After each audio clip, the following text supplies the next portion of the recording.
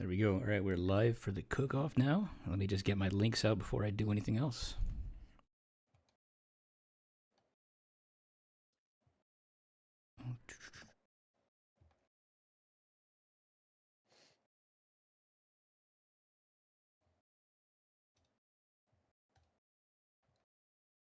How do y'all feel about your builds so far?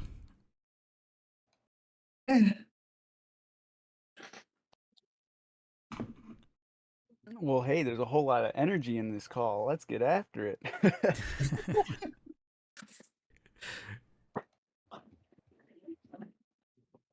Just slap something together. I've been play testing it, and I'm all right with it. Like on a scale of 1 to 10, I'm probably like a 7 on my confidence right now. All right.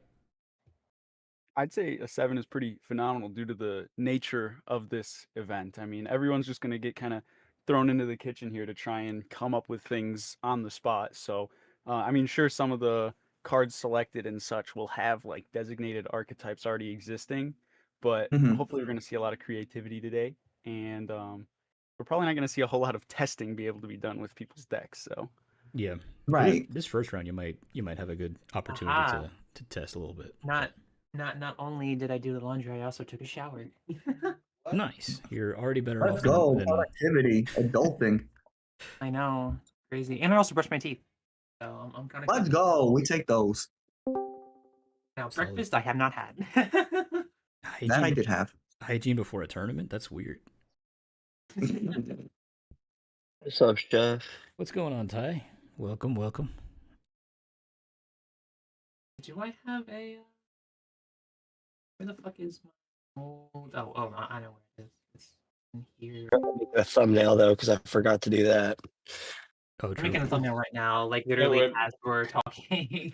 Don't worry about I threw the logo for the event into the general, I believe. So if you need to copy that, it's there. I saw that and appreciated it because that is what I'm doing. We're keeping it simple.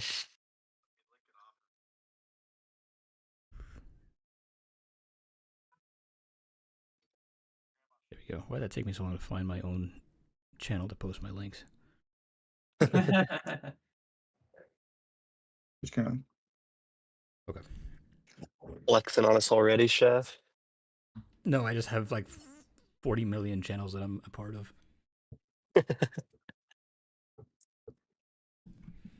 Yeah, that's perfect. I am speed running this this thumbnail real quick. Same here. We're keeping it very simple. Nah, I'm back. nah, I'm putting some sauce on it. I started making the thumbnail about 2 minutes ago, and I am done.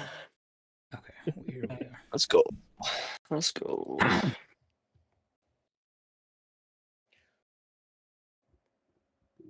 Real quick, I'm reading the general chat, and someone was saying that there was already a card release for round one. Oh yeah, baby. There might have been. Mhm. You gotta go find it. That's just mean. That's just mean.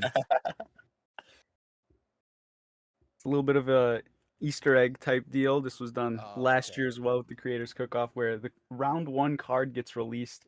I think it was a day early last time as well. It might have been a little earlier even, but Yeah, we did like a whole week early, I think. yeah, it was pretty early last year. But for those If you who look in keep an eye on Cookoff posts and updates, that's where it'll be. Oh, okay, done. I'm not. I was like, am I not gonna know what card to build with? What's going on? Yeah, no, it's completely blind. You have to guess. That'd be. Why is Guess that Pokemon, just a silhouette of the Pokemon. Yeah. It's not even that. I interesting. I have an issue with. First of all, I didn't even realize I didn't fucking join the tournament. First of all, I thought I did. Second of all, the code does not work. Oh, Code does not work. The invite code? It should be Scovillains. Oh, skill villains. Yeah, with S, yeah. We're good. Cool. We're good. I always believed in you. I'm here, aren't I? There we go. All right. Why, so- why are you believing in me? I'm the one who caused the code. Okay, that's fair. That's true.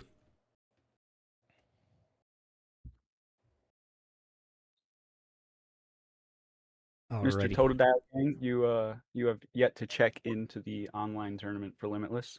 Thank you. I had that the tab open in my phone, but it was an hour and a half before, so I couldn't check in. That's Thank you for the reminder. Well, my confidence just went up to an 8 because I just beat a Mega Charizard with my steel deck. There you go. I Oh, actually Lord. earlier this morning too. Are we living the same life? What the fuck? The man's just cooking, don't worry. So I've beaten Mega Dragonite, Mega Charizard, but I did not beat Enzorwark. So thankfully that is not in the tournament. I don't want to talk about where I am in SR for RCS. I think I've just decided I'm going to just hit rock bottom for this for this season. Fair enough. That's Yeah, fine. fuck it. I'm like at 1330 something. In Arceus? Yes. Does anyone know? crazy. Is it possible to zero out, or do you eventually get kicked out of Arceus? No, I think you zero somebody out. needs to try it. You just Yeah, zero I'm out. doing that. I'm basically doing that. I mean, the way my testing's been Wow. going, I'll figure it out soon enough.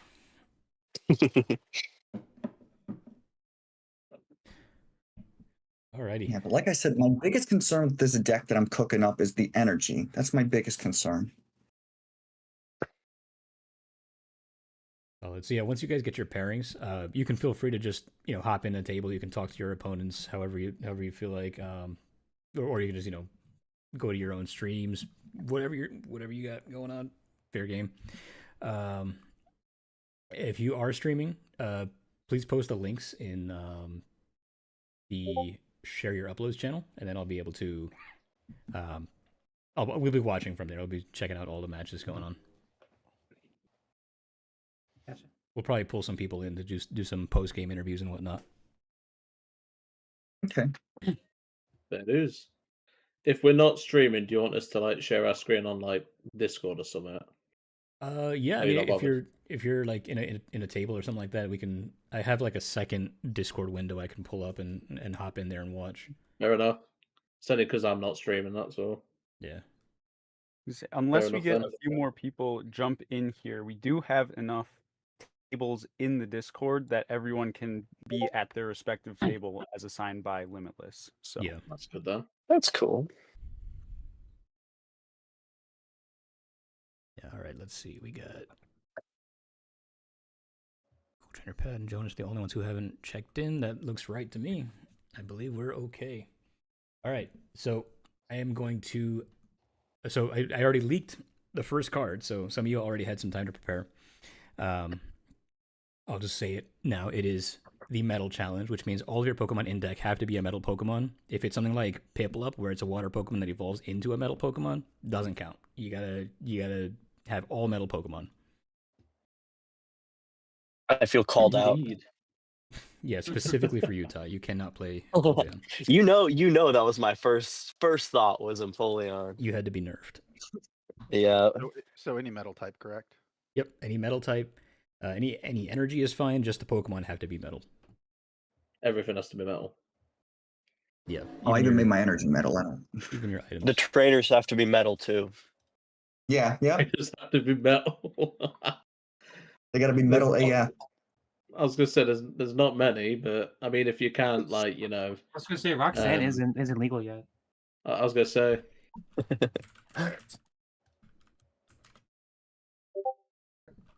Okay.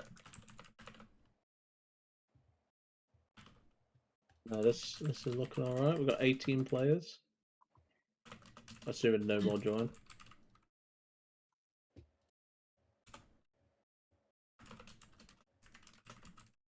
Hmm.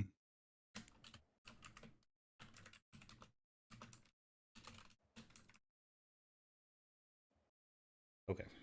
I have it ready to go.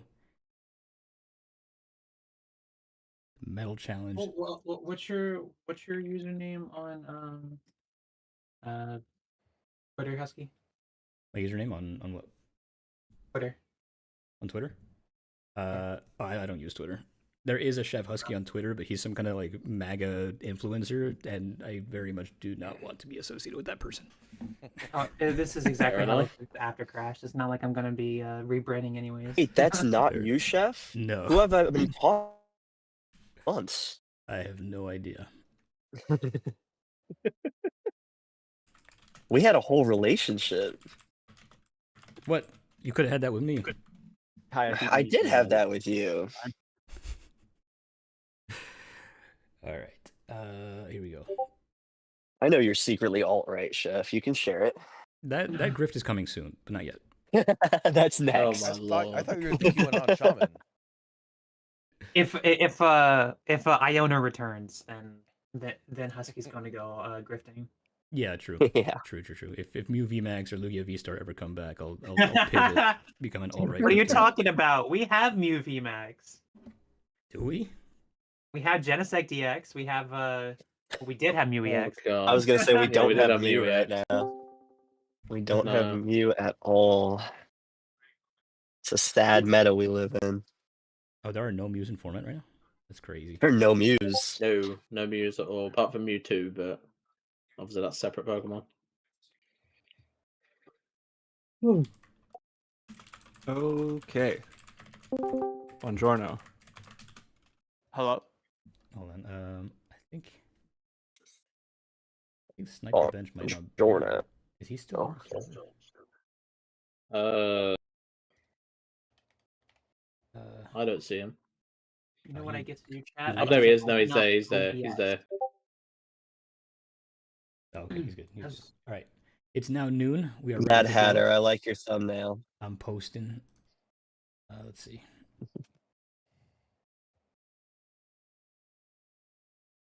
There we go. Round starts at 12:15. I'm starting the tournament. Excellent. Right. Best of luck, Ooh. everybody.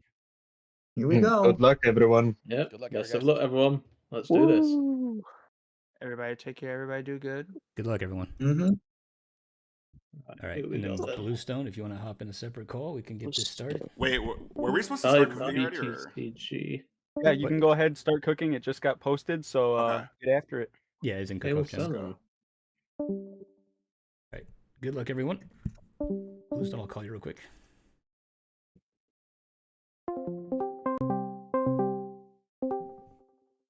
I thought we were gonna be in the casters lounge. No, this is just to make sure that no one can like hop in and because that's also a public channel. But Oh, we're gotcha. good Okay. now. Let me switch over the audio to make sure people can hear you. Bluestone. Hello. There we go. Hello. All right. All right, we're Okay. here. People can, if audience, if you can hear Bluestone, say hi, Bluestone. All right, but we are here. We are ready to start the first round. We can start. Did you want to go ahead and like stream your screen, like so you can see how we can go through how you would cook this for the metal challenge? For my metal challenge, absolutely. Here, we're gonna go ahead, share TCG live here. All right, everything up and running. I think so. Yep, I can see it. So basically, how I usually would do the cook-offs is if we had something like for this, we're having a very specific type. So I'm gonna go energy type and just select the metal type. We have show all cards here, and I'm not looking for anything too specific at this point. So we're just really gonna filter like that and go, okay, what could be interesting? Okay, this could be pretty cool.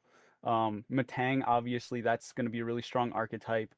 Just looking for things that stick out to me, that I'm like, oh yeah, this is either a real deck, or this definitely has potential to become a real deck. You know, maybe something.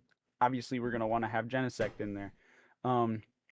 Okay, yeah, Heatran Matang, very classic metal type deck, only uses metal Pokemon. We got Doublade in there, and just kind of going through super quickly. This has normal type Pokemon, so we know that we can just skip it right away. Going through and saying, all right, what are very strong metal type attackers and or decks that already exist? And then is there anything new that I want to experiment with? Like this Orthworm, not very good in competitive play, obviously. But it's definitely a metal Pokemon, and there's going to be a lot of, like, it has to all be metal Pokemon. So why not, like, this tournament is the place for experimentation, as opposed to anywhere else. I mean, this is just Charizard. If you can find a way to make this work with only metal Pokemon, heck, maybe even just using Metang, like, there you go. This is just Charizard with its ability there. I think if it were me, I would probably do Earthworm. Earthworm is so fun. It's such a stupid card, but I love it. It's pretty silly.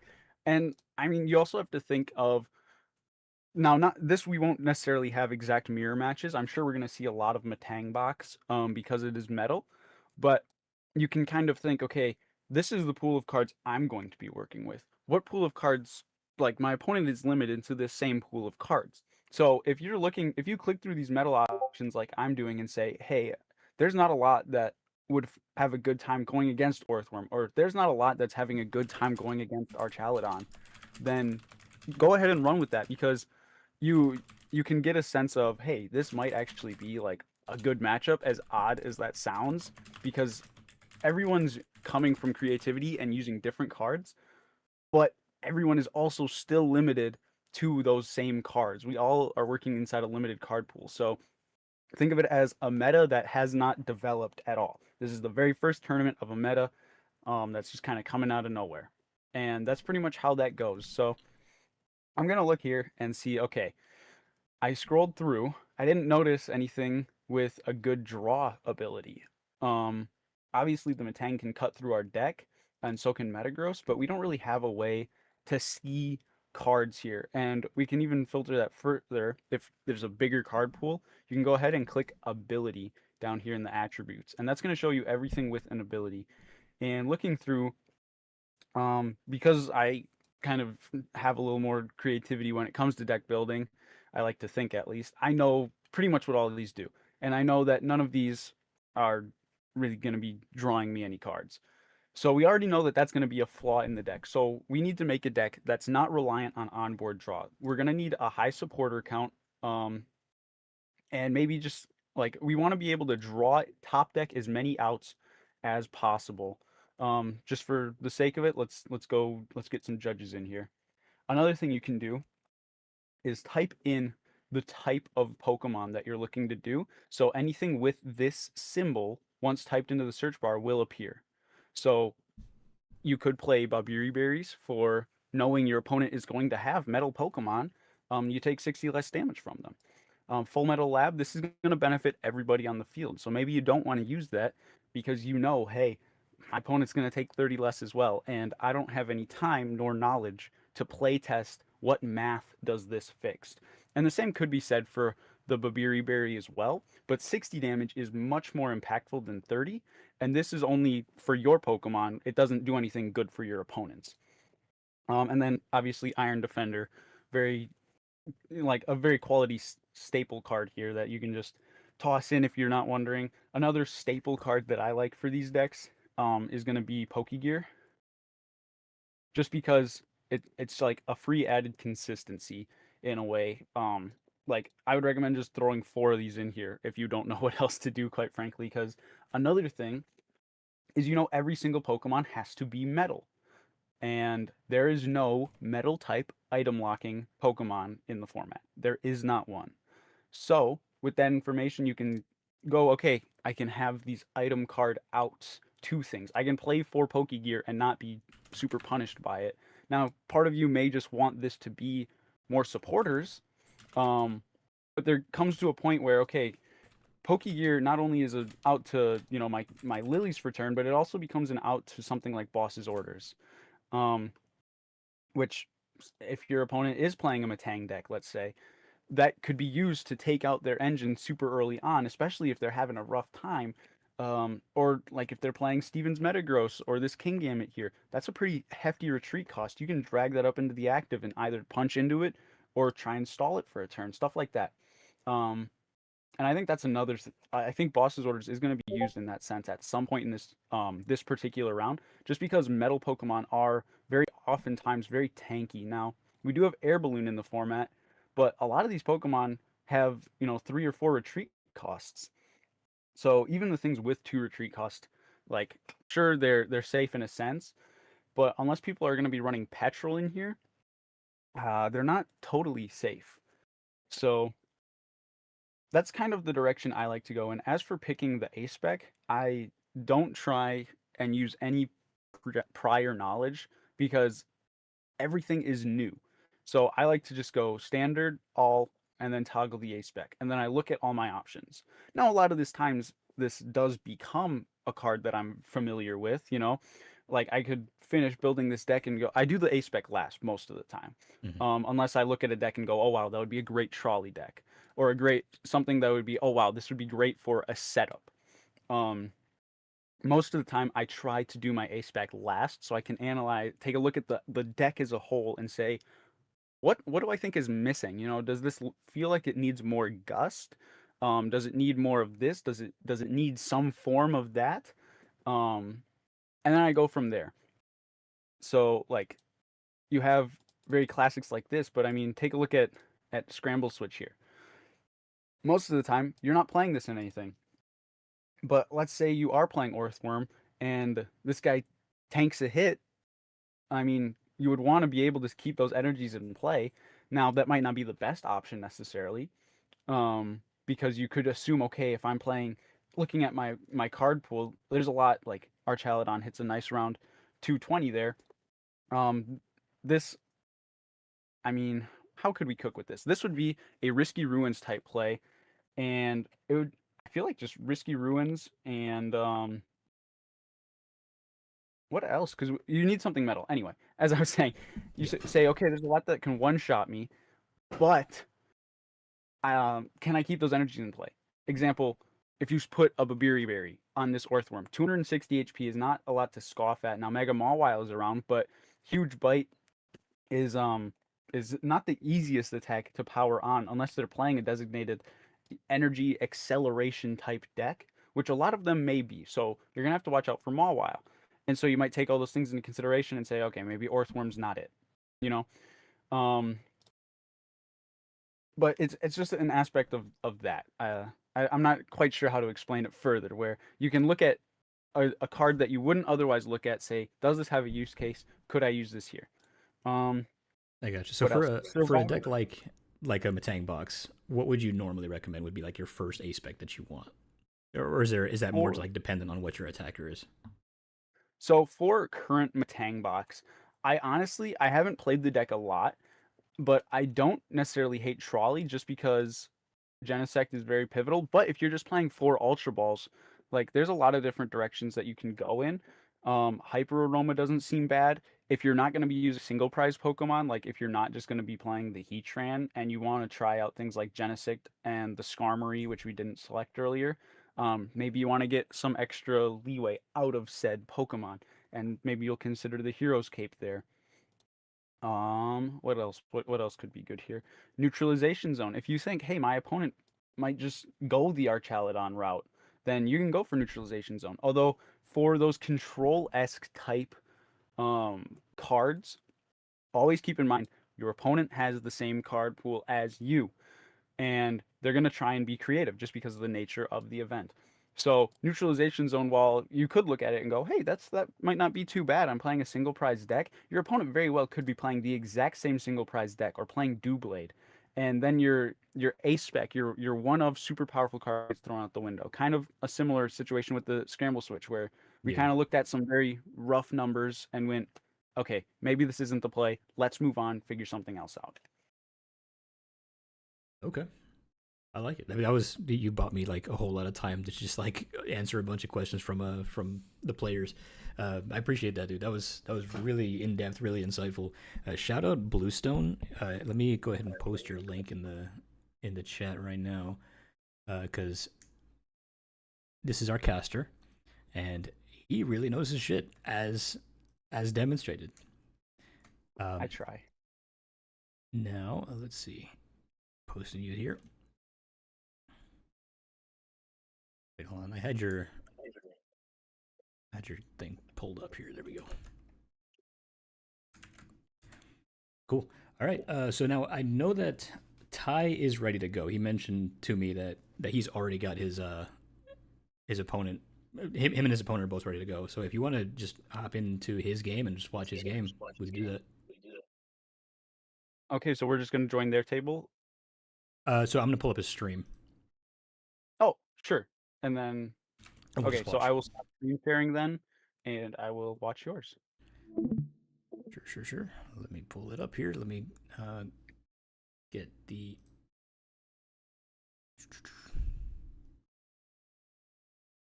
Also, for those who don't know, who are currently viewing the stream, the round one, there's a reason why Ty was able to go pretty quick there. The round one card, well, I guess cards, was released yesterday for our competitors and for anyone to look at, actually. It was posted publicly. And so anyone that was able to see that and keep an eye on our announcements and our posts kind of got a little edge up in the tournament because they were able to start cooking early. So There we go. So we are watching Totodile Gang now. He is one of our fellow Draw Pass members. We're doing his first because he's one of the first ones to get into his match. Because they are both ready to go. Axel says, everyone knows Scoop Up Cyclone is the best A spec. True. I don't hate it. Is I that actually a Hops choice band on that Matang? Oh, and that's a Postwick. Okay. So who is Totodile up against in this round one? Because I'm already loving what I see. Let me see. If I had to guess, the person that I would expect to be using a Hops choice band would be Jaxty. I don't hate that. Let me see. That does make sense. He is playing against Joe. Joe's Pokemon Adventures. Okay, very cool. I like this. Looks like Joe kind of went for a little bit of this, a little bit of that. I'm almost wondering if this Duraludon is going to evolve into the Baby Archaludon that I believe it gives every Pokemon with a Metal Energy attached free retreat. I might be mistaking that.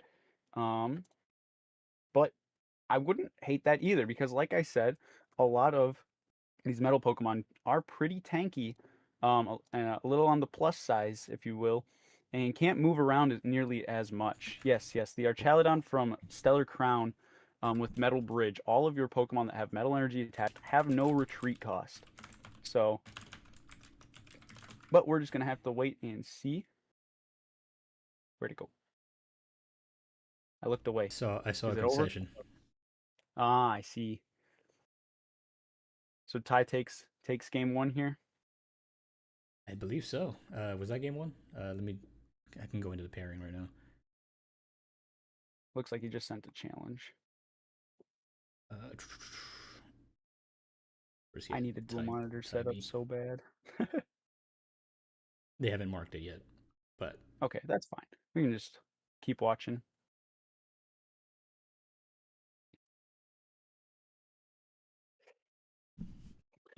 The title, am I better than every other YouTuber?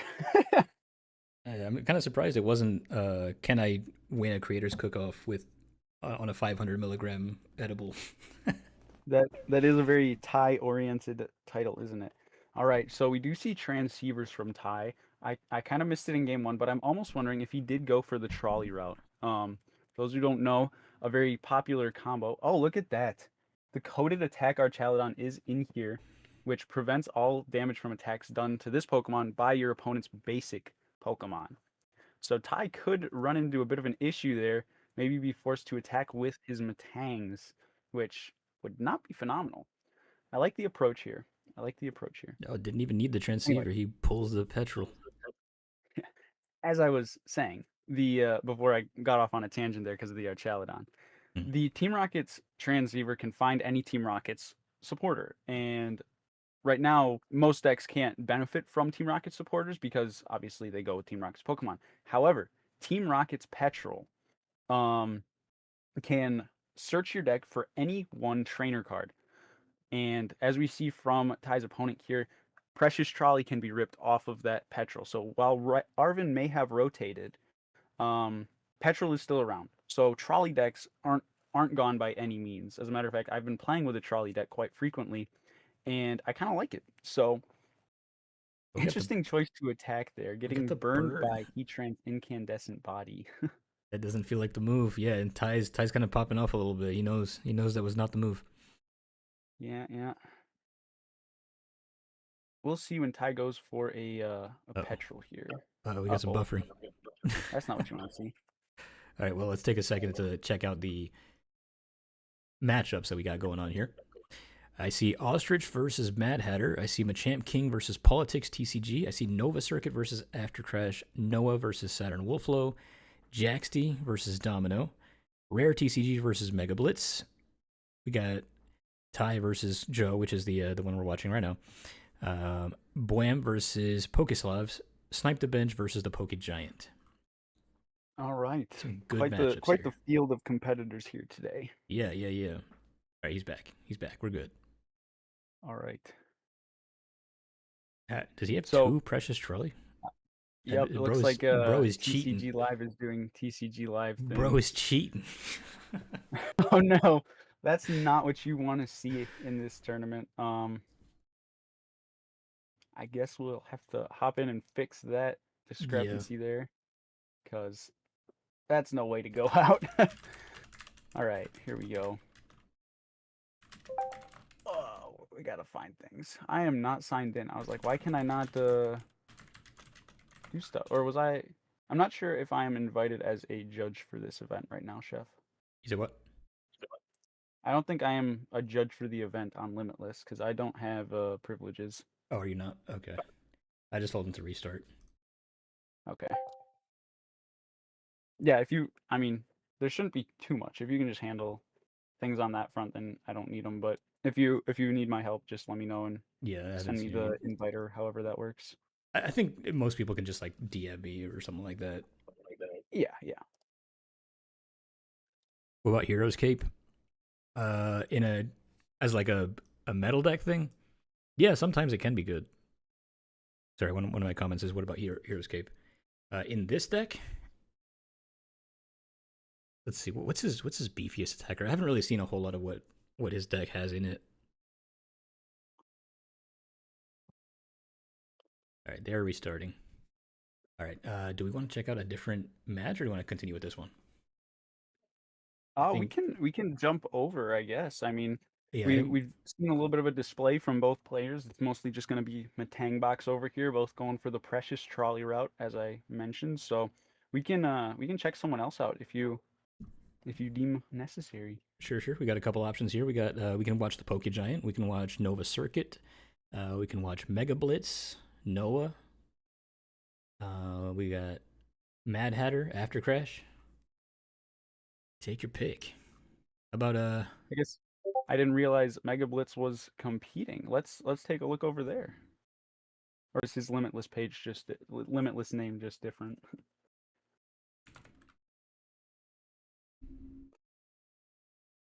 Sorry, I'm answering a question real quick. Okay.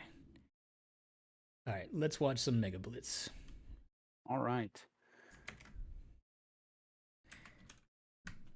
Playing random decks, Cookoff 2. I wonder, did he forget to join the actual tournament? Because I don't see him in the Limitless.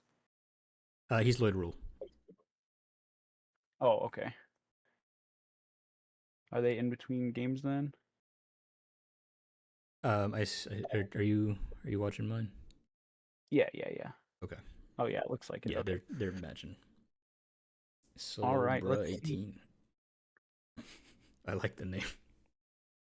Who's he playing against? Metal. He's playing against Rare TCG. Okay, this is going to be a good matchup. This is the one. So Rare TCG is somebody that everybody in this tournament was scared of. So I'm really interested to see what he did. This will be a good one.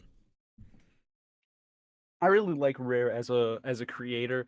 I've been watching some of his videos every here and there, and he has a very Chris-like approach. And for those who don't know, that means 4-ofs are definitely his friend. Just keep things simple, straightforward, get things in the deck and consistent. And consistency is king in so many different situations. So I wonder if we're going to see that here with Rare's decks throughout the day.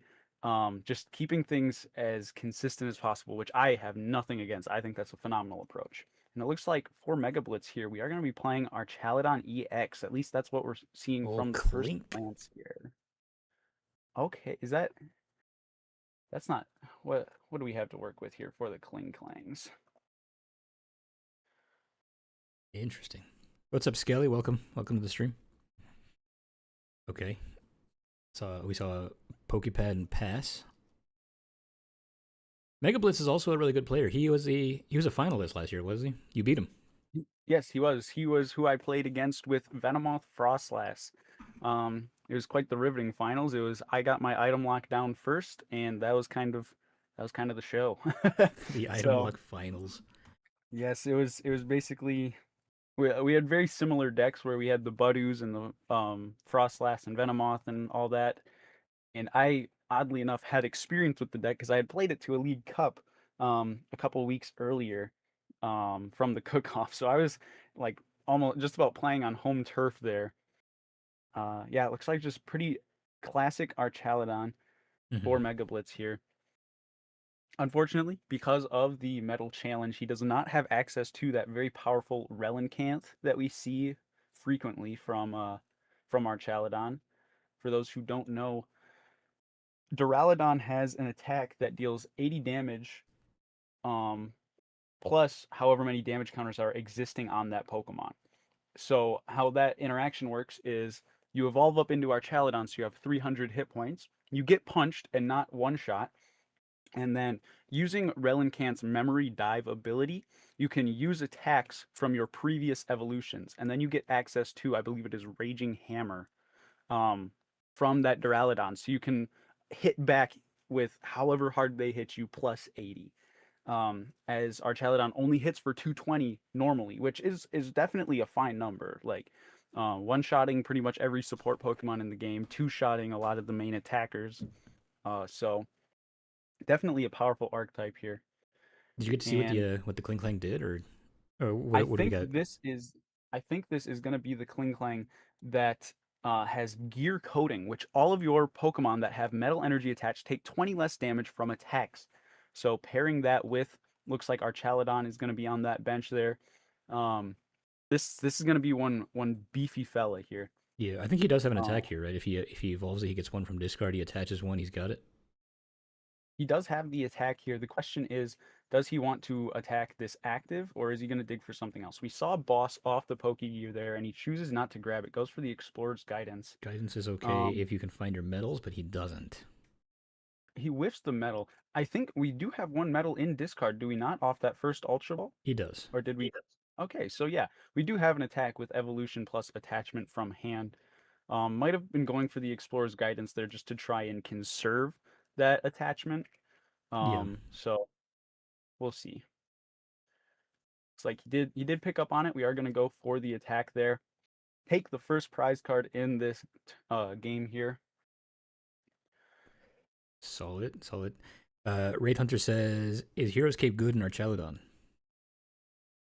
I like it. I do like the Hero's Cape in Archaladon. Obviously, our Duraludons can be found with Pokepads, so their 130 HP isn't the end of the world, even though they're non-Poffin searchable. So you can go with the trolley route just to guarantee your Genesect and your Duraludons and stuff. But I do really like the Hero's Cape, just making your already pretty beefy Archaladon even beefier. I'm guessing that is not the route Mega Blitz went here, as he does have a Jamming Tower in his hand. But I do like that quite a bit. Scoop Up Cyclone is also a pretty decent consideration for the deck, that at least in my opinion. Okay. Oh, and it looks like a pass. Whiffed. Rare does whiff the attack there, unfortunately. Just an energy shy, not to discard there. There's the guidance. All right, there's the 2 energy in the discard. Yep. Solid. Mega Blitz is going through his deck pretty quick here. He's going to have to start being careful with those Explorer's Guidances and such. Looks like he is discarding a Carmine, so he should be fine on that front. as he has only taken one prize card at this point now. He does have at least one Lilies left, but I didn't quite get to see how many he burned in the early game there. So, deck out is a long way to be thinking about at this point. But a win condition for rare is going to be to just bounce around, bossing up things with hefty retreat costs and hoping it sticks. So True. No we'll see Latias. if he, yeah, no Latias. And that special metal energy isn't coming till next set, so Yeah, that's not around here. So right, there definitely Lilies. is there's definitely a way for rare to win this game still. We're just gonna have to see if he can find it. It looks like a lot of people did, at least in this particular set, opted for that Genesect, that Ace Nullifier ability, which as long as it has a tool attached, your opponent cannot play their Ace Spec card. So not even having to worry about, okay, what Ace Spec is my opponent playing, and being able to settle on, okay, they're not playing it no matter what it is. So, We and got a the lot of metal the defender. time, sorry, go ahead, Chef. No, I was saying we got the metal defender attack here. I did get a question here from the chat.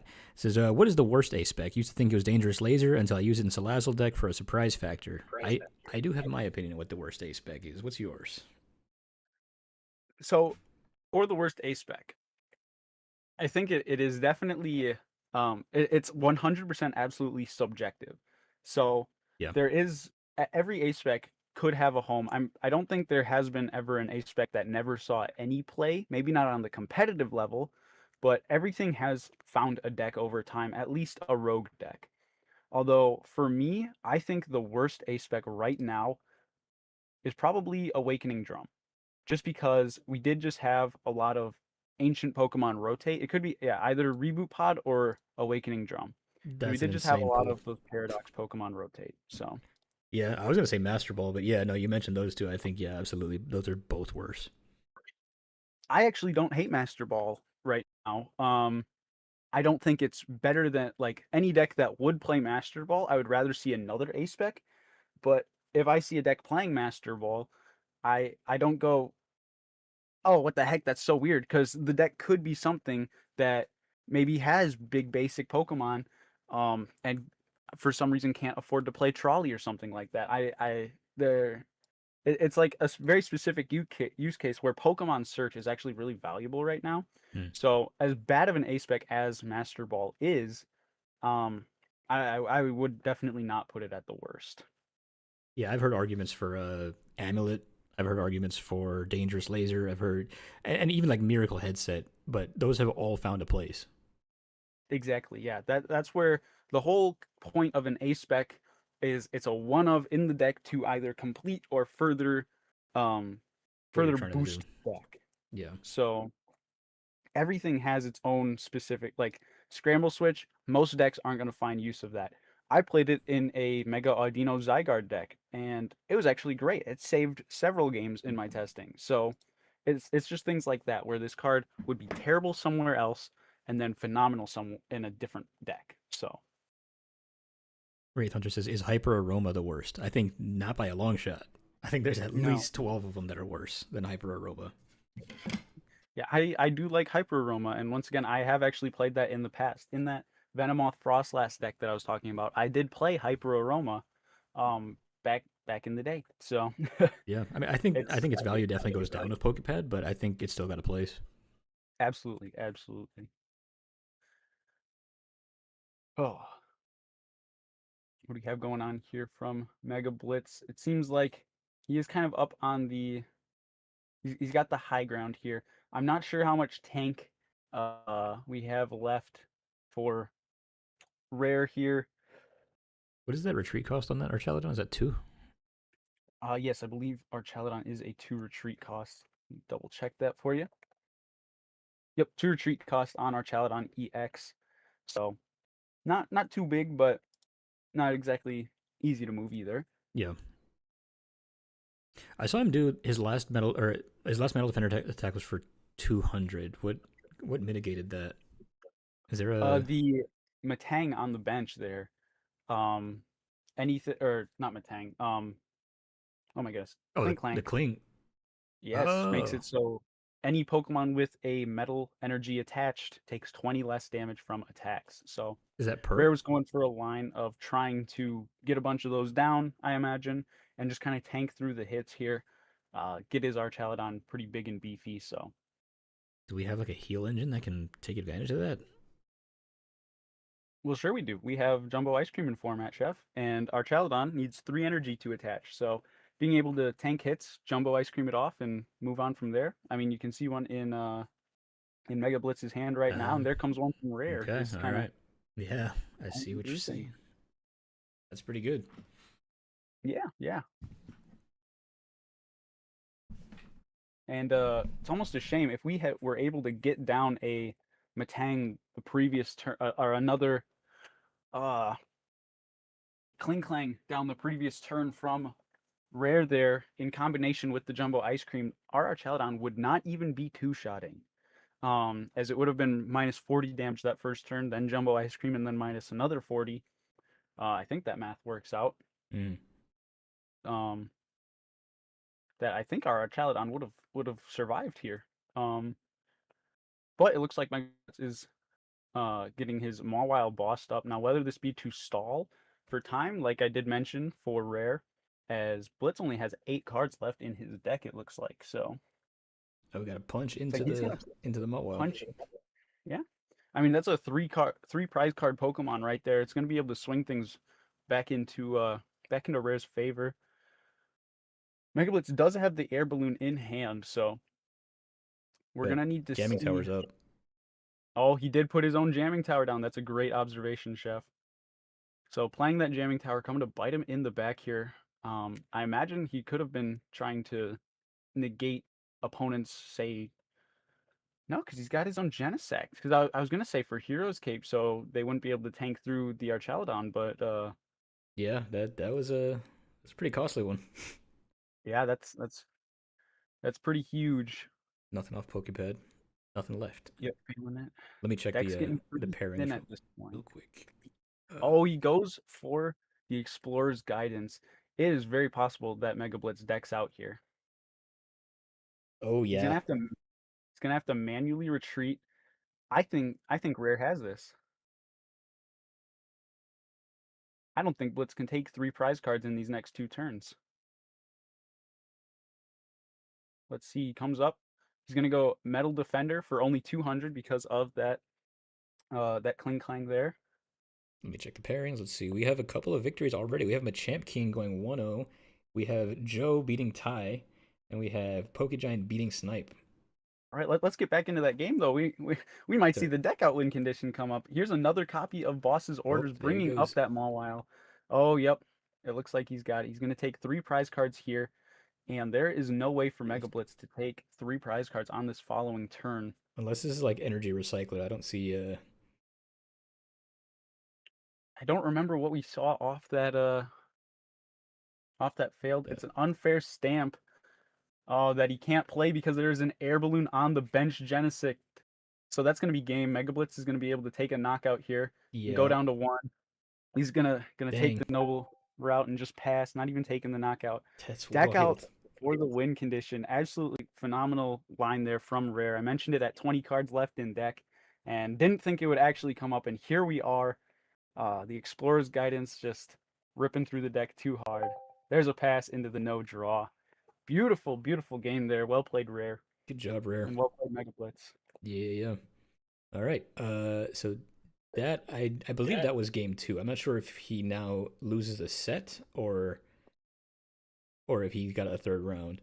He did message me asking if one player loses, the other player gets to call the flip. But okay, they are doing a round 3. All right. Do you want to switch? Or you want to keep on this one? Yeah, we can jump over, see what else is going on. Who hasn't? Looks like Jaxty versus Domino is still going on. We can take a look at that. All right, let me search up Jaxties.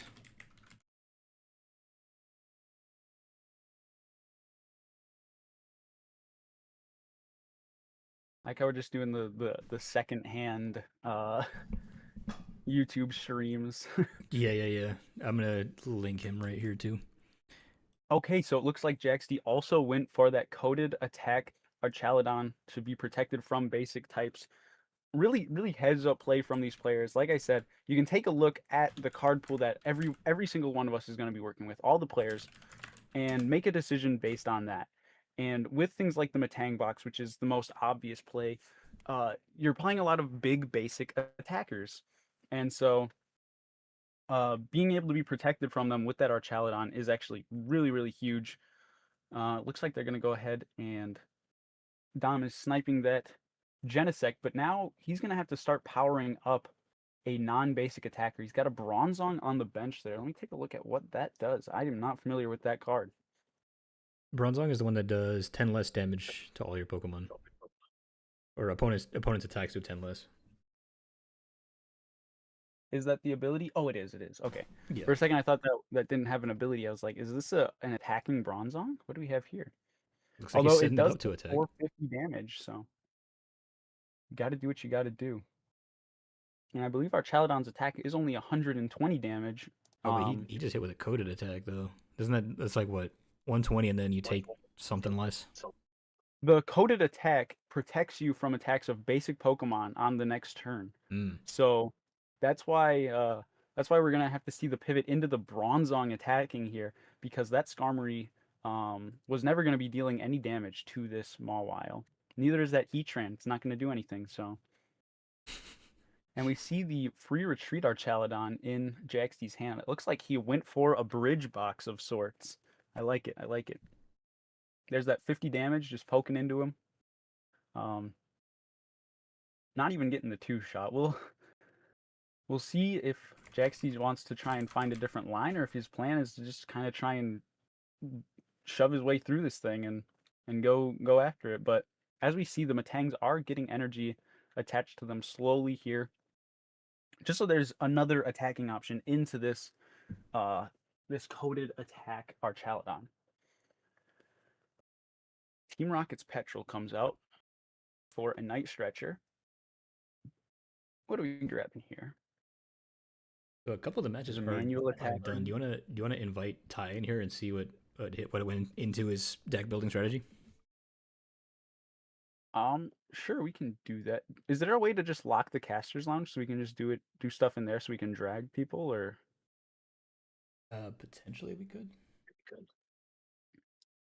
We could do that. That would be ideal, instead of having to make a new group chat for every player. True. All right. Yeah. Let me.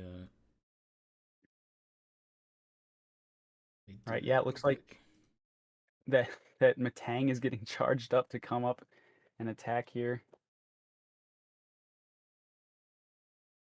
You'll love to see it. Just these different lines popping up in so many different lines of play. It's not often you see the 60 damage beam from Matang be a pivotal and game-changing, but here we are, making it possible for Domino to be in this game. All right, this Archaladon is hanging on with 10 HP left. Let's see if Jaxty can get a Duraludon down here.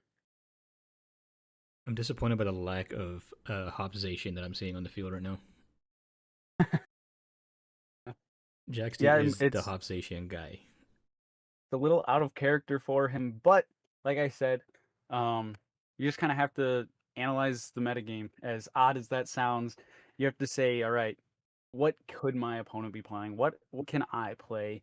And what is going to be the best play for all those things taken into consideration? So, look, man, Zacian Archaladon is a thing. It is a thing. That is true. Although it looks like, based on these deck searches and that Night Stretcher, that either our Duraludons are all prized, or we only play the one, and we were planning to evolve it accordingly, playing the 1-2 line. Oh, double metal hit. So, yeah, I'm going to be able to coded attack, take out this Matang, and now we need to see some hits off Matang in order to attack this next turn, as we have 0 energy in play. Oh, actually, we do have the one on the Bronzor right there. So Bronzong will be able to evolve and attack because it is a 2-energy attack. So, yep. Jaxty being forced to shift gears here just because of those stage 1s being able to apply just enough pressure to this Archaladon. So, Very well played from Dom, being able to force him out of that comfort of the coded attack.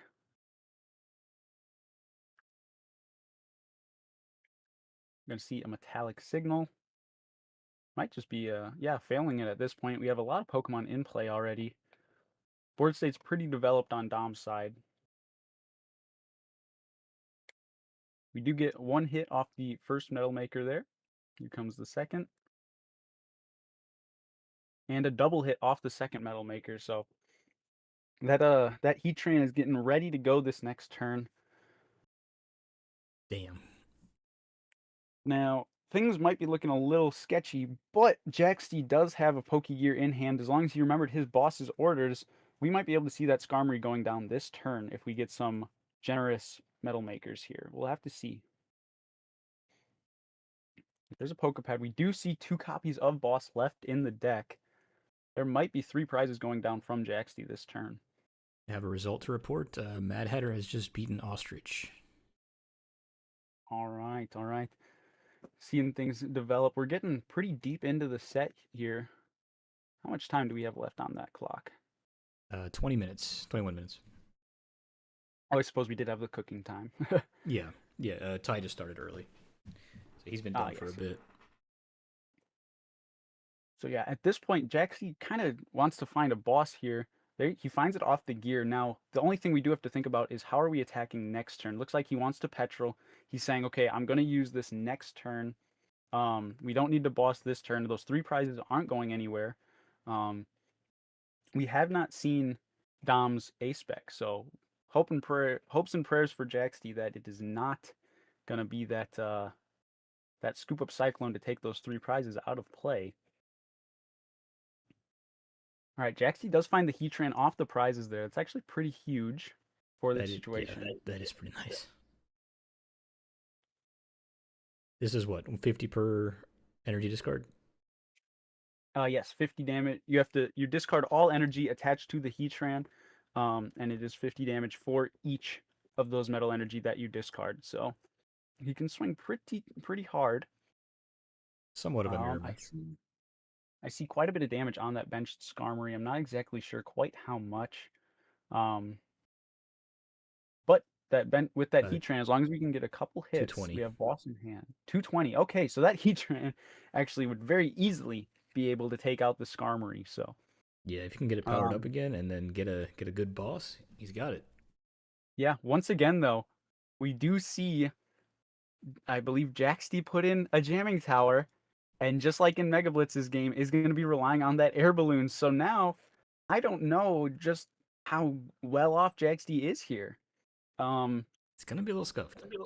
It's going to be a little scuffed. We're going to have to see some Metal Makers hit just in order to retreat the Metang, and then we need some more in order to attack with our Heatran. So we do have boss, but we're relying very heavily on the Metal Makers here, or a Stadium Bump to come out.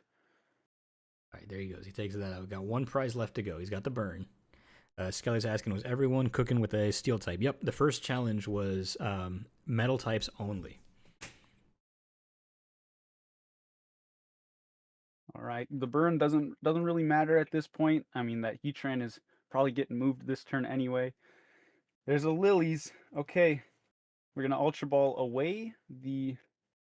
Okay, going in with Mega Mawile. There's a switch in there. There is a switch in there.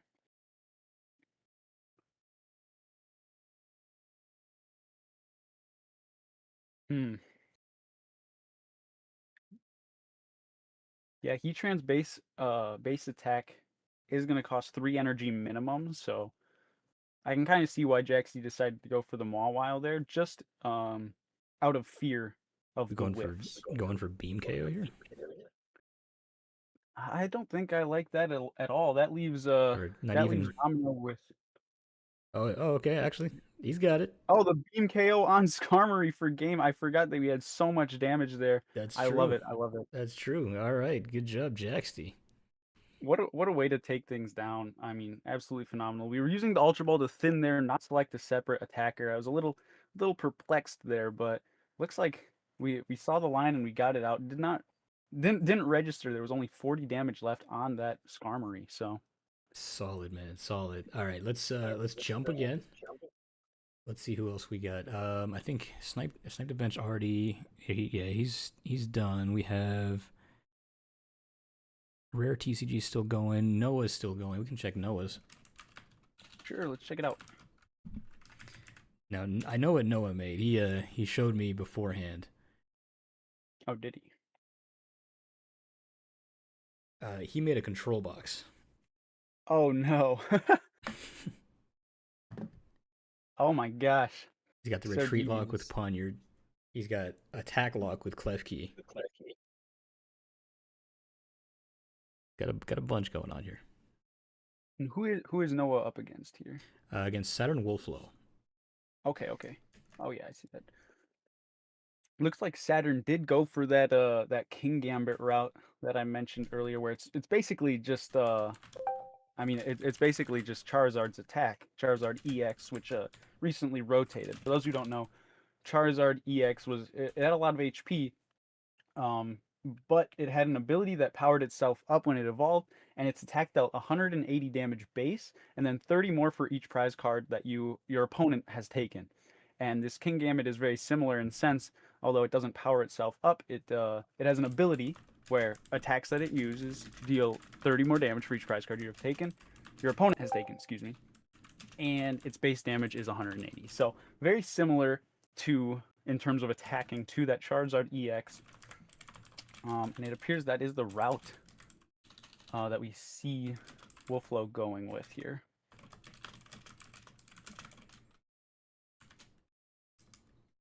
Let's see if Noah can get his way out of this with the, looks like, corner Poniard and the Clef Key. I think the Clef Key, it turns off an attack. Let's take a look at that.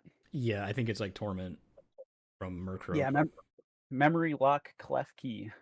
30 damage, choose one of your opponent's attacks, and they cannot use that attack during their next turn.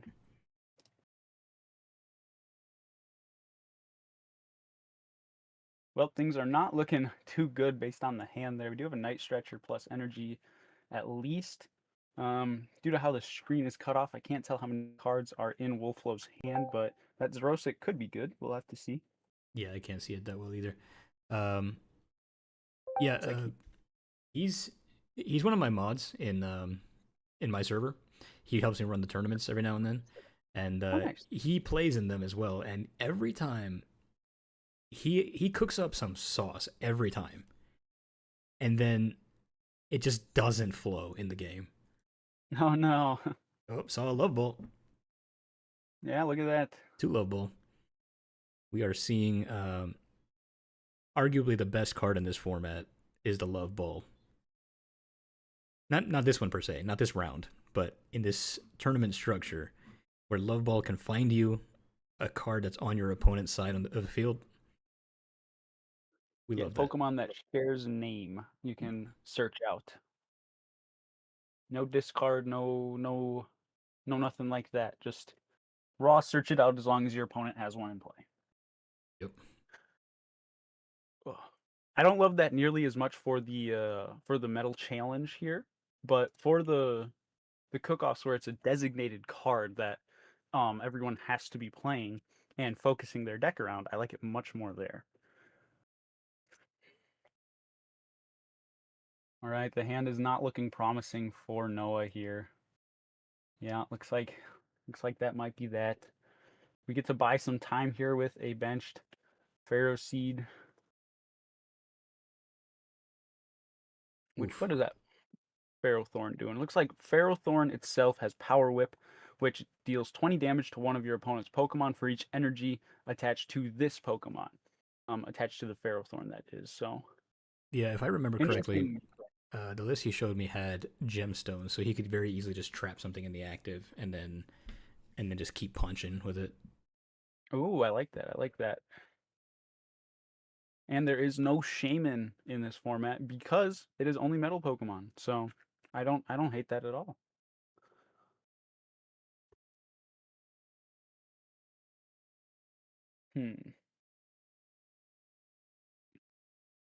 What else are we seeing here? It's like we are gonna move that King Gambit out into another one here. as Kingambit does actually hurt itself whenever it attacks. Its attack also deals 50 damage to itself. It only having 70 HP left there, I imagine Wolfflow just wanted to stay on the safe side, didn't want any unpleasant surprises to be thinning out their board.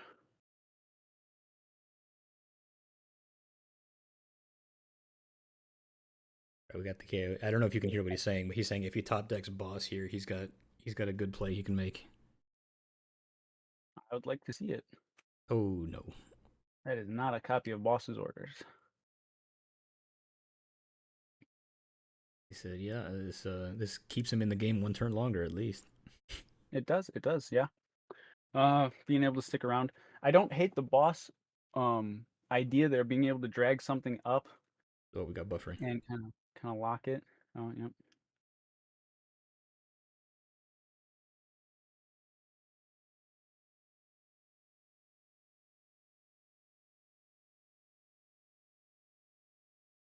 Quite a bit of it. That's fine. So looks like Wolfflow is just going to go ahead and knock out the active, just kind of keep the train rolling here. Pawnyard gets pushed. This is again. tough. I mean, yeah. Oh, there's the and there's Pharaoh. the Pharaoh Thorn. That's fine. We didn't have energy for a little bit.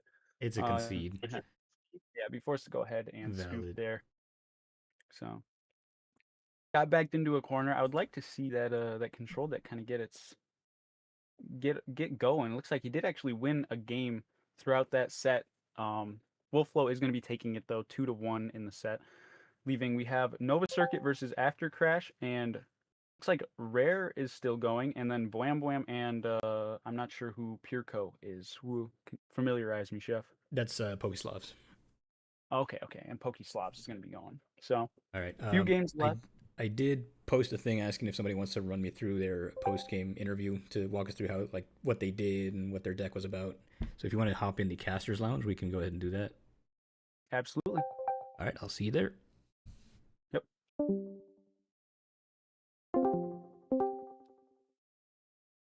Alrighty. All right. What's up, Joe? What's up, Joe? Hello. Welcome. Let me get everything turned over here. Let's see. Yeah, no worries. Getting the clipboard out with the questions and everything like that. Oh, you think we prepared questions? Are you kidding? No, we did not. I don't know. You might be professionals for all I know. Oh no, not at we are all. far from that, my friend. Okay. Did you want to run us through your deck? Do you have like a either a screenshot or a screen share you can do? Let me just tag you because I've sent it. It's just there for you. Okay. Do you have like a screenshot? I can do. 1 second. Let me just get it up. Create a Cookoff decks. Cool. Right. Let me share my screen. Now I must admit, before I start obviously showing what I built here, I built this list on 6 hours of sleep, a concerning amount of caffeine, and pure spite. So let me talk you through what I went through. So when it came to deciding a list, I was like, I don't want to be boring and play Heatran because I've played a lot of Heatran myself. I don't really want to be playing Heatran if I can avoid it. So I thought, well, Archaludon seems like a good answer because, well, it's pretty bulky. It takes a lot to take out. But then I remembered that this was in the format thanks to Tricky Jim's GLC video where he used this thing. And I thought, well, yeah, it prevents all damage from basic Pokemon. Obviously, it doesn't prevent effective attacks, but I thought, hey, this is going to be quite useful. Spoiler alert, it didn't come up in any of my games, but, that's just the way it happens. So I thought, well, I need something to, Plink and obviously, get Archaludon's numbers into play and stuff like that. So I went with Hopzation, because obviously eventually we can get Brave Slash with a Choice Band plus a Post-Wick, and if we're facing Archaludon, we hit exactly 300. So that was my thought process behind that. And, playing 3 Hopzation just means I start it easier, so makes sense. I kept a 2-2 Beldum Matang line just so we can keep energy, constantly coming onto the board and stuff like that. Did play Mawile. Mawile did not come up because obviously I faced Heatran, and well, I'm not mentioning it. Dialga, by the way, this card was goated in my matches. It's such a good card because it shuffles the energy back into the deck. It doesn't discard like Heatran does. But I will say this list did struggle with consistency. I was dead drawing a lot. Obviously, I'm not streaming my matches. I'm recording them, and obviously I'll put them up on a later date. Yeah, but you but won, I was didn't you? struggling. You I did win, You yes. beat Ty. I did. Thanks to Hopzation just going into strike like 4 or 5 times. I definitely have grey hairs from that because obviously I never found a choice band in that. I never found a post wick, so I was just doing 30, 30, 30, 30. Took a while, but we got there. Got there. So having 4 lilies just felt good. Might as well. Boss is more for the Archella than the Axe in case obviously I run into 2 prizes which he can take out. Which obviously, Zation it can't be dealt with, but that's fine. We can cross that bridge when we come to it. But I kind of think Archella was kind of a bad idea. Not this one, because this one would have been useful. But this one was definitely not a good idea given all the Heatran decks. But in one of the games, which was actually quite relevant, I retreated my Zation with 2 energy on it into Dialga, and then assemble alloyed the 2 energies onto Dialga and then attach for turn, and that enabled me to just put even more pressure on. And that's sort of why the servers are in the list as well, because we don't have jet energy, we don't have, we do have air balloon, but I didn't have enough space. But also, I've been having a lot of low hand sizes in testing, so I just thought, well, I'll add some surfers in, draw some extra cards. Lana's was more for, recovering Matangs, Beldams, Archelodon, etc. But the recovery of Pokemon in this list was quite low, but thankfully it didn't matter. And then the rest of the list just pretty much makes sense from there. Precious Trolley just felt like the best A spec for me. Triple Band, Triple Zation, Triple Postwick, Triple Zation just felt like good times. And Postwick was actually quite handy for bumping his Team Rocket Stadium. So, was Team Rocket's factory. And then 13 just felt like a fine energy count. Oh, was Ty playing Factory? I Yeah. didn't even realize that. I He was playing Team Rocket's factory, yeah. I watched a little bit of the match, but yeah, good he stuff. he had a technical issue in game what we are nicknaming game 2.5. We so we had to restart, unfortunately. But he in one of his games as well, he accidentally clicked first, but he wanted to go second, so we restarted again. But really? I was fine with it because I had a really bad start anyway, so I'm kind of glad he did say that. But Bro, but no, this cheating, man. was I a saw it. really interesting hybrid approach that I decided to do. But it works, I think I could have done better with, I could have cut a post wick down, could have cut a choice band down, added a little bit more consistency. But other than that, this list ran all right. Can definitely say that. Solid, man. So I posted your link in the chat here. Let the people know why they should sub to you. Well, my name's Joe, and I've been hosting this channel for about 10 months now. I've been obviously making my own deck list where I can. Been trying to obviously grow a community as I've been going along. I recently hit 100 subscribers thanks to Chef Hosky's help with the Frostlass Mega Frostlass Chandelure deck that I gave him. And I make unique deck builds. British dad jokes is always funny as well, and I'm sure everyone will love that. But obviously I wanted to take part because, well, this is somewhere I can put my deck building to the test, and obviously I will cover my own match and everything like that I do. And just in general, I just want to make friends and just have fun. This is the right place to do it, man. You cooked. You went 1-0 so far. Yeah, great start, Joe. We're glad to have you here. I love the look of this deck, Baby Archelodon. I mean, we saw it in a few other builds, and I really like that in there. So I'm very glad to see you have that as an inclusion here. Yeah, this was definitely a card that I was like, it'd be with all the Heatran we're likely to see. Fair enough, this didn't come up in my game, but that's not the point of it. Having the tech is still an option, and it would have been amazing to just see, it would have just been amazing to see his reaction, but unfortunately he saw it in a mulligan, so sad to say, I'm afraid. But still, I'll take it. It was a win. Although I did get grey hairs from doing Insta Strike 5 turns in a row, but well, that's just what happens, unfortunately. All right. All right, cool. Appreciate it, man. I'm gonna pull in one more person before the next round, and then we can. No worries then. Yeah. I'll bounce from here. All right. See you later. Yeah, man. Thank you. Cool. Where is? Looks like we have Jaxty and Mega Blitz sitting in the waiting room, unless you have someone lined up otherwise. Let me see who all responded to my request. Let's see.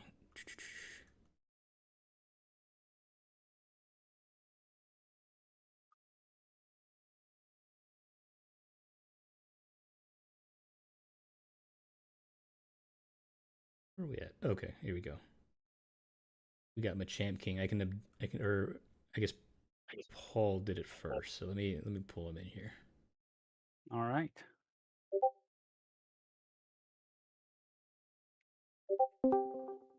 Oh, I'm. Hello. Hi. What's up, Paul? I pulled in.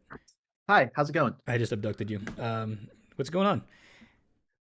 I'm doing well. I lost 0-2, but we persist. Sick. So, All right, so I'm posting your link in the chat here. Would you like to run us through what your build was? If you can screen share, I can. yeah, let me pull up. I'm gonna do. There we go. Do I have this button? I'm gonna screen share live, I guess. Hello. All right. There we go. Okay, so my thought process was I really want to beat Doubleade, but nobody's playing Doubleade, so problem there. Um, Other thing I figured was I just didn't want to play the obviously good thing, so no Zacian, no Archaludon, no Doublet. Those are my big three. So I went for Orthworm. Pummeling Payback is 20 Retaliate for every time they hit you for each of your Metal Energy. So you Metal Maker, get a bunch of energy on, and notably, Rock Tomb for 150 plus 80 from Pummeling is enough to KO a Zacian, so that's something. Genesect, because you gotta have it. Skarmory, it's good. Heatran is the single prize backup attacker, which is kind of good. No, I know people are playing single prize Heatran deck only, but Orthworm's more awesome. So, and finally Klefki. When we were going through it in the beginning, I was talking about how Orthworm would probably be the one I pick if I were to do this. Mm-hmm. I do like Orthworm a lot. I was just thinking I want to play something that's like good enough that nobody else would be on. So I figure that's probably Orthworm. Which so far I'm right. It's just it wasn't good enough, but we can overlook that. The trainers I think is where I messed up. Jumbo Ice Cream. This did not come up at all. My Orthworm kept getting O code. I can tank an attack from whatchamacallit. From Archaludon, assuming we have the Iron Defender or the Stadium up. But I kept getting owned by Brave Slash. I was like, Brave Slash Choice Band just gets you. So I was like, dang. Yeah, so I mean, definitely cut these for Babiri Berry, I guess. But I did see somebody running Babiri Berry. That's a solid tech. Yeah, that's so funny. I love it. I should have thought of that. And then Hero's Cape is here is the A spec, which Precious Charlie is probably better, but this is way funnier. And that's what matters. Nice. And then 15 metal. I kept whiffing, even with 15 metal. I whiffed like so many times. I was losing my mind. I do not like Metang. But yeah. Fair enough. All right, we got almost about 20 seconds before the next round starts. I just posted your link in the chat. Let the people know why they should sub to you. Please do. I need to hit 1,000 so I can start making money. That's that. Okay. I make stuff that I think is good, and also, I mean, that's it. Actually, I have a good video coming out Monday. Monday's going to be a good video, so subscribe for that. That's going to be important. Sick. All right. Yeah. All right. Thank you very much. I'm going to go ahead and get the lovely pairing day. started up. Yeah, you too, man. Appreciate it. All right. So, do we just want to hop into the waiting room and drag everyone in for the next release, or? Sure. I can. Actually, we can stay here. I'm just going to post it in the general or in the Cookoff updates. Looks like next up we've got Slowking with Curum Ban. So anyone who's watching the stream right now, you have a little bit of a head start. Into the waiting room? Not necessarily. You don't have to. Okay. Slowking with the Curum Ban.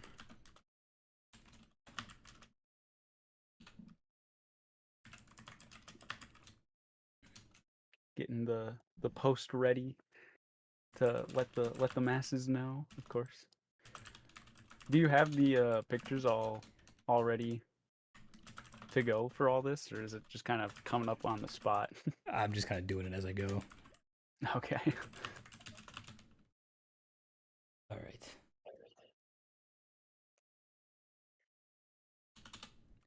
All right. Let me admin ending the round and.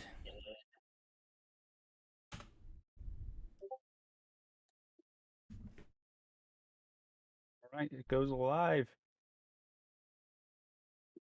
Start the cooking timer. So, for me. Let me get this screen share going. We'll figure out. Share your screen. There we go. TCG. So Slowking, no Kyurem. All right. This is an interesting one because we already have a very set Slowking kind of deck running around. Yeah. And Slowking is somewhat of a box deck in itself. Right? It is. It is. A bunch of answers for a bunch of things. You know, there was a different one. Somebody else had pitched Slowking ban Academy at night. That would have been a really interesting one. I would have liked to see that one actually. A lot of Cypher Maniacs and Gumshoe would be there. Oh, Gumshoes! I forgot about that one. Yes, get evidence gathering Gumshoes. Once during your turn, you use this ability. Switch a card from your hand to the top of your deck. Now, this being a normal type could be shut down with Watchtowers. So I feel like decks that played Watchtowers, Cypher Maniacs would be pretty heavily rewarded there. Maybe even Meddling Memo. Is it Meddling Memo? No. What is it? There is Deduction Kit. Yes, Deduction Kit. That's the one. Get to look at the top X of your deck. I think it's 3.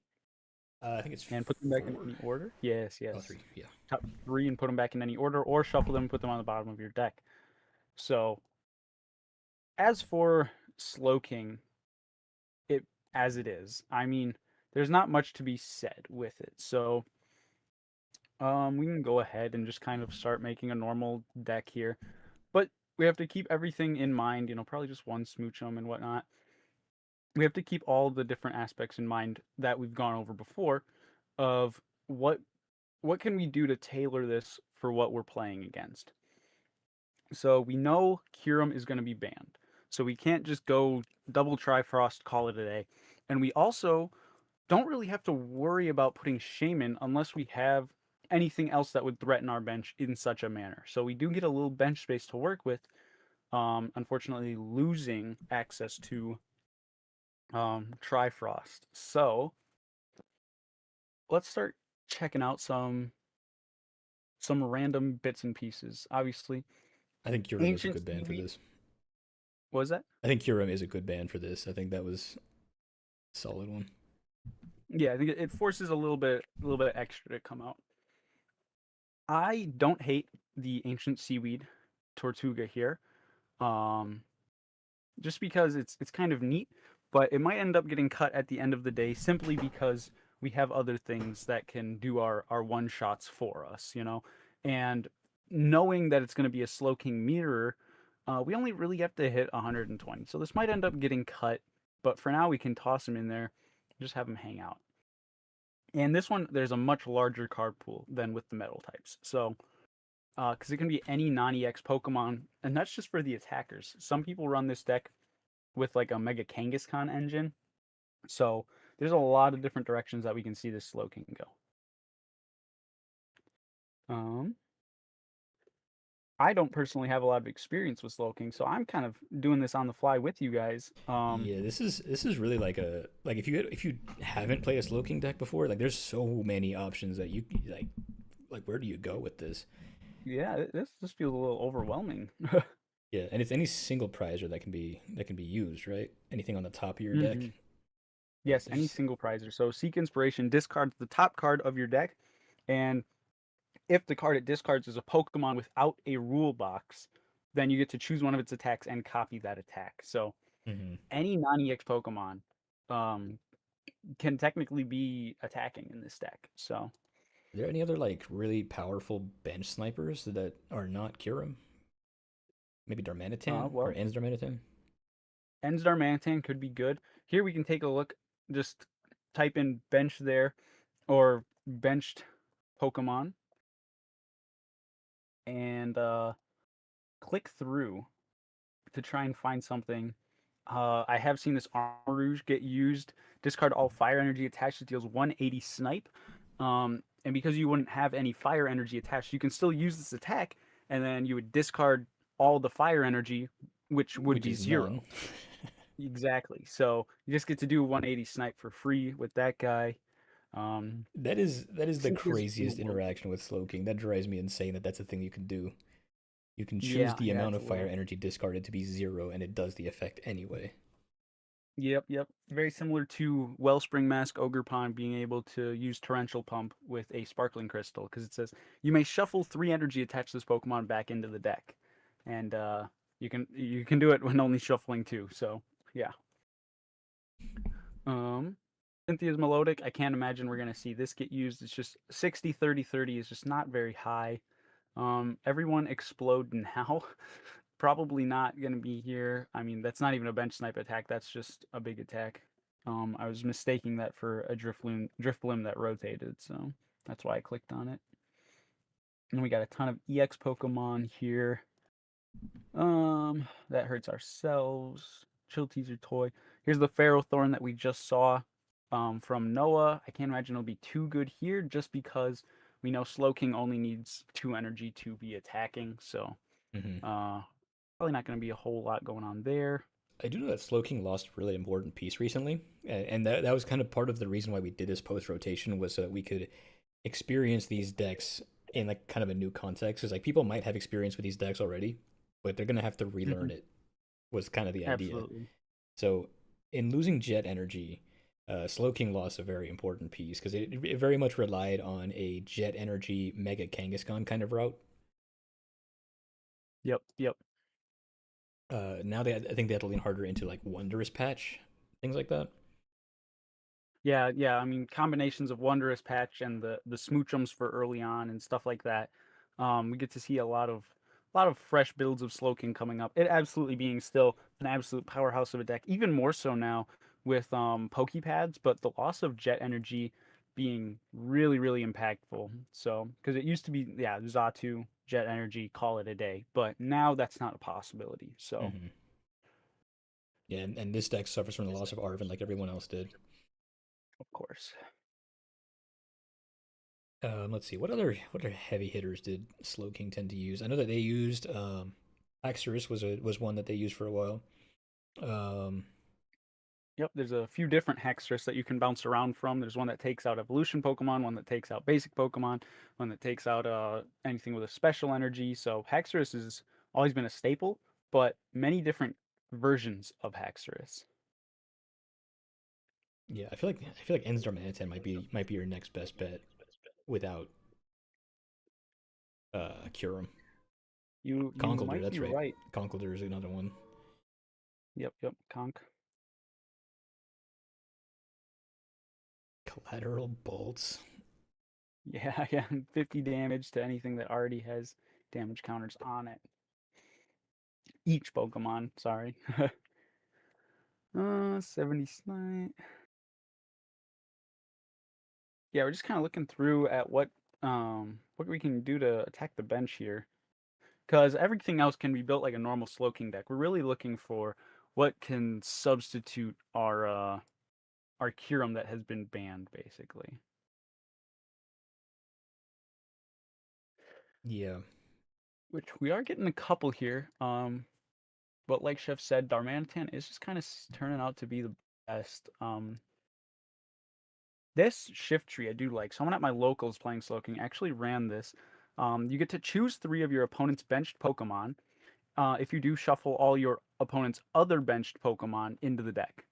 So if your opponent has a full bench, it's basically Angelite that you can use on back-to-back turns. And God forbid your opponent is playing Area 0, you can shuffle up to 5 Pokemon back into their deck off their bench with this shift tree. So I like it. very, very, very strong attack. I think I have the full art Granted, for your this one. opponent's setup has been fine. Oh, somebody asked, what's the card that was chosen? It was Slowking. Kyurem is banned. Yes, Kyurem. Cellular Ascension. All right. What else we got? Yeah, I'm anticipating seeing a Mega Kangaskhan draw engine for the most part, and then just a ton of. Oh, how about non-basics in this? there. Oh yeah. I think I found something that outshines Darmanitan. We have the baby Blaziken with Inferno Kick Flurry. 120 damage, discard 2 energy from this Pokemon, and it also deals 120 to a bench Pokemon. This is, in my opinion, way better because it has Slowking 120, right? has 120 HP, and this secondary effect is optional. You do not have to do the extra 120. You can just do 120 to the active, I think. Yeah. Oh, maybe not. I'm not sure though. Yeah, that might be the You one. might you might be forced to do it actually because it doesn't say you may. But yeah, I mean Darmanitan being 90-90 just gets outshined by the baby Blaziken here, which I mean Slowking having 120 health is pretty perfect. Yeah, I imagine that's going to be our Kyurem replacement. based on that wording, you would have to discard it. Yes, yes. So I got a little ahead of myself there. I got excited, but I mean, still, it's that's I imagine that's going to be our replacement for Kyurem for most of these decks here. And yeah, otherwise, I mean, yeah, this is discard all do 90 to 1. This is just 70 flat to 1. Darmanitan just gets outshined by Blaziken. Honchkrow here is 120 to 1. I mean, I do like Hops Corviknight with the shoot through here. It's 50-50, but once again, just outshined by Blaziken. The only advantage you have with this Corviknight is that you have the Steel Wing attack as an option in case you need to tank a Slowking. Bring it effectively up to 180, which, if we do see a lot of Blaziken running around, that math could absolutely come up. We'll have to see if anyone sees that line or even cares enough to try that line. As Steel Wing, I mean, it's not phenomenal. It is one-shotting a Slowking. There is that. So, another thing is the I think it's Papaya Berry. What is it? But One of those that makes it so you take 60 less from Psychic Pokemon. Yeah, I think so. Yeah. So this will be able to tank a little bit more. There's a lot of routes you can go with the Slowking deck, but it's pretty straightforward and paved already. I hope we see a decent bit of creativity from some of these creators, but I can't imagine it'll be too much outside of the norm. And that's honestly not too frowned upon for a spin like this. I mean, Slowking, it's Slowking, so Yeah, that's like if someone spun, Dragapult, and that's just kind of, it's like, okay, I It's guess gonna we're be- playing Dragapult. There's a few different versions of it we can try, but the deck is already made, so yeah. There's gonna be a little bit less variety than what you could expect from something like Metal Challenge, but Yeah. I think the question is like, do people know their spice? You know, I'm sure we have some Slowking players in there, but if you're not familiar with Slowking, I mean, it wouldn't be as easy to just net deck a Slowking without Kyurem. You're gonna have to find Yes, some kind of bench absolutely. sniper placement. So Yeah, I am so- looking at some lists, or I'm looking at some streams in the background. I'm watching like a bunch of streams at once while we're doing this, and I am seeing a little bit of Blaziken. So Yeah, your I instinct mean, was good. it seems to be just kind of the best one-for-one replacement for Kyurem, and I don't hate that being the route people go, just making the one-for-one, calling it a day, and hopefully a lot of these players see this and go, wow, that's perfect math. Hopefully they find some way to protect their own Slowkings, whether they're playing their own Shaman, playing those Papaya Berries. There's a lot of different routes we can go about this to tank it, because all we need is just to tank 10 more damage, and we are safe from that double knockout of Blaziken. So I did throw in the Ends Vanillex here. I'm not sure if we're gonna see this get any play, but I don't hate it. I would be very pleased to see this pop up. I'm not sure how well it'll work out though, so we'll just have to see. Maybe some Uxie shenanigans. Go Uxie 2020, just a whole bunch of damage everywhere. Slowking coming up, sharing that psychic energy typing, being able to copy that snow coating could be pretty cool line we see, but there's going to be a question of if anyone can piece that together and do so fast enough before the round starts. Because that's always another component that we have to be considering for these deck builders, for these creators, is that they need to get this all done before their timer is done. So I'm into it. So the round should be starting right about now. We're approaching the end of the 15-minute cook time, and this is the first real round where people did have to cook in the 15 minutes, because we did leak the first round a little bit early, so people had some time to prep. This one is the first one where people did not have time to prep, so everything was done here in 15 minutes. So I think we are good to start checking out some streams. Where do you want to go first? Let's see what we got. I think we missed the Giant last round, and he's got a stream up now. So let me Let me pull him up because he's the next person I want to interview. So let me All right, get that going. Let me share my screen here. Do you have a running list so we'll be able to interview everyone? A running list? Not really. Okay. I'm kind of like doing 100 things at once here. Yeah, I'm I'll too throw it together. That's fine. I'm too unk for this.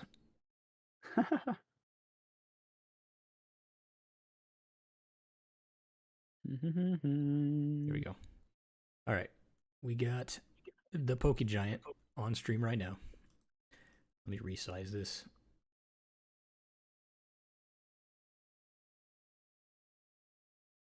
Yeah, I never feel like a boomer until I'm trying to do all this like stream stuff. But here we go. We got it. Is that an okay proportion for you? Oh yeah, it's fine for me. Okay. Right. Would put out an alert that our 15-minute timer is coming to an end here, Oh, thank you. just so that everyone knows. Get your 60th card in and be done. Yep, looks like Pokegiant is just going for that Blaziken, just having the 1-for-1 swap, and actually being very, very straightforward with their attackers. I mean, not making it so much a box type deck, just going for consistency. Got 1 copy of Haxorus, 2 copies of Blaziken, looking for that 60th card to put in. Probably looking for another attacker, but hopefully a quick tag and a shout that the timer is up. Oh yeah, he's not even in his match yet. Yeah, He should be. There's still...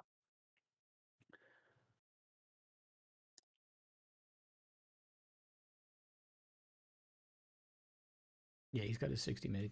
Yeah, only 15 minutes. It is a very short cook time, but these are all content creators. They should be used to this because we all definitely make our content in 15 minutes or less, right? I know I do. I'm going to throw this deck together and make some content real quick.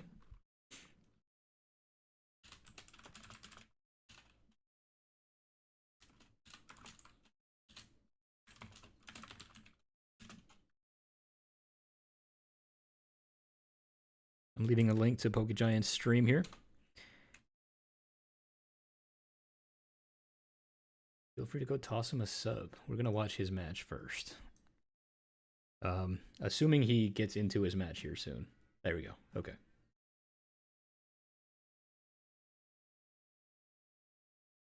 Who is he playing against? Do we know? Let's see.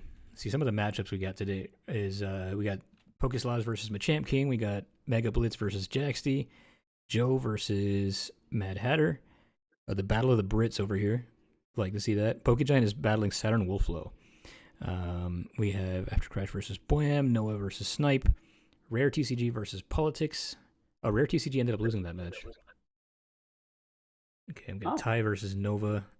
Ostrich versus Domino. Okay.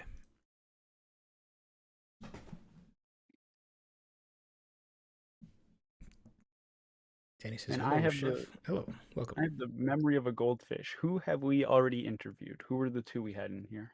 We had Politics and we had Joe. Joe's Pokemon Adventures. Okay, what is Joe's limitless name? He is Spud.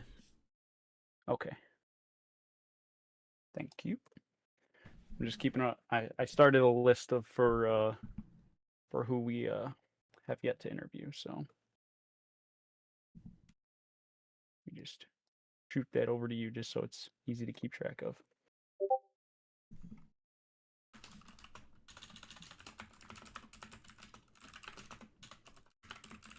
Right. Sorry, a little distracted there, but we're back at it. Do have the Fez start from Pokegiant here.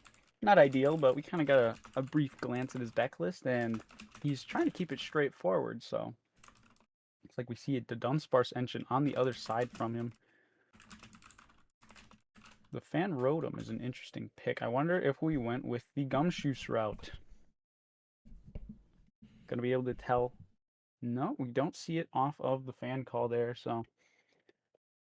Okay, so it's just Dunsparce Draw Engine. Okay. Yeah, that's a very interesting direction they've gone in there. So I'm kind of excited to see if it works out for them. The Fez Star No doesn't. slow kings come down turn 1. Fez Star doesn't look fantastic, but we do have secret box.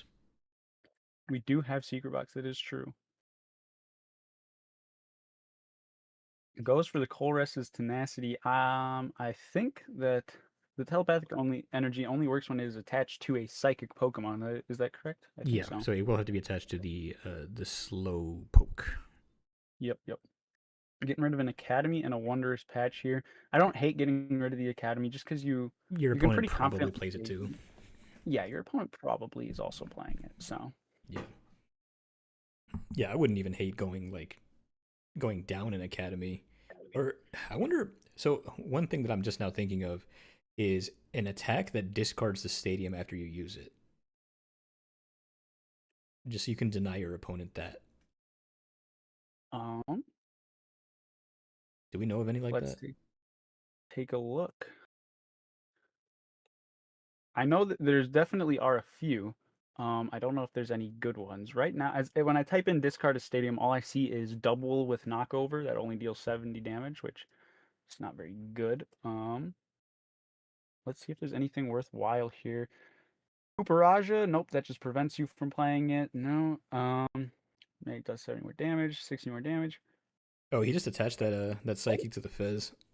Here we go. There is a Mamoswine with Wreck from Phantasmal Flames that deals 120 damage and says if there's a stadium in play, it deals 120 more damage, then discard that stadium.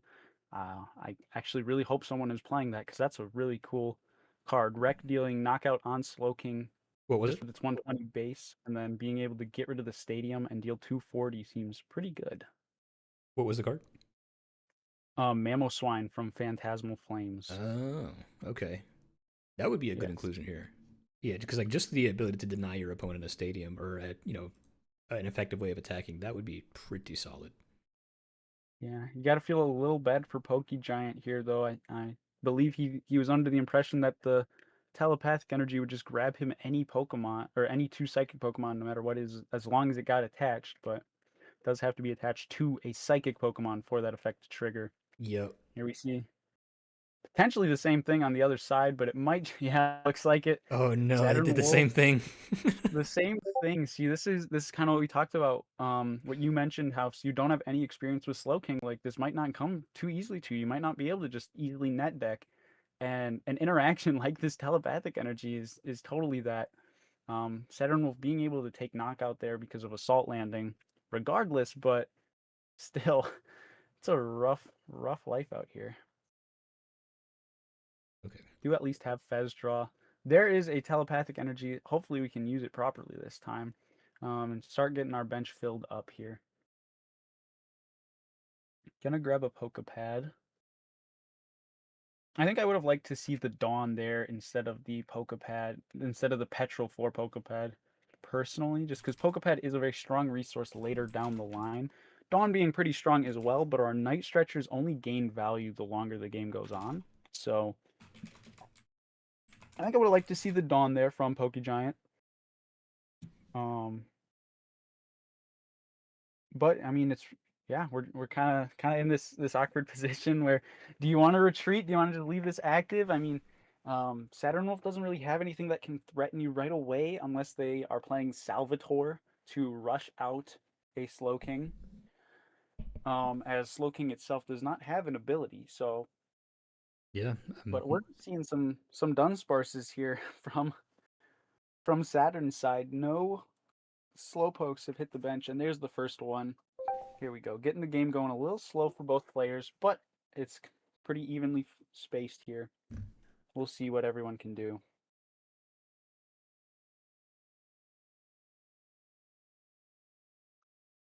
Here's a Hilda. Hilda hits the board. You're probably going for a Dunsparce right now. You probably just want more. Yeah, there you go. Telepath energy. Yep. Getting things charged up.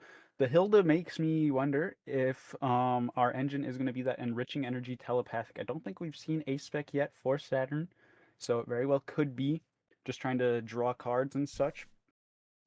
Seeing our Blaziken. We are seeing Blazikens. Yes, I do love to see the Blazikens.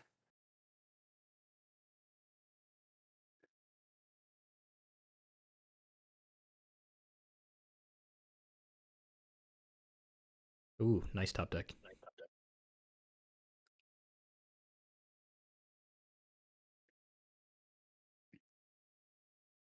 All right. Are we going for the Hackster's play for the instant KO, or are we going for the yeah, I would think you probably go for the Blaziken play right now, right? Even though you can't really guarantee yourself a KO next turn. Yeah, I do kind of like the Blaziken here, being able to take out that benched energy there. We're seeing telepathic energy, which makes you almost wonder, do they not play the Wondrous Patch? I'm trying to remember what we've seen from Saturn Wolf so far. Um, is everyone sending their deck lists in at the start or They're towards sending the it end? after. Yeah, I'm not really collecting them until after. Really, I'm just doing that more as like a, if you're not doing well, send me your deck list so that you can be saved for day 2. Gotcha. I'm just going on a trust system here.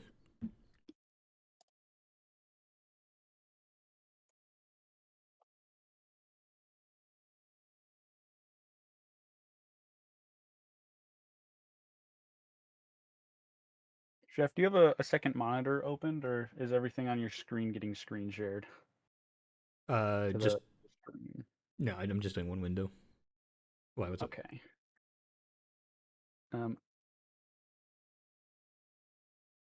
Whatever.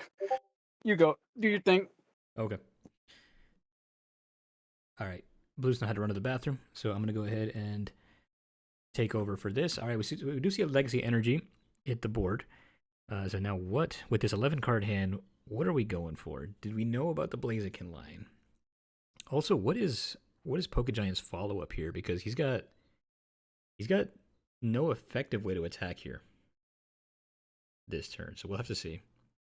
Peak Inspiration is Dusknoir. Okay. Going for the Shadow Bind, and your opponent can't retreat next turn. Okay.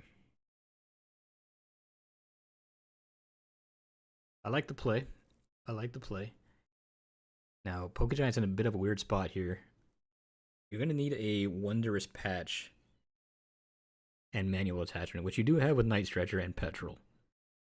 So we'll see.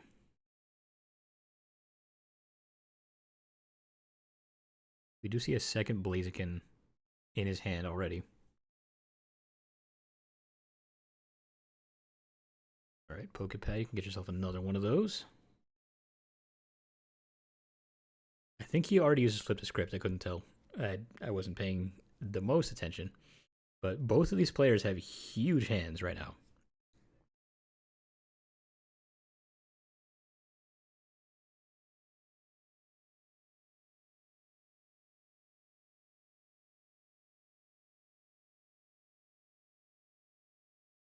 Night Stretcher. Okay, so you're going for a Slow King, which makes me wonder what your move is for this.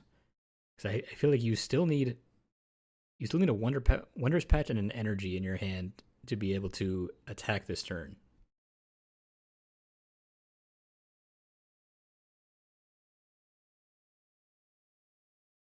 Or does the move just have to be... Okay, never mind. Nope, that doesn't help either. I think... Yeah, what is the move here? Put the Payapa Berry on?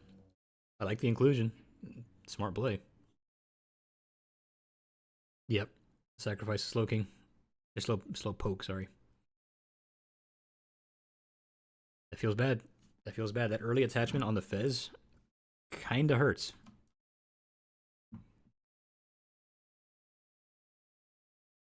Alright, buddy.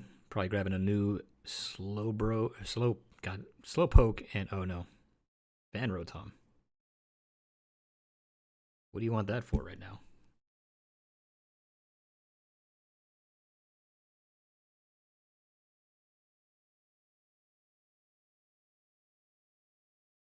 Oh, interesting. Electric Energy on board. What is that for?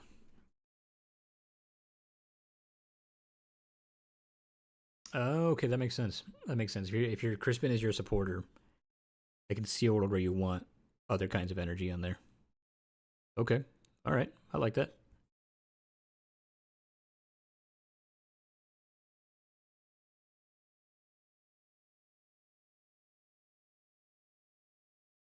Well, looks like Jaxie's match is already done. Let me just check the pairings real quick just to see. He did win Oh, sorry, I just missed what. Okay, so they just did an Academy at Night. Okay, now they're doing the Academy at Night. We're about to see what's the attack. Seek Inspiration, Alakazam, 20 damage for each card in hand. This is interesting. I like that. We saw a Dusknoir off the Academy at Night, and now we're seeing an Alakazam off the Academy at Night. Pokegiant was not able to attach last turn, so he may still not have an attack. Okay, definitely want Wondrous Patch for sure. And you're gonna want an energy as well. Boomerang's solid. Boomerang is solid.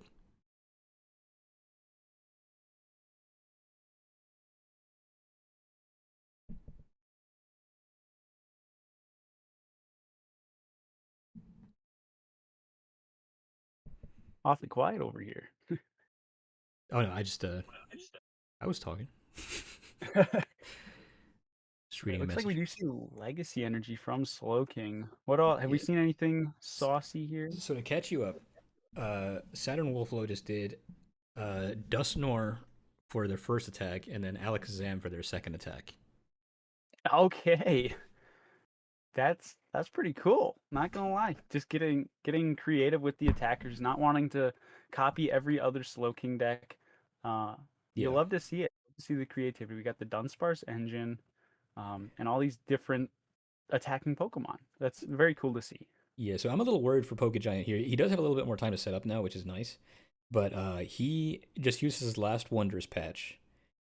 And his acceleration is kind of rough. That one attachment to the Fez may have cost him a good bit. So it was a good move to use that Blaziken to get rid of all the Slowpokes. But I think both players are in a position where their attachments are kind of a problem. Interesting. The question is, do we have Sacred Ash in here? That is a good question. I feel like a lot of these decks are just going to be running the high counts of Night Stretchers, maybe Alana's Aid. But we could see Sacred Ash. I mean, I don't hate that at all, but let's see, what do pairings look like? Jaxty says he's down for a post-game interview. He beat Mega Blitz. I was gonna say I just saw him in the waiting room, and I was like, oh my gosh, are they already done? That's why I was looking at pairings. Yeah, they're done already. Okay, moving along. A swift 2-0 from Jaxty there. Still have over a half hour left in the set, so I mean, shoot, that's a lunch break. that is a lunch break. You can go ahead and tell him that. Be like, we're watching games. There's 30 minutes left. Feel free to take a break. Well, I suppose he is streaming, so he's gonna want to be able to do something. You can ask him if he wants to watch the match with us. You know what? Screw it. I'm gonna abduct him now. Okay. JXD. Hello, sir. Hello, sir. I just abducted you. How's it going? What's going on, man? Good, man. Nice little swift 1-0. Yeah, what happened, man? That was quick. So one of my viewers sent me like a Slowking list like a couple weeks ago, and I've just been playing on ladder a lot. So it was naturally a good pick for me. Oh, solid. Nice. But I have some pretty interesting inclusions because thinking about the specific meta we're in right now, because I assumed everybody was playing Academy at Night. Yeah. Right. So I was like, I'd rather not give them an Academy at Night. I'll just use their own. And if they can't find their own Academy at Night, I will just play my own like top decker, which is the 2/2 Young Goose Gumshoes line. Oh, cool. I love it. So we have the Donald Trump with the Rattata in the alleyway, Gumshoes as my thing, and I also have a Badoo. And Badoo like kind of owned because Blitz wanted to choose first both games, so I was able to Cypher Maniac into like Buddy Buddy Poffin telepathic energy, get Badoo, Latinas, and all my Slowpokes, and then like Badoo him, shut him out the game, and then like go for like a Blaziken situation. Very nice. So you did, I take it you just did a 1/1 swap of Kieran for Blaziken? Yes. So we went from yeah. I mean, like that's just the thing. Like when you ban something in the meta, like the meta just turns into something else, right? Right. Exactly.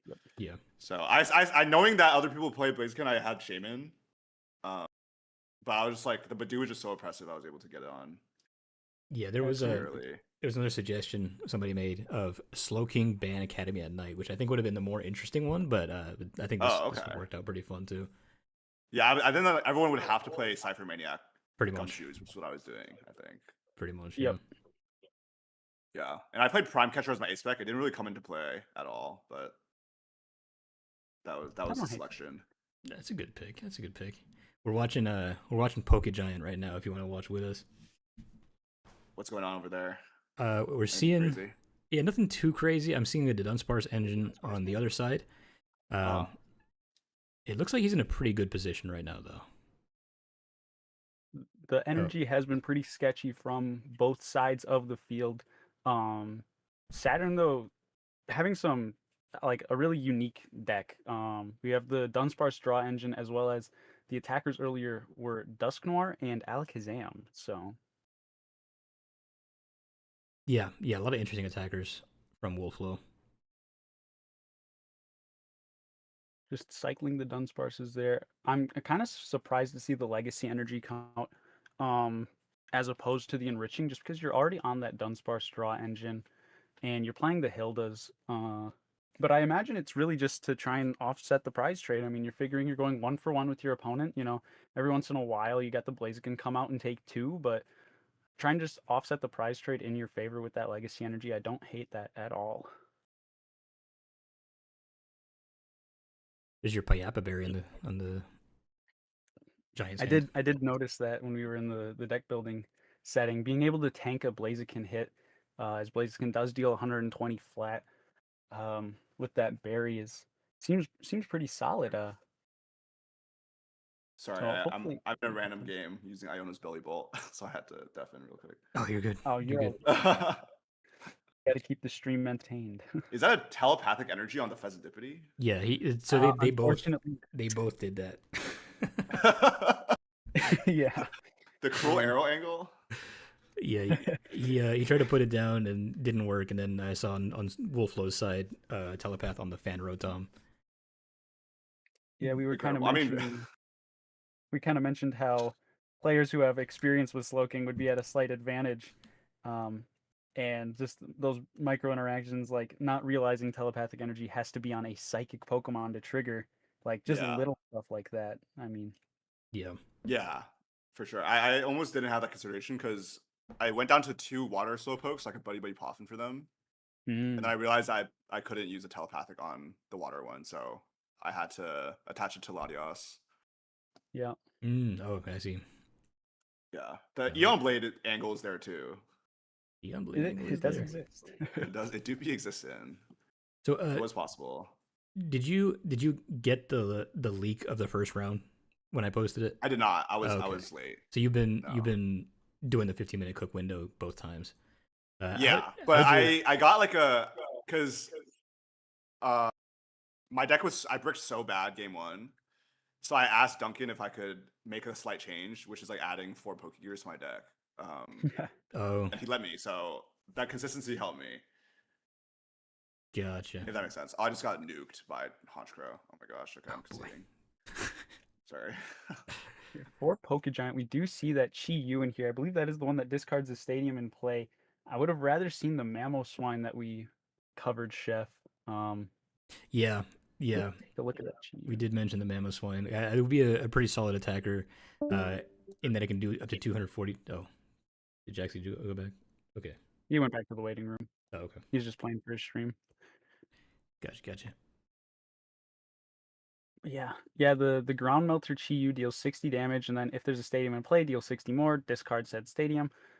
It's really just a worse version of the Mamoswine, really.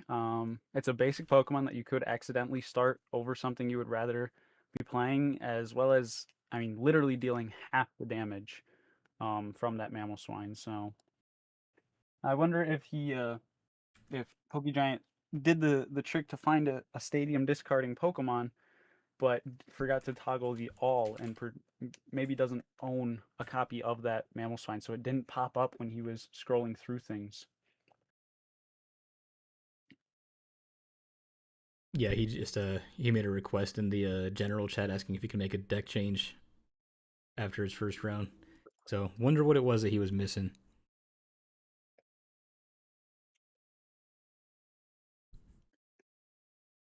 Is this still the same I round? don't know.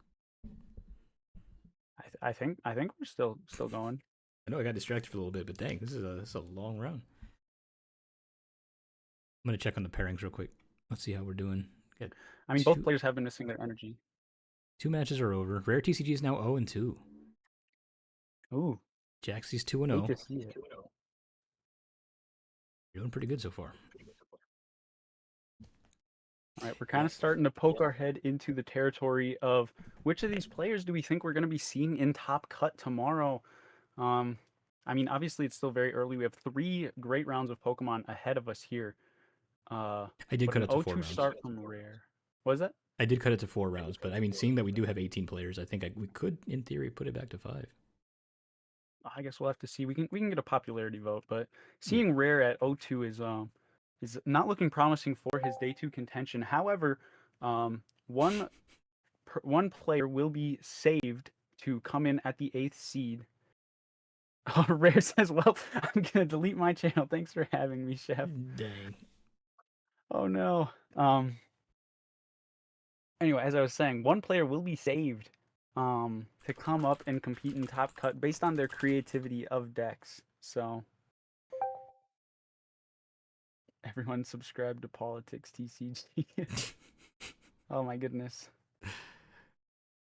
Paul stealing all of Rare's viewers there. It's good. It's good opportunism. We like it. Yep. All right. We do see the Papaya Berry come down onto that Slowking. This has to be the move, right? You got the Blaziken. I think this is game here. Yeah, it looks like we're about to see the Pokegiant take this first game of the set. There's the concession from Saturn Wolf. Solid. He made it through. He was stressing about his pick because he asked if he could change his deck after the first round, but he made it. He did it. Good for him. All right. So that's game 1 in his hands. We can jump on over to another streamer. Let's see who else we got. Yeah, what do we have going on here? We can check out Machamp. How about that? I think he already won, didn't he?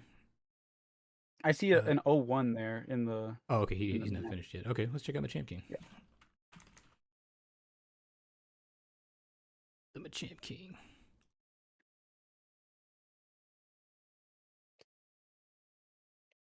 Alrighty. Right, there's an Uxie. Oh my gosh, do we see the Vanillux? That would be awesome. Okay. Let's see. We got the Uxie spread. This match looks like it may have started maybe like a turn or 2 ago.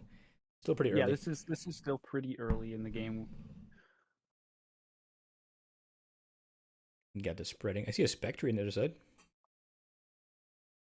That does 12 damage counters. I want to say. Yes, 12 damage counters to one of your opponents. I think it might just be it has to be a bench Pokemon. It might be the active. It might just be one of your opponent's bench Pokemon.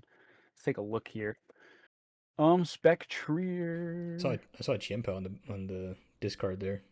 The one that discards one of your Stadium. opponent's Pokemon. Yeah, the one that gets rid of Stadium. I have been playing that recently in Raging Bolt, oddly enough. So, kind of cool to see a card that I've been playing here, other than staple cards like Latias. Being able to get rid of that Academy at Night, like Jackson said, he went with that Gumshoos. Being able to forego needing the Stadium and hopefully starving his opponent of said Stadium. So, very, very cool inclusion there. And there we go. Seek Inspiration. Oh, just trying to raw dog it. Getting rid of a Wondrous Patch there. Not what you want to see. Damn. That's like the worst thing you could have discarded there. Yeah, that's pretty bad. That's pretty bad. We're just gonna get another turn of free free painful memories from this Uxie here, if that's the route we want to go down, which I can't imagine it's not. I mean, we shouldn't be feeling too pressured to do anything. there is the Vanillux, and I think that was a Cynthia's. Oh my god, it's Melodic. drawing a blank. Cynthia's Melodic there. So yeah, just getting the damage spread, really focusing on that Vanillux, or yeah, on that Vanillux, setting things up for board wipe. Very cool, very cool. Is this what we want though, or are we going for the Vanillux play now, or are we just? Oh, okay, I see, I see. Melodic. Yeah, I Are we going mean, for this we now? could do this. I don't even hate just using Painful Memories again there and Yeah, just I holding the hand. think I would have just gone Painful Memories again, not But given the yeah, Academy at Night at all. might be getting a little greedy here. We'll have to see if that ends up biting. We have Psychic Energy plus Slow King, so Yeah, or plus Dunsparce, excuse me, and then a Lily's in hand. So we absolutely could still be attacking this next turn. But this still like only 50 damage on that bench Slow King. This still isn't setting up for the board wipe. I think I would have liked to just see another Painful Memories that turn. that would have been my vote. I don't think you give the Academy at Night if you don't have to. He was kind of bricking. Yeah, yeah. I mean, you just saw your opponent seek inspiration away a wondrous patch. They're obviously not in an ideal position, Mhm. unless the whole plan here is just to raw dog it. I mean, we see that Chen Pao come back to the hand uh with that Night Stretcher. Makes you wonder, was there ever a plan to be using Academy on the other side, or were we just gambling the whole game? It'd be funny to see that. I highly doubt it, but Speaking of which, I am posting a link to the Machamp King's stream right now. Go ahead and toss him a sub. He just hit 1,000 subs. He's a great content creator. He's been a friend of the channel for a long time now. So send him my congratulations while you're there for 1,000 subs. oh, I see. Not just using the Snow Sink ability on that Chen Pao, but actually using its attack, dealing 120 damage base. So you're taking one shots on opposing Slow Kings and being able to put an energy from your hand, from your attached Pokemon back into your hand. So being able to recycle his enriching energy through the attack of that Chen Pao, just attaching us that one Oh, enriching energy for turn, drawing 4 cards every single turn, unless you get disrupted out of it. I really that like that. actually might be one of my favorite things that he could have done with that. Yeah, not just using it to get rid of academies, but using it to attack and very very strongly attack as well. That Bronzor in there is upsetting me. I did see a couple. Yeah, I did just notice that. The I'm Evo guessing that would be Jammer. the Evo Jammer. Yeah, yeah. I would be much more happy if that was just the Bronzong and not the Bronzor, but um, having the Bronzor in there is a little interesting. So here we see that enriching energy just come back into play after that Chen Pao was able to recycle it. Such a cool effect there. Yeah, I like the idea because you can recycle that, and then you can also bump stadiums if you wanted to. That's a very good card for this matchup. Yeah, I absolutely love that. You think Pokeslavs might be a secret slow king player? Maybe, who knows?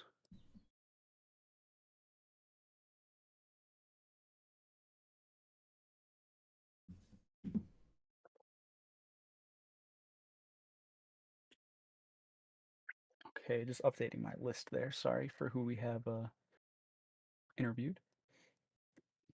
Fine, you're fine. I really like the direction of the spread into the board wipe there. Um, and kind of oddly, funny enough, we see another Dunsparce engine being chosen here for Machamp King. We saw that from Saturn Wolf. Kind of cool. Yeah, yeah. I've seen a lot of Mega Kangaskhan, but I think maybe in a matchup like this, where you know that they're all also going to be using single prizers, maybe you don't do that.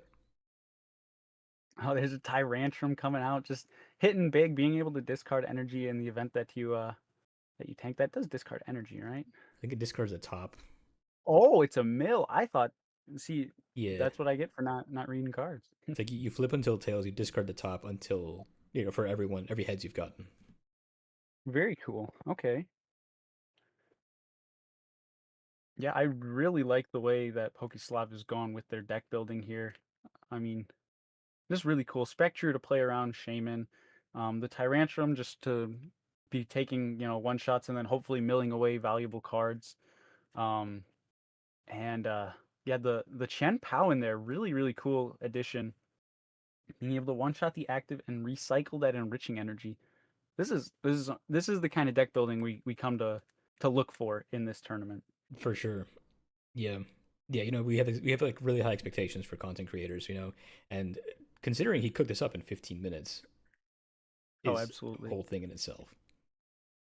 And let's not let Pokeslav's deck building take away from Machamp Kings here. I really love this approach of Melodic and Uxie trying to lead up into the Vanillux there, going for more of a board wipe strategy. Um, not so much using it as a box type of decks, just saying I'm going to clear your board. Let's see if you can figure it out after the fact. All It right, looks like we might we're be gonna see for a the bunch of Vanillux KOs this here. turn. Yeah, we're gonna see at least 3 KOs right now. Yeah, we're going to see a lot of damage. We have Night Stretcher to get that Vanillux back next turn, so this could be a really big deal. Oh, we have the Slowking wipe, except for the one Slowpoke. I did not realize there was that much damage on that benched left Slowking. Yeah. Yeah, there's Okay, one beautiful turn there from Machamp King. Machamp King. Yep. Does it hit Powden? What's that do? That's a great question. I glanced at him and then I looked away because I don't think he was too impressive. 150 damage and then 40 damage to each benched Pokemon that already has damage counters on it. So even further, being able to spread that damage. Machamp King really, really just saying, I'm gonna try my best to get a board wipe. And I don't hate that at all. It also deals 150 damage base. So being able to have somewhat of a hard hitter incorporated into this spread deck. If he can use that next turn, he just wins. Yeah, we'll have to see. There is a Lily's. That's not a judge or anything, which means Machamp is going to be able to keep this hand. Yeah, Since I we mean, do know you have everything you need. You've got the Night Stretcher for the Slowking, you have Energy Attachment, you have Hippowdon in hand. So if Pokeslavs can't put something in the active that doesn't die to 150 damage, this might be a game. Yeah, how much damage is on that that Spectrier there? 80. He's got 40 HP left. So Okay, so all Machamp really the only thing that would stop Machamp from winning is if Pokeslav pushes the Spectrier here. Yep. So because that way it would not be on the bench to take that additional 40 damage. Although grabbing a Meowth, that's going to be pretty low threshold to hit. Not sure we can quite hit there, as I'm thinking that that 150 is the maximum for Hippowdon. And yeah, they're going to push the Spectre here just to try and buy that extra turn. Let's see, what can Machamp close it out this turn? what do you have in discard right now? You've got. I missed it. It's kind of hard to tell. Here's the Lacey, shuffling your hand back in, drawing, and yeah, I mean, it's a whole lot of the same attackers that we just saw. Now, just because Pokeslav is buying this turn, it does not mean that they are out of the water here. They still need to draw 3 prize cards, and Machamp King is about to take another prize card with this Cynthia's Melodic here. So, yeah, super creative from both players in their deck building choices. And I'm really happy to see this play out this way. You know, we saw some really strong turns in gameplay from Pokeslav, all while Machamp King was able to kind of slowly build up into this big turn where he just kind of absolutely decimates Pokeslav's board with that Vanillux, doubling every damage counter on your opponent's Pokemon. And now that we have Academy at Night in play, we have a second Slowking all powered up. I think all we would really be able to do to survive this is knock out active, be able to bump stay with that Chen Pao we saw earlier, and hope that Machamp King whiffs any response. Although, how much damage does Super Psybolt do? It might be all for naught.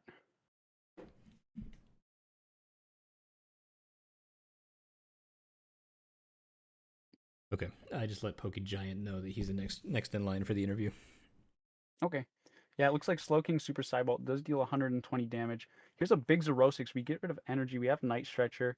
I think as long as that Academy at Night is staying around, this game might be done. And we have Night Stretcher. This might just be wraps. Only one prize card left to take. Night Stretcher for energy will be able to seal it. So will many, many other things. So We got there's the Tyrantrum. Tyrantrum. Maybe, on. hey, if Maybe we he mill flips 16 heads. cards here, yeah, We'll see it. Oh, yep. No. and the dream gets shut down right away. And that is game from a Champ King. Yeah, I mean, I imagine he sees the line. He's a pretty round player. Let's just see it. He's gonna go ahead, promote Academy at yep. Night. That, yep. There it is. No mistakes. Just everything is being cleaned up. Oh, we don't go Land Crush for 90? Oh, he does do Land Crush for 90. He's gonna go Land Crush for 90. I like it. Just a little extra, getting things done. I like it. Very nice. Very nice. Congrats, Machamp King. And there's his Evo Jammer. There's his Evo Jammer. All right. Yeah. So that is All that. right. Let's see how the pairings are looking right now. We have 7 out of 9 matches completed. Ty and Nova Circuit are still going, and After Crash and Bwam are still going as well. But I did tell Giant I'm going to abduct him here. So let's go ahead and get Giant in here and see if we can get him to walk us through his list. Absolutely. Let's do it. All right. We have abducted Poke Giant. Holy cow. What's I was up, in man? the waiting room and then I was in the caster's lounge. Yep. You've been abducted. How you doing, man? Right on.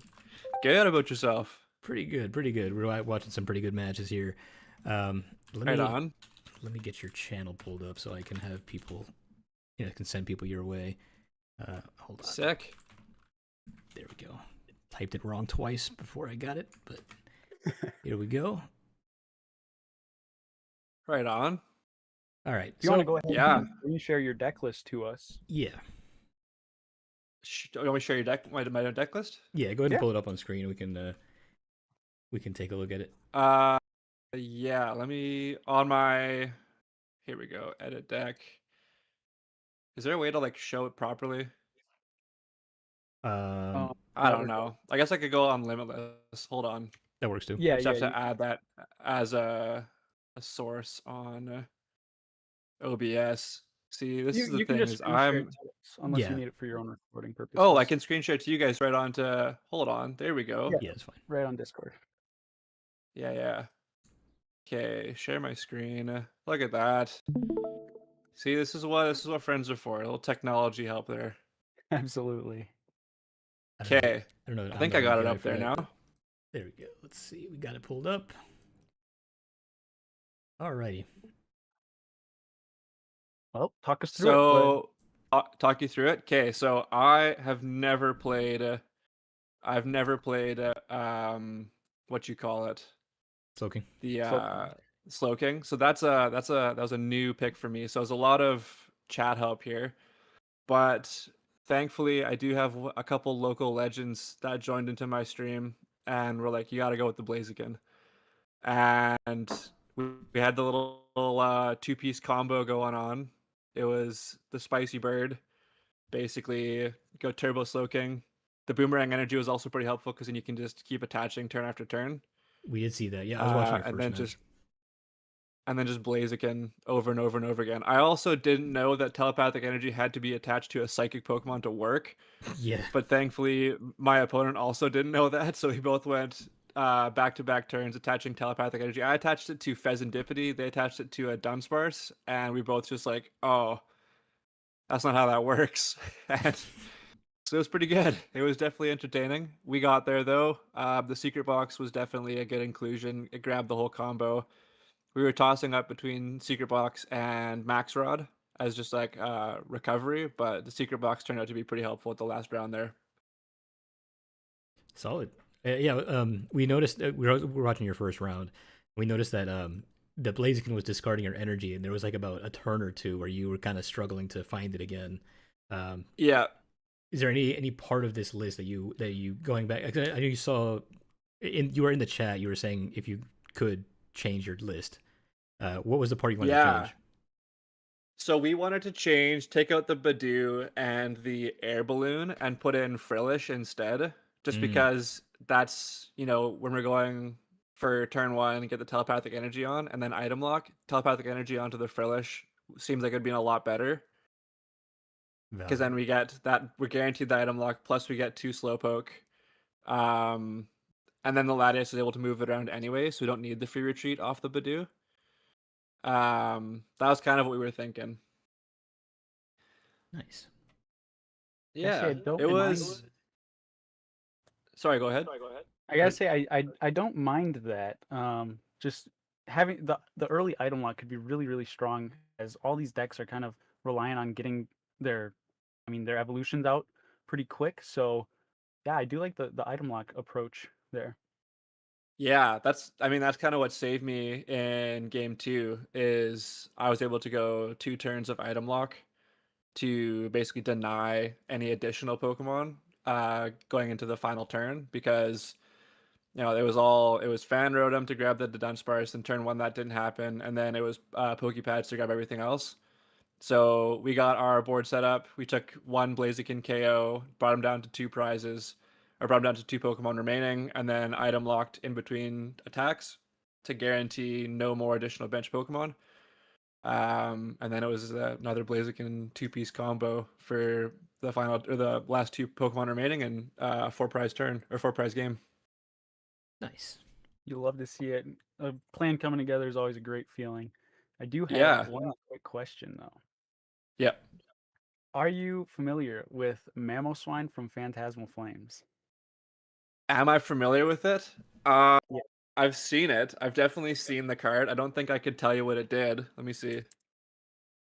This was the only thing I noticed in your deck building that I was like, interesting. You might notice Davis it's very page, like, similar to that 100. Chi you have. Yeah. That's sick. Was that a conscious decision or just a slight over? So I chose the Chi Yu because it could grab, if we already had the Fez, we could use the Dawn to grab the Chi Yu, Slowpoke, and Blaziken. Just because the Blaziken and the Mamoswine would take up the same space off the Dawn. Yep. But I actually don't know. Yeah, I think you can kind of go one way or the other depending on which way you're building it. No, I definitely like that, having it as the basic just for the Dawn value. I can see that. Yeah, because we've got, if we use our first Dawn, usually it's Fez, Slowking, Blaziken. Second Dawn is probably going to be either like Meowth or the Chi Yu, depending on what we need. We also ended up going with this Haxorus instead of the other one was like Special Energy, just because it's guaranteed no matter how we cut it. It's either an active evolution or it's a basic, and nothing is going to be surviving that. And it also gives us the out on a 2 prize instead of having to go.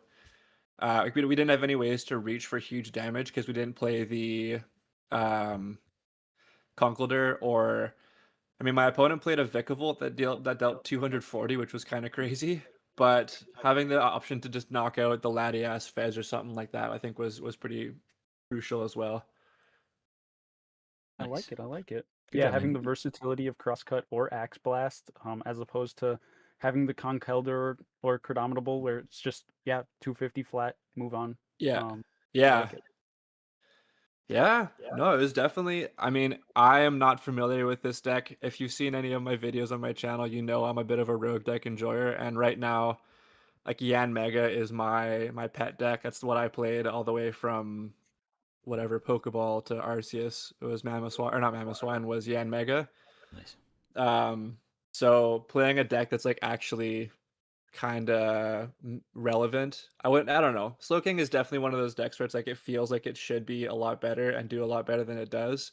And maybe we'll see that change with rotation happening now. But yeah, I'm not used to this style of deck at all. So it was definitely a bit of a nerve-wracking game 1 where I was like, I have no idea what's going on. Just figuring out as it goes. Absolutely. Oh yeah. Yeah. And I've been putting berries in my deck simply because we know what our opponents are playing. Yep. So it's just basically bravery charm for everything in the deck right now. I love Solid. it. Yeah, the berries are a super cool inclusion, and they really get to see play more here than anywhere else, just because of how limited the format really is round after Yeah. round. And I mean, we're doing a cook-off, right? You got to bring something to the cook-off. And I think berries. I've never grilled a berry before, but I'm down to try it. So Absolutely. Love it. sick. I love it. All right, so the round is ending. I put your link on the stream here. Is there anything that you would like to tell the audience as for why they should sub to you? I mean, if you want to, I say go for it. I'm not going to try and convince you as to why I think it's, your that's your choice. Whatever, do whatever you want to do. I just have fun making them. It's just like a bit of a hobby for me, and I started making videos in January of this year. So it's kind of been crazy to see the growth that's occurred in 4 months. But yeah, no, it's been a ton of fun. Nice. Well, you're doing a great job so far. You're 2-0. I appreciate you for joining the tournament and for being here with us. Yeah, thanks for the invite. Yeah, man. All right. Well, round 3 is about to start, so I will let you get Sounds back good. to it. Good luck, man. Right on. Okay, take her easy. All right. Have a good one. Yep. Bye. Bye. Does look like time ran out for After Crash and Blam. I'm not sure if either of them are streaming. If you want to go take over, see what's going on that front, just so we just because we kind of formatted this so we didn't have any ties occurring. So let's see where they're try and see where they're at, hopefully. Okay. Yeah, I think After Crash is streaming. Okay, Actually, 'cause Wham is also streaming. We can check it on him. we can come to a conclusion for that game. Oh, okay. Never mind. Wham is not streaming. Let me see if I can find After Crash. It says live. I thought so too. It says it around. Click on the icon. Oh, shoot. All right, you're right. There you go. All right, how far along are we here? Because this is game 3. 3 prize cards to 3 prize cards. Pretty sizable damage on After Crash's board. I mean, looks like a much more standard build. Do we want to let this floating. finish, or are we calling it? How would we call it? Would we just give them both a tie, or? Yeah, it'd have to be a tie. Okay, yeah. Sure, we can just let the seating work out the way it does then and call it here. All right. Do they know? Unless you that want time's to up? you want to give them the say, okay, now Blam, your turn 0, and have them do it that way. I don't know. It's up to you. Do you want to? Good question. Good question. Because After Crash has 2 prize cards remaining, Blam has 3. So this very well could conclude within the next couple turns. Okay. Yeah. Let me.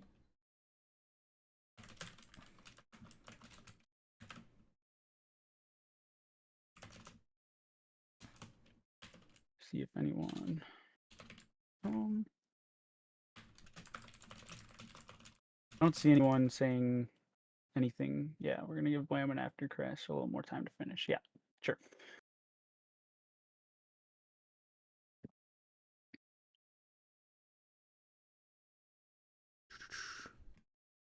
It looks like Blam setting up some more slow pokes here, some slow kings, excuse me. Huge hand from Blam as well. If After Crash is sitting on his Rosix, that could be pretty dangerous pretty soon here. Gonna be retreating. What will we be seeking inspiration on?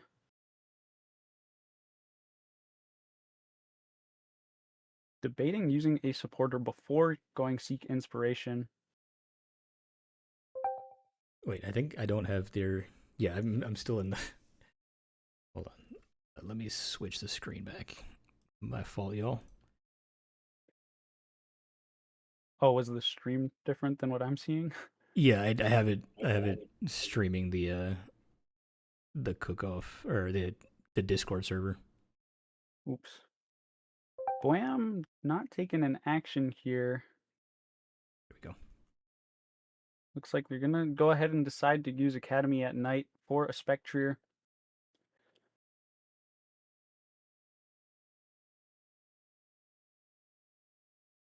Not quite sure what's going on here. Okay, seek inspiration. Do you take out the one with energy or the active? I imagine you take out the one with energy. Maybe hop in their chat and ask for an increase in pace of play. Oh, you want me to? Okay. Yeah. Oh, I forgot everything is. Let me yell at them real quick. Yeah. Just say, we're letting you finish. Please increase pace of play.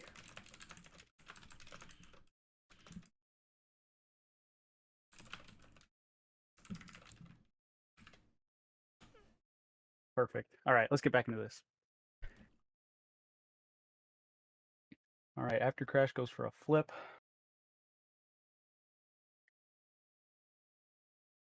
Slow King comes down. Okay. We are 1 energy shy. I think we used our attachment on that active because we took out the one with energy before. So a Wondrous Patch is going to get a 1/1 energy split here. Still not enough to seek any inspiration. So since we did drop it to 4 rounds, do you want to remove our round 4? what do you?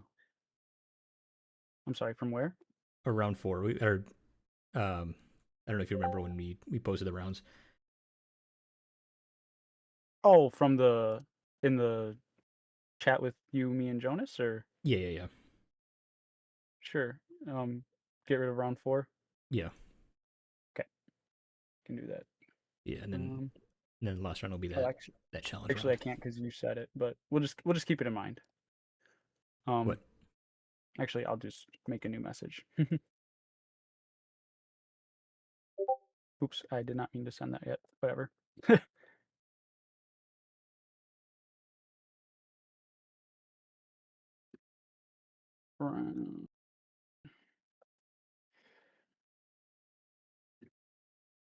got you. We're figuring this out. yeah, we're making it work. All right. So what do we got here? We still have potentially 2 more rounds to go, or 2 more turns to go. It's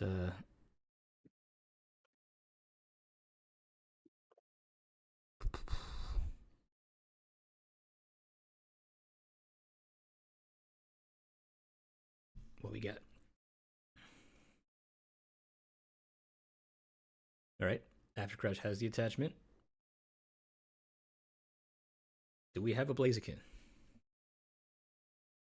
We have a Conkeldurr.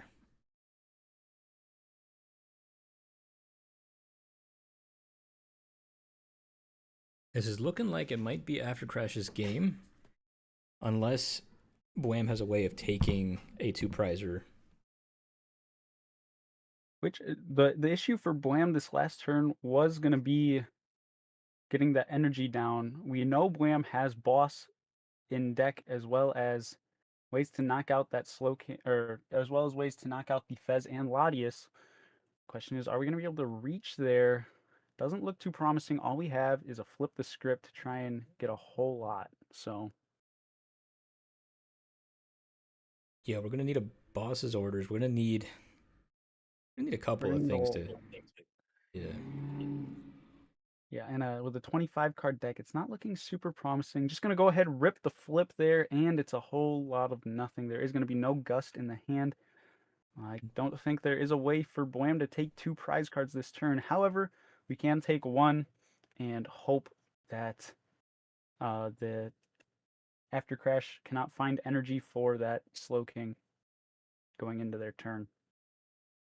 Interesting. He goes for the Dunsparce here. The Dunsparce off the Hilda. He is trying to set up another Slowpoke, though. I'm not sure how well this is going to be working out. Once again, I think we're just trying to... Hopefully this is just going... I'm going to thin out the deck, and hopefully you won't be able to find energy. Otherwise, this turn feels pretty bad. Yeah, doing Spectre. All right. Taking 120 there. Now, if After Crash has attack, then that's it. Yeah.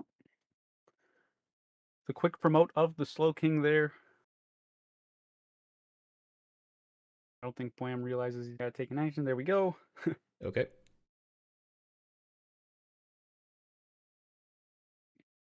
What do we got? Night Stretcher. That should do it. Yep. Should lock things up as long as we have really any Pokemon in hand. I would imagine with an 8-card hand, you probably do. Yep. It looks like it. The Seek Inspiration. Conkeldurr. That's it. GG. After Crash takes All right. it. All right. Now we are ready for round 3. All right. Let me go ahead and get back to this part. And let me change the result here. Reset. We're gonna Looks give like it to After Crash. Paul and Jaxty might be needing to drop a little early. Hopefully we can get through this round at least. Yeah. All right. So we're ending the round. Wait, is that? Hold on. Let me just make sure. Pairings were good. Okay. We have After Crash winning that one. All right. Ending round. All right. Let me post the new round. All right. We're gonna have this figured out by next year, right? Everything will go perfectly smoothly. We're still in the early phases.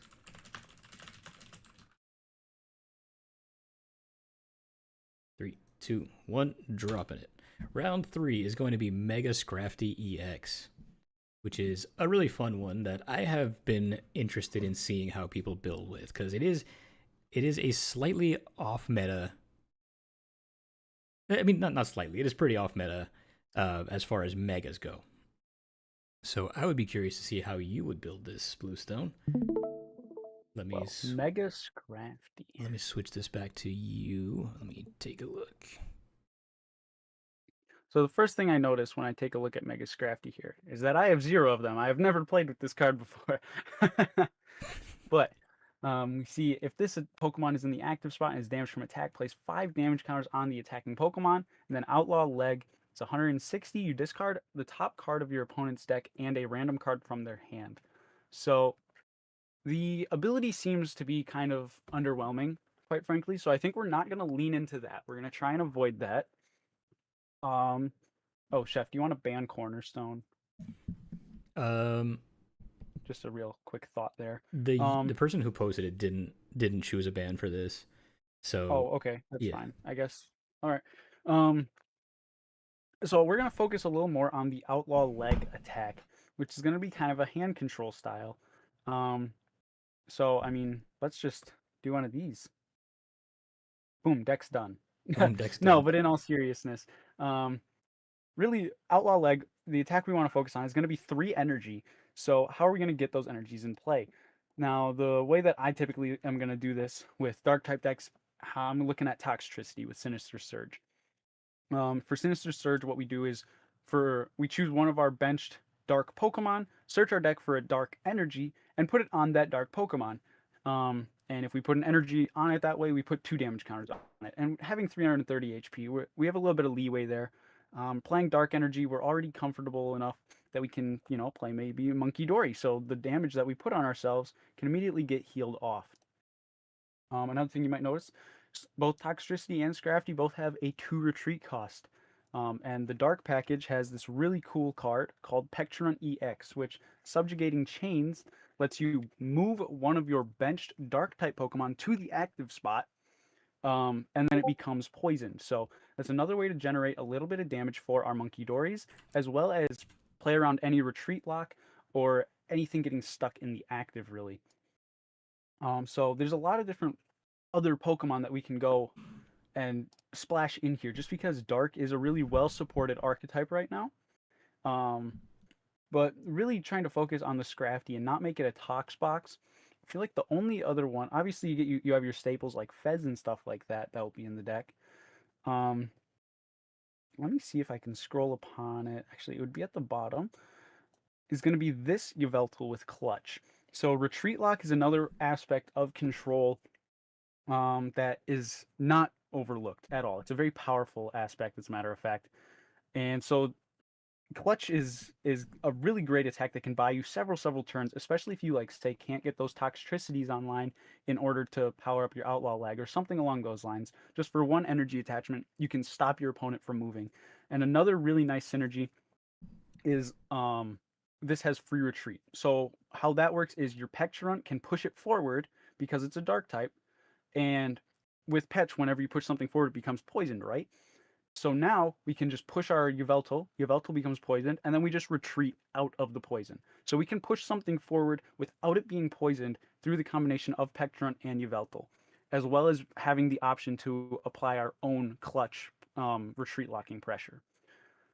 So that's kind of where I'm sitting for a lot of these Pokemon. And then we can kind of lean a little bit heavier on the control style of things if we want to. You can just kind of be like, all right, I'm hitting for 160 every turn. Or you could not. You could hit for 200 every turn with the Binding Mochi, plus whatever damage you Monkey Dory over. So that's another thing that you can toss in here.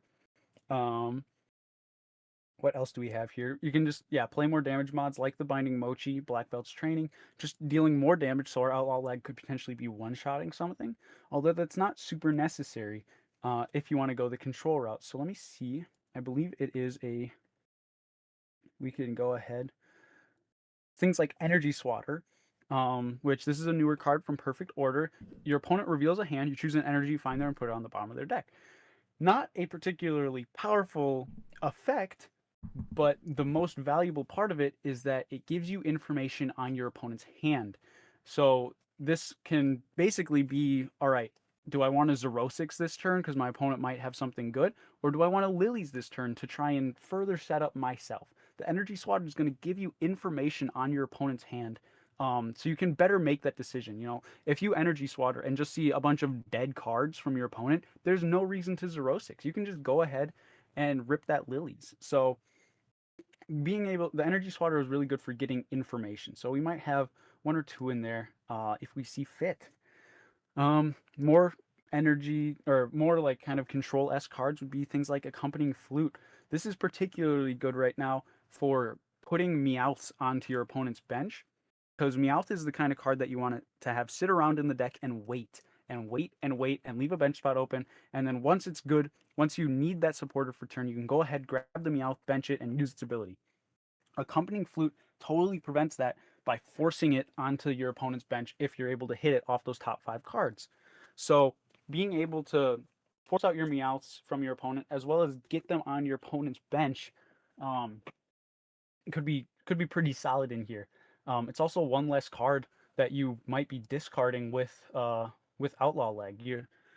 Because a Meowth in the discard pile can be turned into a Night Stretcher for a supporter. A Meowth on your bench is useless.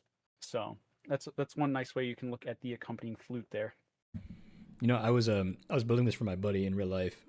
He's finally starting to get into the Pokemon TCG, and he wants this to be his first deck. And I haven't made half of these choices you're making, and I'm like, dude, I could have built this so much better. I like it. I like these additions. What does the Energy Swatter do again?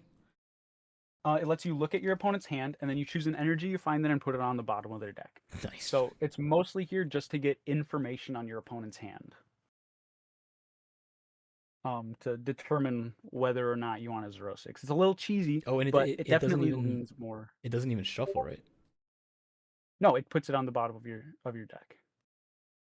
Of their deck. Oh, I see. Yeah. So it's an Iono for one single energy card. Colbur Berry would be nice in this particular game state. Just because I feel like a lot of people are going to go the route of using that Toxtricity plus Monkey Dory combo to push damage over. And then 160, they might play the Mochi and then it becomes much less relevant. But being able to take less, 160 plus 160 is going to be 320. Any Monkey Dory damage is going to make it so your Scrafty is getting 2-shot by their Scrafty. The Colbur Berry will be able to prevent that. So it'll be interesting to see if that math ever comes up in any of the matches that we get to feature today. So I'm excited. I think there's a lot of ways you could go with this. I think the control route is definitely one of the more logical ways to go. The way that we did it, yeah, we did have the mochi in there. We did have the Tux box as its engine. Um, we were playing around with the idea of a Mega Gengar in there too, but it kind of got a little bit crowded. We played with the idea of Grimsley. We played with the idea of I think even Handheld Fan we messed with for a little bit. A lot of ways you could go with it. Hand trimmer's a pretty good one too. I do like the hand trimmer here. Once again, the idea behind the Zerosix and the hand trimmer is by forcing your opponent to discard cards from their hand, 9 times out of 10, they're going to be keeping the cards that they think are going to be useful for them later in the game or that they need for the next turn. So basically, you're limiting what your Scrafty can hit. If your opponent has an 8-card hand and 3 of them are good, your chances of hitting a good card are much lower than if your opponent has a 5-card hand and 3 of them are good. So being able to force our opponent down to a small hand size where all the cards are cards that they want means our random discard from Scrafty is going to hold way more value. What else do we have? Patrol Cap rotated, right? That would be really, really embarrassing Yes, if it didn't. It did. Okay. Another nice tool that dark type decks have are going to be Janine's Secret Art. So Yep. if you are playing those heavy Pokegear counts, like I mentioned towards the start of the stream, just having a one of Janine's so you can rush energies into play, I would not frown on that one bit, quite frankly. Another way that you could approach this would be with Jumbo Ice Creams. So Mega Scrafty does require 3 energy to attack, and it does have 330 HP. So playing a Jumbo Ice Cream could be just what you need to buy a couple extra turns. Maybe choosing it over that Colbur Berry, or maybe even in tandem with the Colbur Berry, Could being do able both. to tank a whole ton. We also leaned into that ability. The counterattack, we threw in some spikies. We threw in a punk helmet. Oh, That yep. was I a like the punk helmet. yeah. Just to make it so things end up off in themselves whenever they try and punch into you. Also a really That could nice fix a like lot of math. Budu counter. Yep, Budu. Yeah, having the natural Budu counter is really nice. Trying to think of anything that sticks out. Yeah, I mean, the punk helmet, as you just mentioned, could be nice if you want to lean a little more into that ability. 5 damage counters is, I mean, not nothing to scoff at. And an additional 4 from the punk helmet. You're dealing 90 damage just by getting attacked. That's pretty good. There's nothing wrong with that at all. Yeah, he leaned far into the ability too, because he even tossed in 2 of those Spiritombs. The one that gives 10 damage back on any dark type Pokemon. Oh, yep, I know that one. Yep. So we leaned all the way into. We figured with one Spiritomb, 1 spiky, 1 ability, and punk helmet, all in tandem, you're doing 120 damage, and leaves you with a binding mochi play for 200. Could knock out a Dragapult like that. I like it. See, and that's the kind of math that we can experiment a little bit, or that we can like use a little bit more when we're playing in the standard format. But in this cook-off where no one really knows what's going on, no one's totally sure what everyone's going to do. You have a general idea based on what you would do, but there's not really any set norm. There's not a standard for, I mean, like even Slowking. We saw a lot of innovation with Slowking, a lot of different attackers. We saw some Dunsparce draw engines, a whole bunch of stuff you wouldn't normally see just because it was different. So it's really hard to kind of put your finger on exactly what's going to be good here. And so a lot of those like high math kind of scenarios and such are going to lose a lot of value just because it's going to be harder to actually piece it together and perfectly predict what numbers are going to be valuable. Fair enough. All right, how much time do we have until we got about 5 minutes until the round officially starts. So people are still cooking right now. But 5 whole minutes? Yeah, I thought I was doing so good. No, you did good. You did good. I paired it a little bit late. I gave him like a little 2-minute buffer window since we had to delay a little bit. Gotcha. Yeah, no, that was solid, dude. That actually gives me a whole lot of ideas I can bring to my friend. He's gonna be watching this replay most likely, and you definitely know what you're talking about with this one. So I did post a link to Bluestone's channel because Bluestone is probably like the smartest TCG player I know. So if you're in the chat still, go sub to him. His link is right there. If anyone deserves your sub, it would be him. Oh, thanks, Chef. Looking at pairings now. Okay, we got 5 2-0s right now. Yeah, and let's zoom in on that real 5 quick. 0-2s. And then the rest lie in the middle at 1-1. So yeah, let me zoom in on that real quick. Okay. Like Spud versus Pokey Giant at table 1. Machamp King versus After Crash. Then Jaxd versus Paul. Noah versus Ty. Mega Blitz versus Pokeslav. Mad Hatter versus Saturn. Domino versus Snipe. Nova, I'm sorry, I'm not familiar with who Dario. What is his username? What's That's his Ostrich. YouTube? Ostrich. Ostrich versus Nova, and then Rare versus Boam. So quite the spread here. Pretty good matchups. Anyone that you want to watch, anyone that we're interested in, I think we can definitely. So like some people we haven't paid enough attention to so far. Like I haven't scoped in on Snipe the Bench at all yet, so we can go check out his stream for a bit. We haven't seen Ty, Snipe. I don't think we've seen Rare at all. We did watch Ty. He had the double trolley. Oh yes, we watched him for a few minutes. That's right. Yeah, I think After Crash is also streaming. We can check that out as well. And we did watch Boam for a little bit. Who else? I think that those are the only ones that are streaming, but we can definitely check out a couple of these matches. You want to tune into somebody's stream here? Let's check how Snipe is doing. Yeah, let's see Snipe stuff. Rare TCG says you don't want to watch Rare. I'm getting destroyed. Hey, look, it happens like that. You know, people are teching for you. People know. People know about you.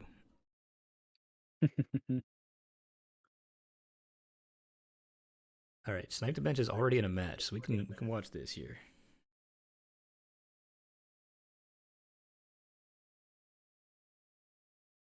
Sorry, am I streaming to you? I am streaming to you. Okay. Yeah, sorry. We see Scrafty, Unfair Stamp, and Monkey Dory. So seeing the Monkey Dory makes me automatically think, all right, Snipe probably went for that Toxtricity route I was mentioning. But a 4 energy hand is not amazing. We do top deck the Lilies for next turn at the very least, but a whole lot of energy right off the start there. And we see just an air balloon and then Lilies from Snipe's opponent. So leaving Snipe's link to his stream there in the chat. Go ahead and toss him a sub too while you're at it. If there's any reason whatsoever that you're sub to me and not to him, change that right now. That's my guy. He's my buddy. Looks like his opponent did opt for the 70 HP Scrafties, probably playing those Buddy Buddy Poffins. Further getting use out of things like that, especially if you are playing the Toxtricity. Just instead of the 80 HP, being able to search out more, which makes me start to wonder if Snipe is actually playing Toxtricity. Yes, yep, there's a Toxel. All right. Seeing... Of course, I ask these questions and then they immediately get answered whenever I click away. Love to see that, though. I also like Mega Gengar for its attack effect, where you can move an energy to a bench Pokemon.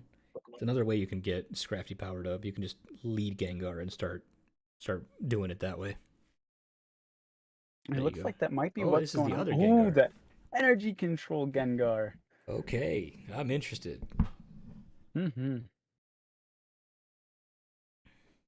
So it looks like there's a Dom here went for that route of more energy control, but not quite on the way we were thinking, where it's focusing on hand control, just kind of game state control, like almost in a general sense.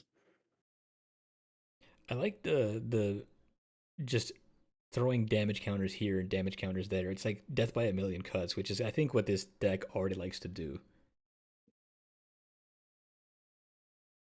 Is Gengar an energy attachment only from hand or just when energy From comes into hand. play? Okay, because I was gonna say if Toxtricity was dealing 40 damage each energy attachment because of that Gengar, that would be pretty pivotal. But that is not the interaction we're gonna see here today. The Mega Scrafty comes in. All right, he's gonna discard Yep. his only card. Yes, the one card hand is about to disappear, so this Gengar's gonna have to put in a whole lot of work for anything to come from this. We might see a very quick game one here in the set. Let's see what the one card hand was. Psychic It was Energy, a Psychic Ultra Energy, Ball. and there goes an Okay. Ultra Ball. Well, So the Ultra Ball wouldn't have been helpful next turn, so that's probably a favor. yeah. Buddy, They buddy. top deck Poffin and are gonna have to go into a pass here, I imagine. Maybe Oof. retreating into something. We do not see a free attacker like the Chingling See or a Buddy Yamask. come out. That is a Yamask. What?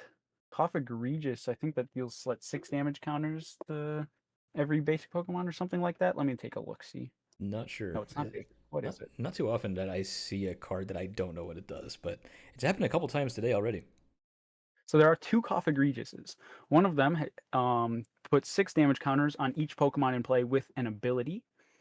And then one of them moves probably all what it damage is. counters from one of your benched Pokemon to one of your opponent's Pokemon.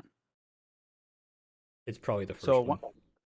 one of them is Team Rocket's Wobbuffet, but it can snipe.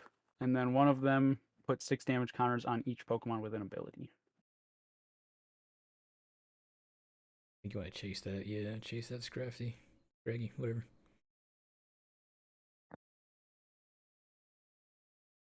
Looks like Snipe was debating the Jumbo Ice Cream there. He probably doesn't know what that Cough Egregious does. He's just asking himself, hey, is this going to be useful? There goes another switch card. That's the second one we've seen discarded from Snipe. The first one from the hand off that Scrafty attack, or Scraggy attack. This is cool.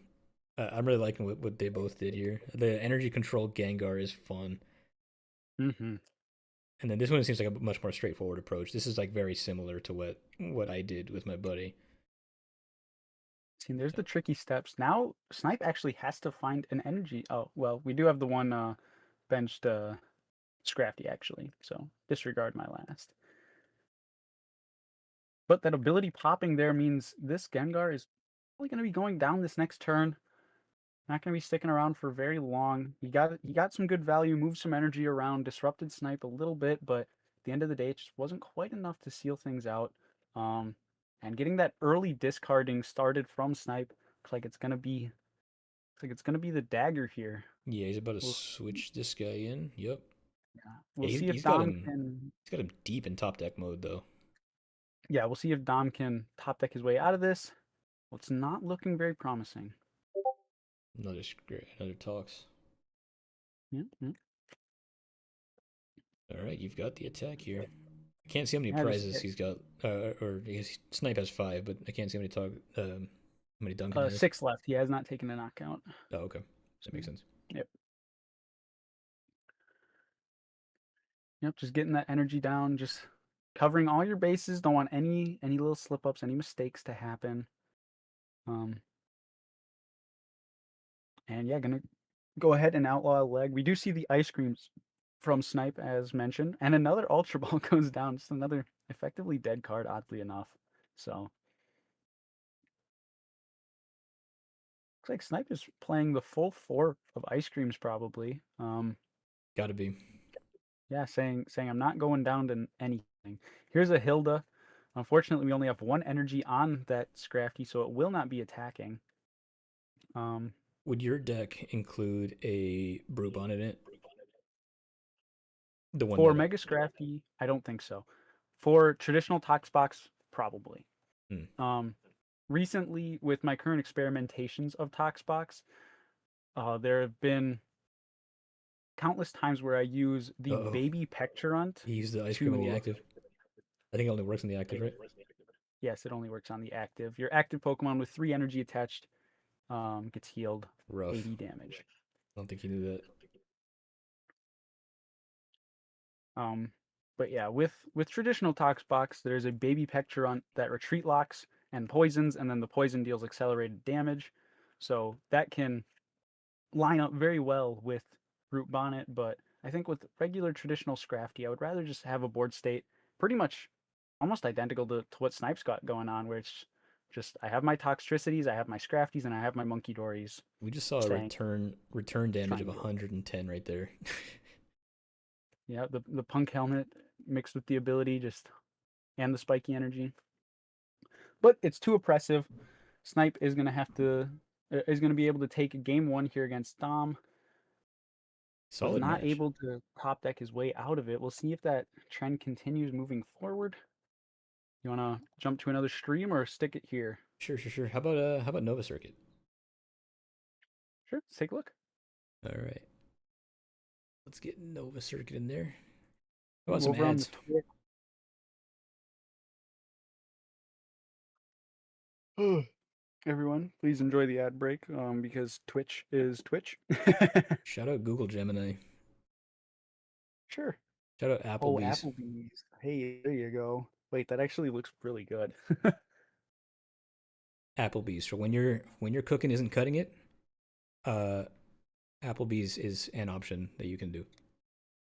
Not sponsored. Yes. All right, here we go into the game. Is this Monkey Dory Frostlass? Oh no. Looks like we did see a Frostlass approach from Nova here. Now, whether it's just a rough opening or he missed the memo, I imagine it's just a rough opening here.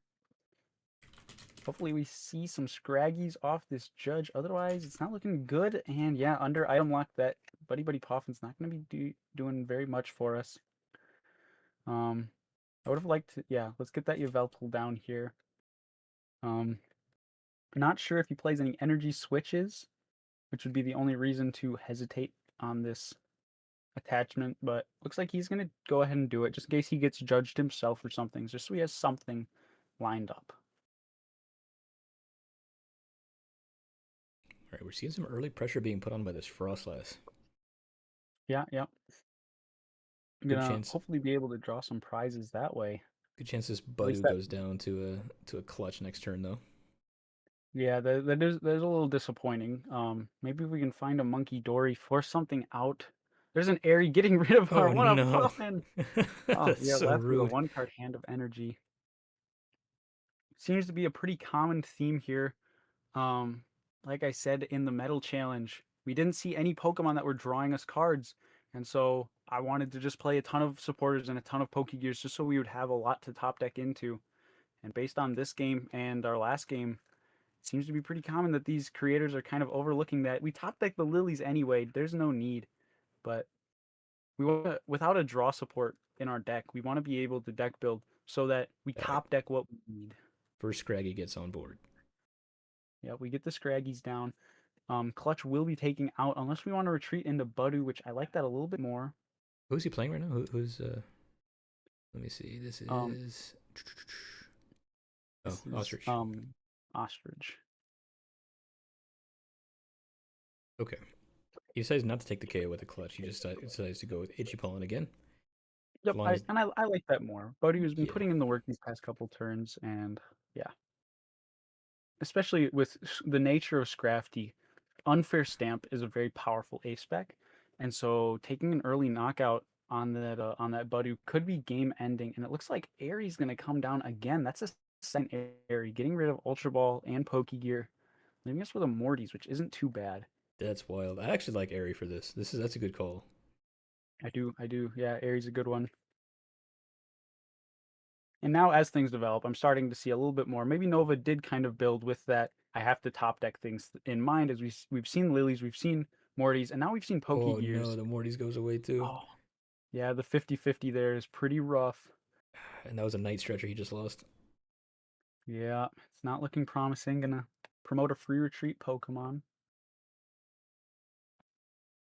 And let's see if we can top deck here. It's just a dark energy. That's not too promising. It's not good enough. But at least your only card in hand now is just that give it to the Scraggy. Yeah, I would like to see this go to one of the Scraggies, whether it's gonna be a for the energy split or not. I'm unsure, but looks like we're gonna come up and just headbutt. We are gonna get knocked out in return, are we not? Yeah. That's Yeah, tough. we're gonna get knocked out right back from the punk helmet and ability combination there. I don't think the punch was worth it there. He may have overlooked the fact that he was getting return KO'd.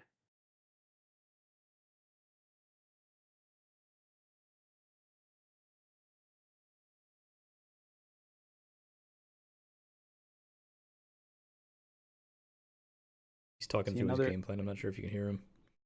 I cannot know. Okay. He's basically saying he's hoping to top deck into Mega Scrafty here. He's like trying to stall out as much as he can, given a snow run. He's not too happy with his board state, which I wouldn't be either, to be honest. Yeah. But yeah, that's tough. Yeah, these games have been seeming to be pretty brutal. Oh, the Yeah, there's Mega that Mega Scrafty Scrafty discard.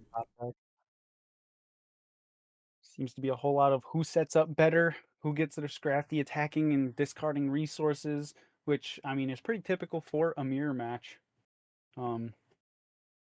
Just trying to keep his head, and there's another dark energy. Oh my gosh. Ugh. Dark Feather for 110. Once the This dark feels feather. a little bit rough, man. Yeah, this game might be looking a little chalked with only 2 prize cards left for Dom. Or not Dom, sorry. Nova For or Ostrich. Ostrich, yeah. It's probably the end of the road for this game 1 here. Oh, the secret box. Insult to injury. Yeah, yep, the cherry on top. Just kind of pretty confidently going to be closing things out here.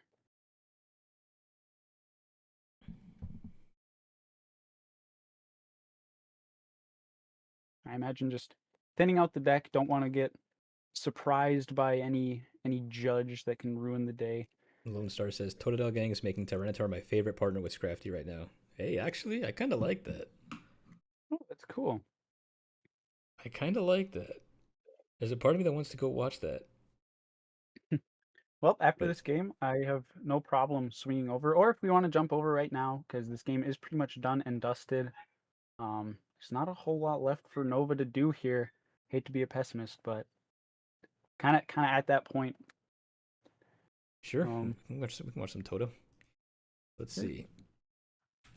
Yeah, that was hard to watch. I'm not gonna lie to you. Shout out Nova Circuit though. He's in the chat there. Or his link is in the chat there, so go sub to him. He's a great guy. I pop in his chat very frequently.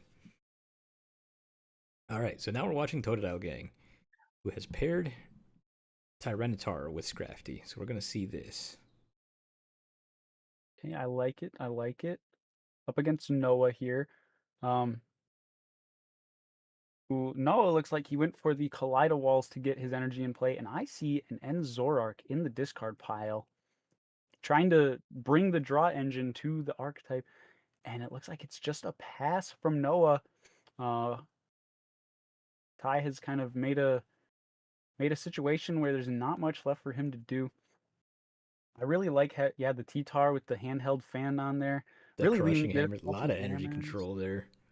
Yeah. Really leaning into the control side of things for Ty, which I absolutely love. Looks like Ty's been using a lot of petrol plus factory combo to try and execute his game plan. It's a good combo. Yeah. Looks like we're gonna see a pivot here into the Scrafty. Just shy of a knockout, but now we're with only 20 damage left. I mean, there's many things that can take out this Scrafty. I dropped a link to Totodile Gang in the chat. Go send him a sub. Go pop in his chat. Say hi for me. One of my best friends. Love that guy.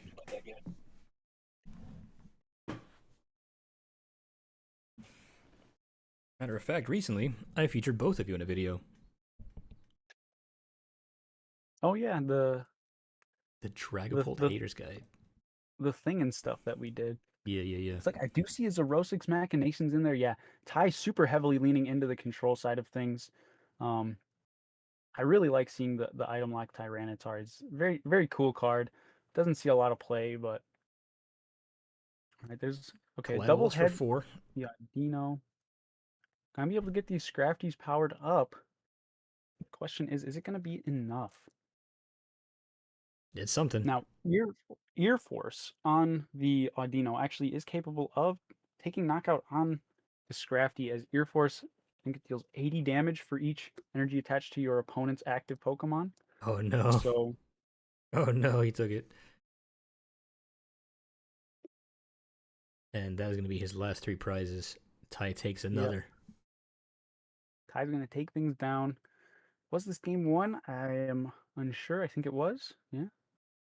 Unclear. We're pretty far into the round now at this point. Oh yeah, well, 20 minutes into the round. That might have been game 2. I don't know. Unless they just reported it. I can check. I believe this was game 2. Okay, so yeah, we saw Tyranitar paired with it. We saw the Audino. Lots of different directions going. We've seen some Toxtricity floating around. Definitely enjoying this round, seeing what goes where and whatnot, and how all this is shaken out.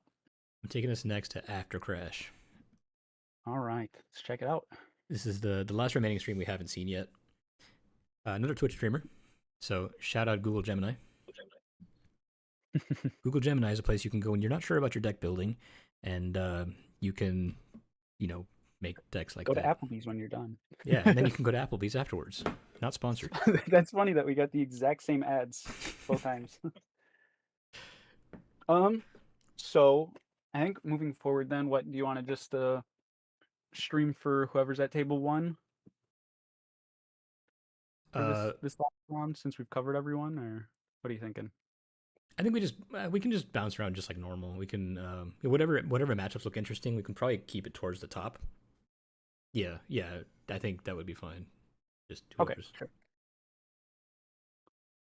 Okay, looks like I do see that Zorua on the bench, which there are 2 different Zoroarks that you can evolve into.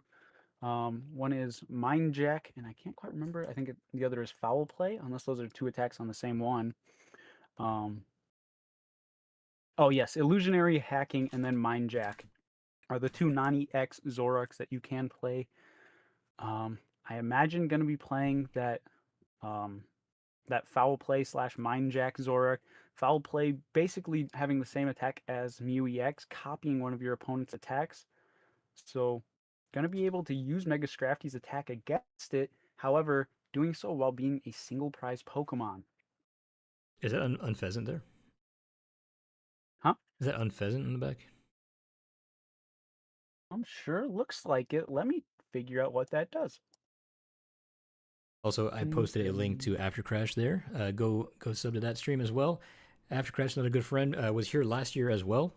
The funny thing about this matchup right now is that this was the matchup that caused some conflict last year. The reason why our passcode to enter the tournament is Scovillains is because these two got into it due to one of the players not using Scovillains to its intended effect. So this is a very fun rematch that we're seeing here. Not quite to the level of Orlando's drama, but maybe we can stir up the pot a little bit here.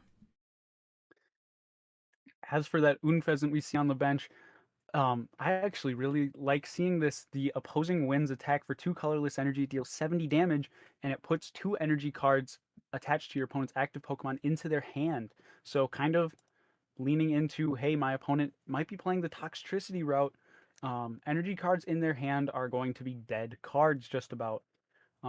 So working a little against this Scrafty on our side because you're filling your opponent's hands with useless cards, but a little just sort of a counterplay, playing into the control style, saying if you get set up first, I still have an out to win. If I can't get my Scrafties online, but I can get my Unpheasant, I can stop your Scrafties from attacking at the very least. I like the idea, especially in a format with less disruption. You kind of Yep, keeping, yeah, unless you have like Lily's Termination or something like that, you're keeping those cards in your hand. Yep, absolutely.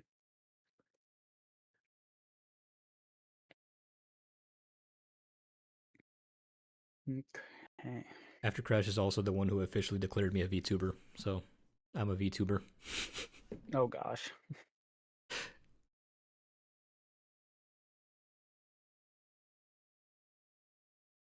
Double Monkey Dory start from both players. After Crash does top deck an Ultra Ball though, so they're not just draw passing. I see Tatsugiri. I saw a Mega Absol in there. So quite a bit going on. Just going to go for the safe route and grab a Scraggy, figuring I'm not getting knocked out next turn. Choosing to attach to the active. And then it's just going to be a pass. Puff and start from Machamp King a little healthier. Grabbing that Zorua and a Scraggy. There's another Puff and grabbing Dunsparce. All right, so that's going to be the draw engine for Machamp King. Is going to be that the Dunsparce. Could be pairing it with that Enriching Energy. A lot of evolution Pokemon. I really like Ooh, the box value again. of Hilda, although it is going to be Secret Box. Look at that. As I was saying, I do see the value in Hilda here for this particular deck because you could be playing the Ignition Energy to turn on that Mind Jack for your opponent, or that turn on that Foul Play. I think I might be mixing them up. I'm not even sure. For that Baby Zorua. So, very curious if Machamp is playing that special energy card. The Risky comes down. Yep, going to be able to force a few extra damage counters in play. Although we do have a lot of dark type Pokemon in this matchup. So I imagine that's more so to enable our own Monkey Dories more than anything, but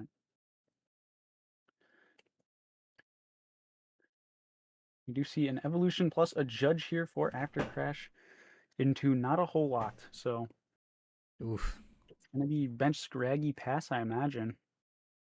Little lag there. Uh-oh. Buffering break brought to you by Applebee's. Quality drop. It's Oh, okay. man. Everything's fine. We're going to bench the Petch as well, and looks like we're going to shove something, debating what we want to put in the active spot. And it is just going to be a sacrificial Scraggy into a path. Probably hoping to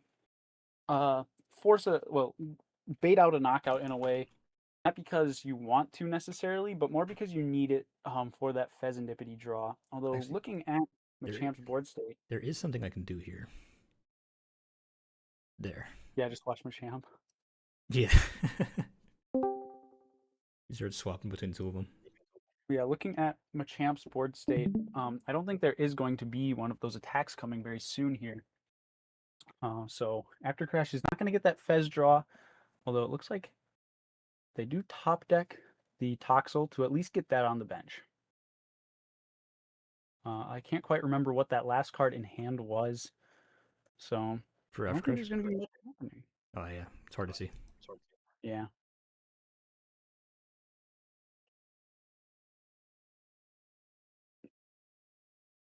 Gonna fling some damage counters over onto a Scraggy and pass.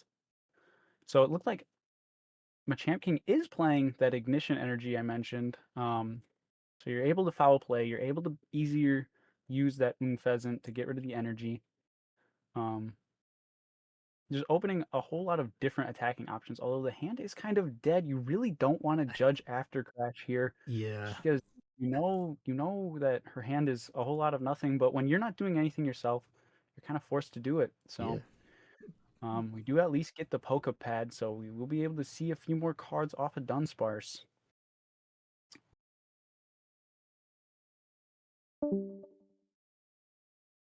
Gonna go ahead, runaway draw.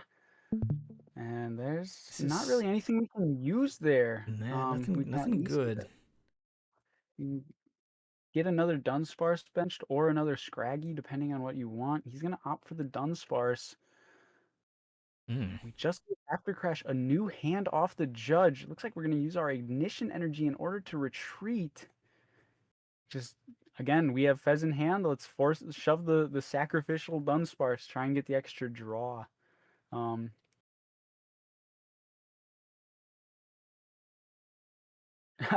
Looks like After Crash went from having Fez in hand to having Stamp, and we top decked the Lilies. Oh my goodness! Okay. Couldn't have This is asked for more. We have Toxtricity Lilies. much better start. All right. Nice, nice. Looks like After Crash is going to be getting into this game draw right back into that Stamp because, you know, Lilies. At this point, we do only have one Toxtricity in play, so we still are not going to be using Scrafty this turn. But we're going to see just what's going on.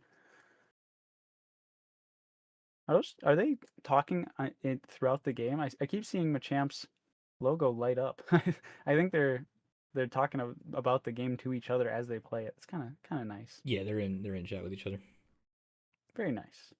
A little sense of community. Happy to see that the incident from last year hasn't carried over. Yes. The So great. we are gonna opt for that Tatsugiri, figuring we're not attacking this turn.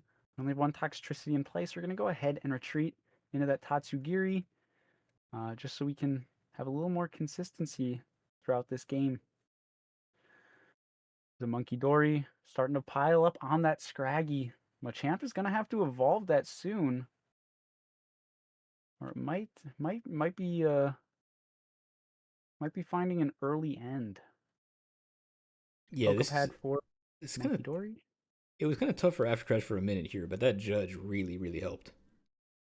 Yeah, I mean, Machamp's hand was just kind of dead, and Yeah. kind of forced to play the judge. Say, all right, we're getting new hands. Let's see who does what. And he did not get rewarded. He got pretty much nothing off that judge. Here's a Hilda though now after the fact. So we are gonna see an attack actually be announced this game. I wasn't sure it was gonna happen, but here we go. We do see an attachment to Monkey Dory. Wonder if we have energy switch or if we are foregoing the attack this turn. Yeah, it's going to be a pass, opting not to go in with Scrafty quite yet.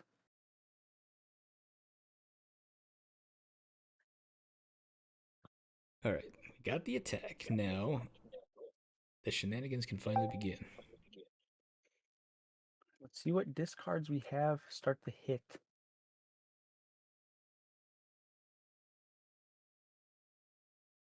Now Machamp does have the double monkey board state, missing one energy of course, whereas After Crash does only have one monkey, so that might be in part why Machamp decided to just use the Monkey Dory and pass there as opposed to start using Outlaw Leg, just to keep After Crash's board state full so we have Monkey Dory control and can fling damage back and forth. Because as soon as After Crash gains access to double Monkey Dory, our 60 HP Dunsparces become very threatened. So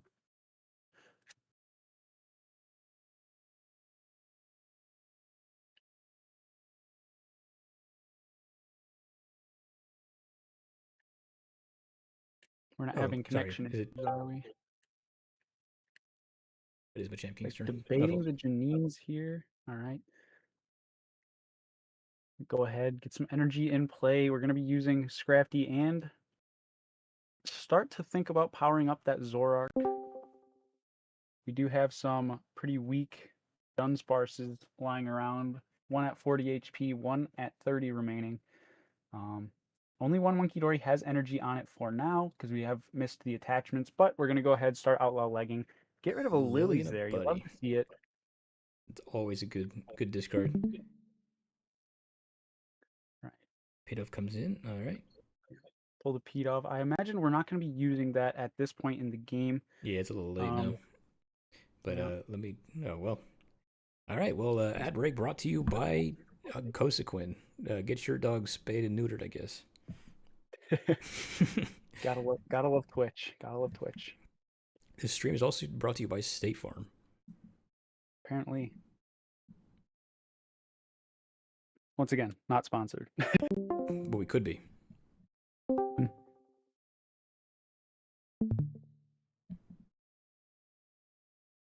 like we have 2 sets already finished. Politics took down Jaxty 2-1. Pokegiant took down the Spud 2-1. And Ostrich 2-0'd Nova Circuit. So Oof. a few sets already rolling in there. Jaxty and Spud Yeah, both couple. taking their first losses of the tournament. Jaxty and Politics both mentioned that they're dropping. Oh, both of them are? Yeah. Okay. I know they said that earlier. Are they maintaining that? I would follow up before booting them. Because both of them are very likely to make cut at this point. So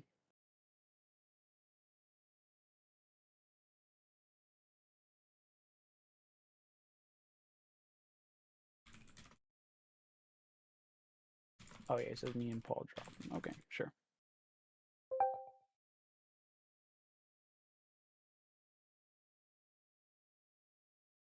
Okay, Paul says I'm dropping, but if my score okay, sure, okay.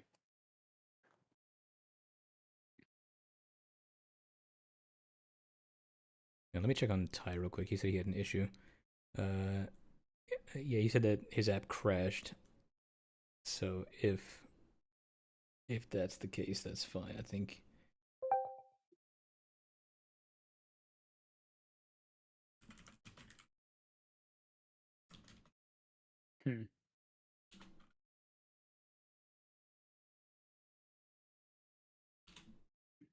Gotta love all the technical difficulties. Yeah, this app has certainly been on something the last couple weeks, but all good. Excuse me.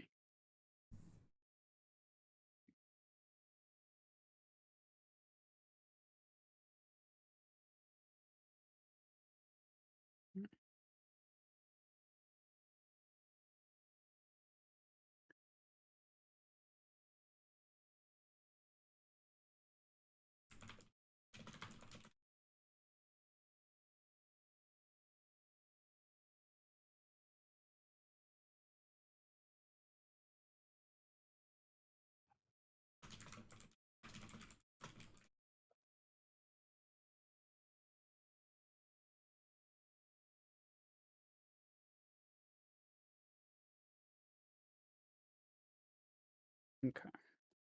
All right, sorry. I was just answering a bunch of questions. All is Ty's good. Ty's having an issue. We were both like just a gameplay issue or a Yeah, his game is being super laggy right now. So okay. Noah's not responding. Noah's not responding? Mm. Gotcha. Maybe let me see. Was Noah streaming on Twitch? Or is I can't remember. Is Noah streaming at Yeah, all? he's on Twitch. Okay. See if I can find him. Just pop into his chat and be like, "Hey, by the way."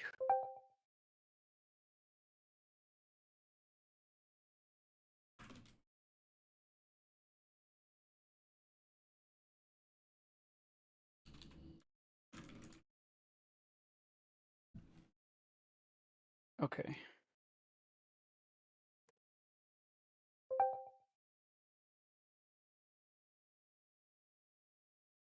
Okay. We're now showing dead even 2-2. Has Noah responded at all, or? Yeah, he agreed to restart, but I don't know Okay. how much time they really have though. There's 60 minutes left in the round, and they're still on game 2. Ooh, yeah, that's it's gonna be kind of sketch. Looks like oh yeah, I think I already said that. Snipe did take the win 2-0 over Dom. Solid. Yeah, he was being kind of oppressive in that one. Yeah, that was hard to watch for Dom. That was pretty aggressive, pretty strong gameplay there from Snipe. Oh, okay. We're back here, and suddenly the prizes are much lower. It's crazy how that works. You look away, and then you look back, and suddenly the game's almost done. All right, looks like Yes, After Crash did eventually get that double monkey dory established, although only one Scrafty. Machamp King does not have a Scrafty sitting around. I think this is a pretty solid position for After Crash, unless he has like a patch of his own. Yeah, I mean the clutch lock going pretty strong.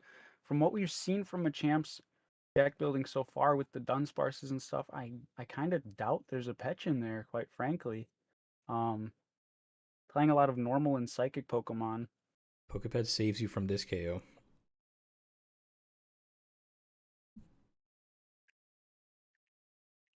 There's a Judge. The Judge that might save him.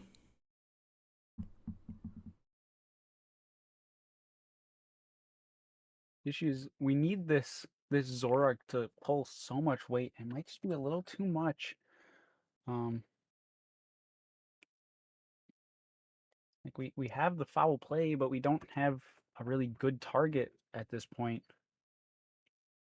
Yeah, you're pretty safe to get rid of the Unfezant. You're not using that. Go ahead, grab Fez. This puts a 2-prize Pokemon in play, facing down After Crash's Double Monkey Dory. But there's not a ton of damage in play for After Crash to mess around with. Now that'll change after using our own Monkey Dory though, so we'll have to see. I think that how was this a develops. I think that was a mistake to bench Fizz. You don't Yeah. have any draw off of it. Maybe he thought there was a knockout this last turn. Forgot about the clutch. I think that was a mistake to put that on the active too, because now you got 2 monkeys that are gonna punish your Dunsparce. Well, either way, anywhere that he put it, he would have been able to. After Crash would have been able to put the damage back. So it doesn't really matter too much where it goes. Oh, I'm hearing a GG. Oh, yep, that'll do it. Yeah, the Monkey Dories to take out the Dunsparce, plus the Outlaw Leg to take out the active. It's going to finish up this game, and the set has it looks like they are 1-1 right now. So After Crash is going to take this, being Machamp King's first loss of the event. Solid play. All right, what do we have left? So this match is about to end. We still have. We can go back to Ty's game if you like. We still have Mega Blitz versus Pokeslavs. We have. I don't think either of these guys. These are streaming. Rare and Boam are both streaming. We can watch that one as well. But I think I kind of want to go back to Ty versus Noah. Sure. Have we watched Noah, or have we watched Rare specifically yet? We haven't watched Rare yet. We did actually. Is he streaming? I'm not sure if he's streaming. I just assumed that he would be. I don't think he is. Oh, okay. But let me see. Let me put it out, gang. Let me get both of them on here.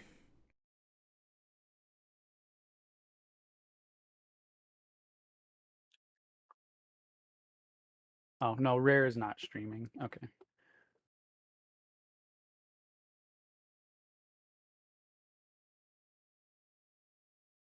Oh, I think Ty is on. His stream is on the chat. Huh? Ty's stream is on the chat. He's not even streaming the match. Oh, I see. They're not in game yet. Yeah, Noah is. What I'm watching Noah. Sure. Looks like I see Tyranitar hanging out there on the bench. Don't know if I doubt Ty realizes that his stream is still on the chat. The 3 heads Kaleido Waltz. He only has You 4 loved energy it. though. Getting it all in play, that's fine.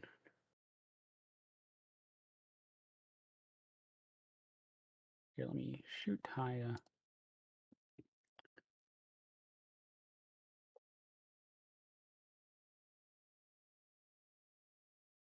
There, just DM Ty, let him know that the nest ball precious trolley. You'll love to see it.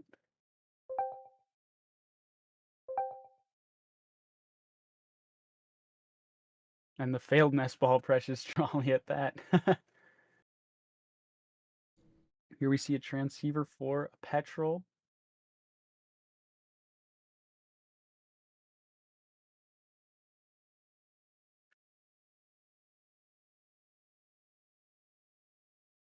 Seems like Ty has had quite a few connection issues today, unfortunately, but as long as Yeah. we can finish these next couple of sets, things should be fine.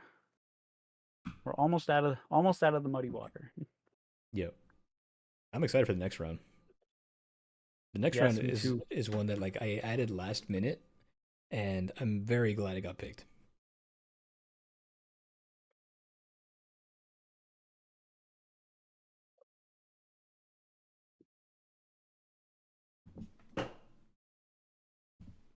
Okay. Check something real quick. I just went in Ty's chat as well to let him know that his stream is not on the stream, so we'll see. Hopefully it True. gets fixed, but who knows? You may just be locked into the gameplay, may not be able to toggle back and forth due to connection errors. Could be something.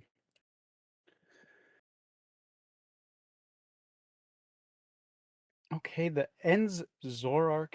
Yeah, I think we did notice that in the discard pile from Noah from earlier in the set. Being able to have a little bit of draw on board where all these other decks aren't really going to have access to that other than Fez. Is there a world where like we would want like a ends PP up / energy switch type of situation? Very well could be, but I did see the end Zekrom in there, so it's not just a pretty face in this deck. It can also attack pretty hard, and we see that Volabai come down, making it so the Mandibuzz. I want to read it here. It's a control card. I think it like preys on 70 HP. Yeah. Look for prey. Once during your turn, you use this ability. Your opponent reveals their hand. You may put a basic Pokemon with 70 HP or less you find there onto the bench. So, kind of oddly enough, going to be able to find more value in this matchup Dawn than discard, in any rare other. candy discard. Ooh. Ooh, yeah, the rare candy's pretty big. Noah looks pretty happy about that. Yeah, he does. Yeah, that Mandibuzz being able to Nothing from Ty. grab out Tyrannitars, maybe. The Crushing Hammer coming down. Gets the heads. Getting that early triple heads off the Audino is just so powerful for Noah here. He really doesn't have to worry about energy for the rest of the game, just about. As long as he can get his attachments down in face of these random hammers that Ty has. It's a daunting gaze. Okay.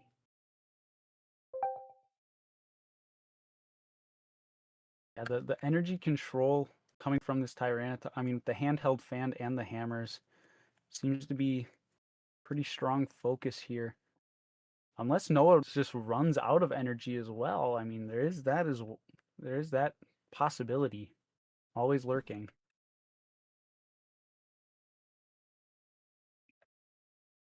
I see a Team Rocket's factory on the field. Yep. I'm sure that came down from Ty just being able to draw a few extra cards. Here we're going to take knockout on that benched Scraggy with our Monkey Dory, making so there is no threat of Scrafty coming out soon. We just have to worry about that Team Rocket, or not Team Rocket, it's just that Tyranitar, that item lock Tyranitar. With that handheld fan on it, which albeit is pretty strong.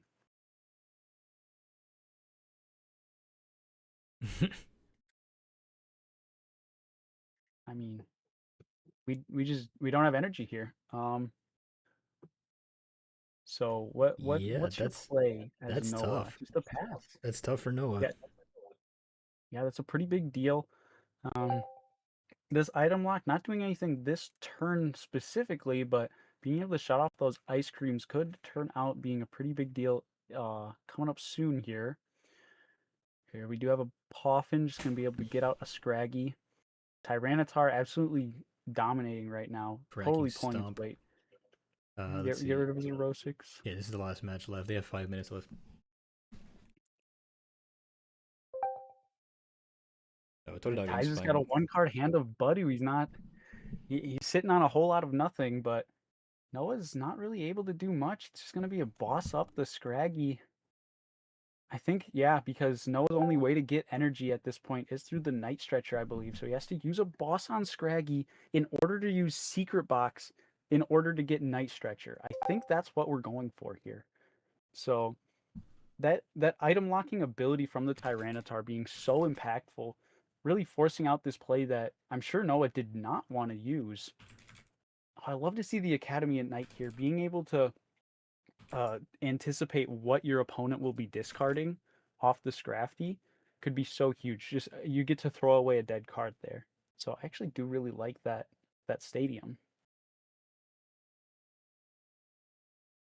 There's a Night Stretcher for an energy, and we're finally going to be able to attack again as Noah.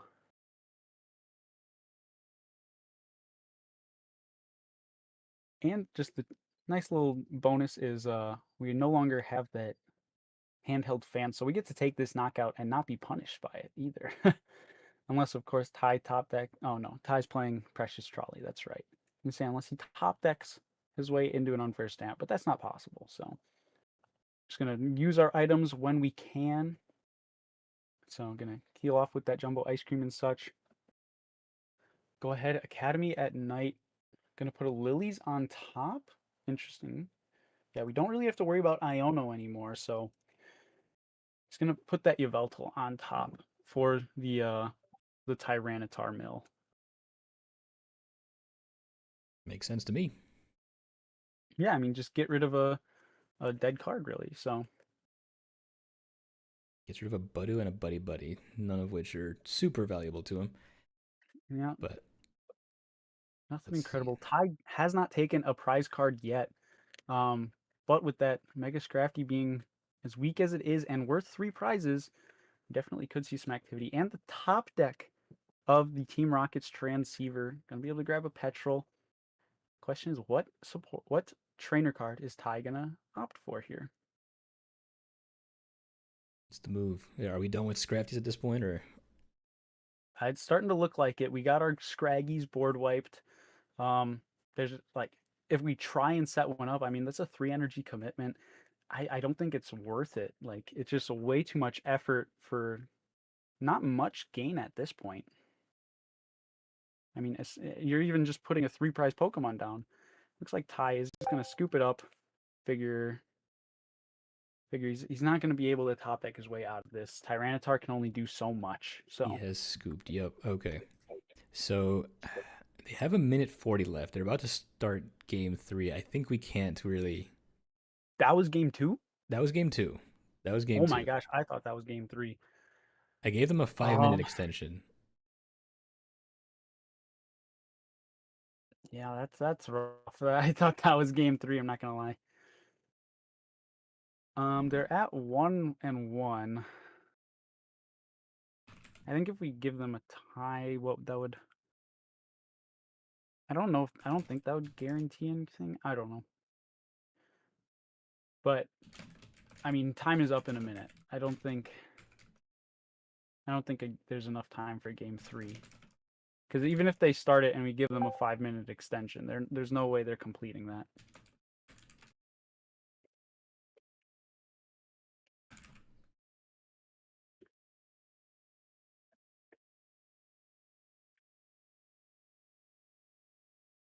This has been a really long set.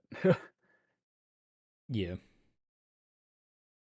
I think we might just have to give them a tie and see how it works out for seeding, because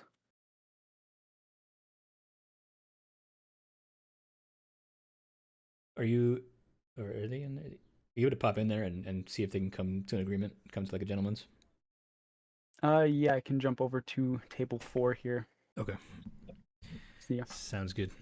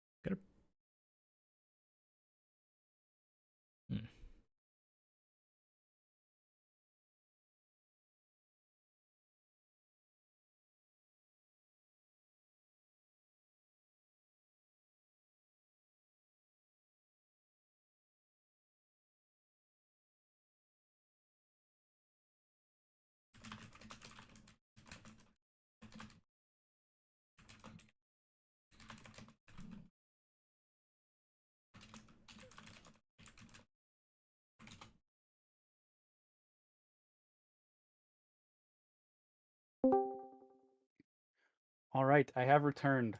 What's the So deal? they have a mutual agreement that they're going to do gentlemen's on board state. So Okay. they're gonna fully use their 5 minute extension that you gave them, play out their game best they can, and then gentlemen's based on board state. So there will not be a tie messing with seating and such. It will just take a little bit longer for things to conclude. That's fine. We'll take a look. We'll see where they're at.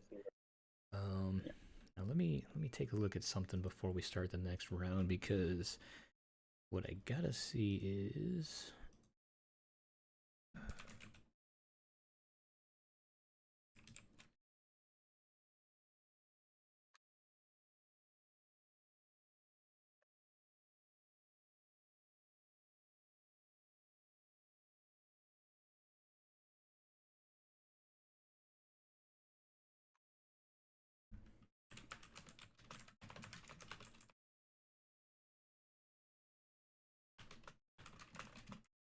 What is it we're taking a look at? trying to see how many horses are in format. Oh, gotcha.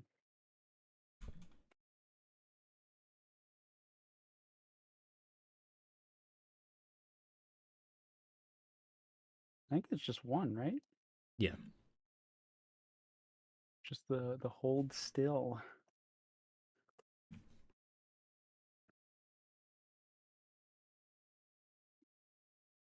Put 3 water Pokemon from your discard pile onto your bench. I wonder if people are just gonna like play it as Hydro Pump, you know? Potentially. Oh, I can't wait for our segment because I have an idea.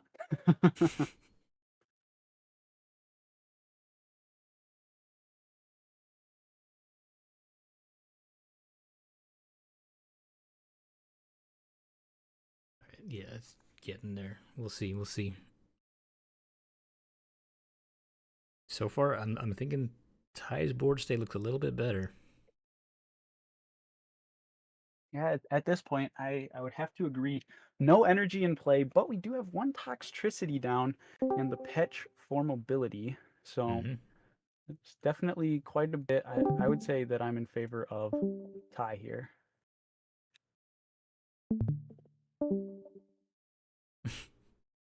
Getting raided. Oh my goodness. I definitely thought I closed this chat. I wonder if people are like getting done in their individual tables and just going and clicking on the highest one. Yeah, probably.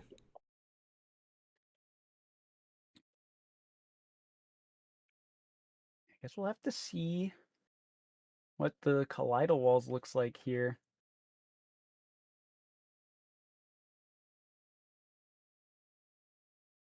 Only 1 heads. Yeah, if Ty has a strong turn here, I think I'm gonna definitely be in favor of the Tyranitar going after it here.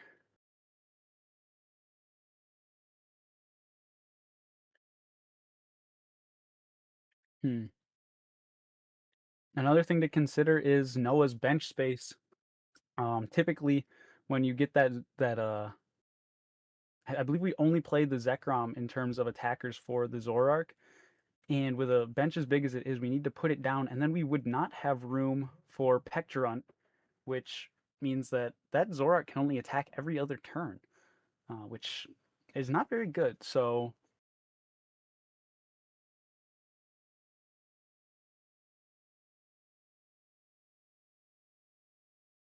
there's the first. All right, we do have the energy in hand. Looks like we're gonna be coming up, starting. So you probably can't hear Noah right now. He's saying that I had energy in hand, but you judged it away. And if I can't find energy here, then I might call it. Sure. There's an ice cream. We have 1 trade and a Lilies.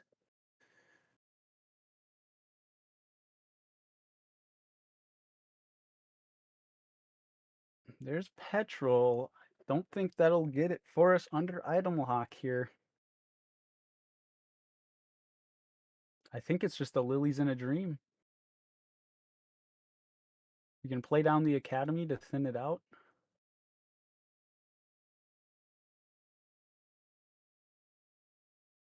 He conceded. Oh, are we a little behind? So Ty takes the game, the set? Or... Yeah, looks like it. Okay. I think I'm Okay. just a little behind. Gotcha. All right. All right. That is.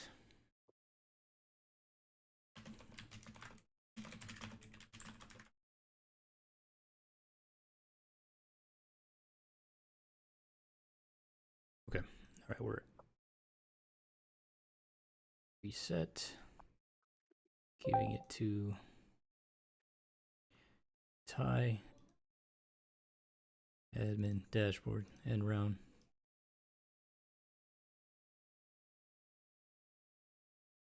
I've never actually orchestrated a limitless tournament, so...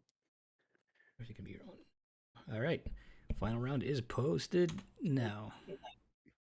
All right, And let's pairing. see what people say. Round 3, or final round, will be the King's Order Challenge. Oh, Horsey can be your only startable basic. Sorry. Make it so it says startable Pokemon. Otherwise, Cinderace can be... Unless you want Cinderace to be played.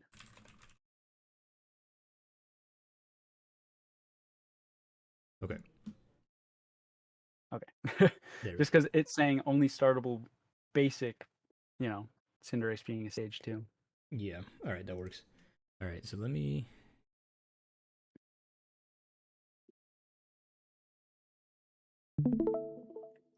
All right. Let me know when I should go ahead.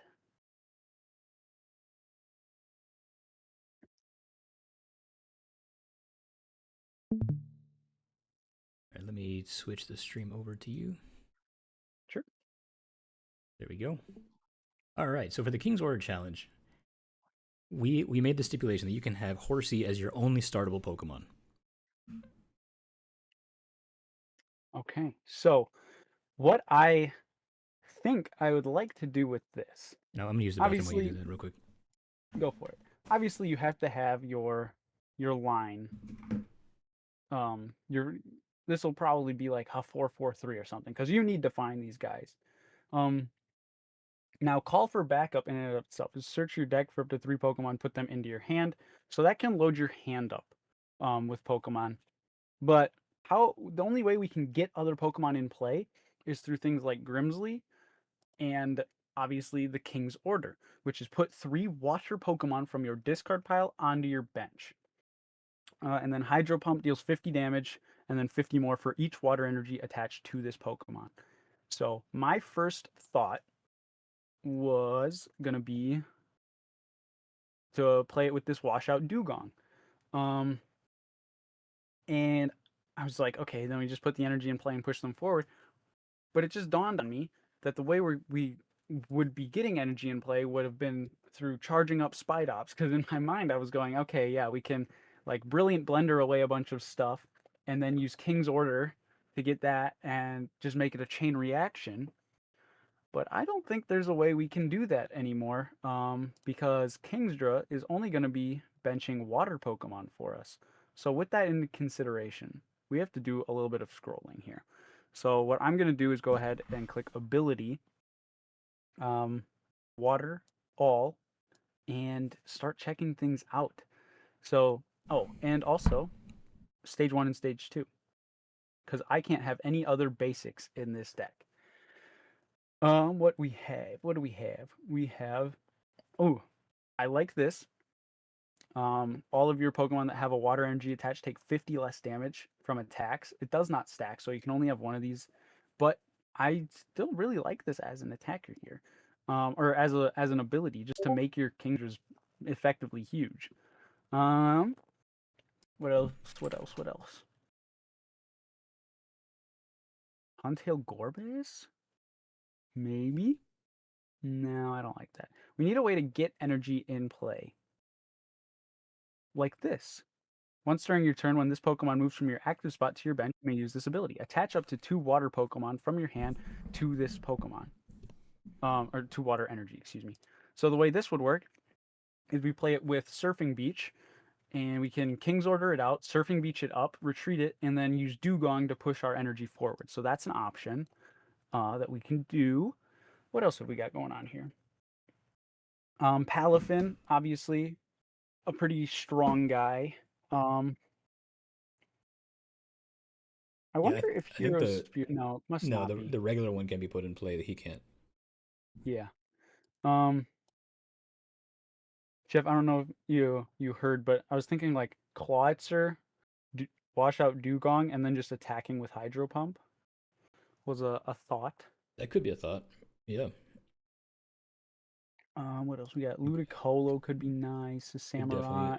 expect to see a whole lot of dugongs in there. What else we got? There's good fossils right now. Yeah, I like this one. See, we can treat this almost box-esque, where we have a bunch of different things, or we can hone in on one strategy to try and make it consistent.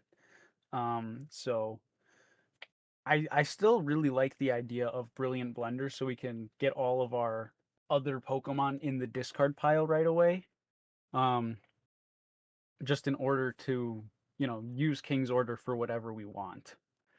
So I feel like we would go like bulk up this line because we really do need to find these. And then play 2-ofs for the things that we're like, oh yeah, we kind of need this. I feel like for consistency, the Quilava could be fine. This would give us effectively 50 more health, which we already have 310. So it's like, okay, we need one more energy from Hydro Pump. Do we think that's going to be worth it? The Ludicolo is actually plus 40, so we're not going to include this. Just because, once again, that'll bring us to 350, which we require the same amount of energy off the Hydro Pump regardless. Unless we can find something that lightens, Pasho Berry, which is plus 60. Somebody now asked, we're talking. Somebody asked if fossils are okay since you can't technically start with them. Oh, like actually playing the fossil itself. Yeah. No, I don't think so, because then you can just play a fossil deck.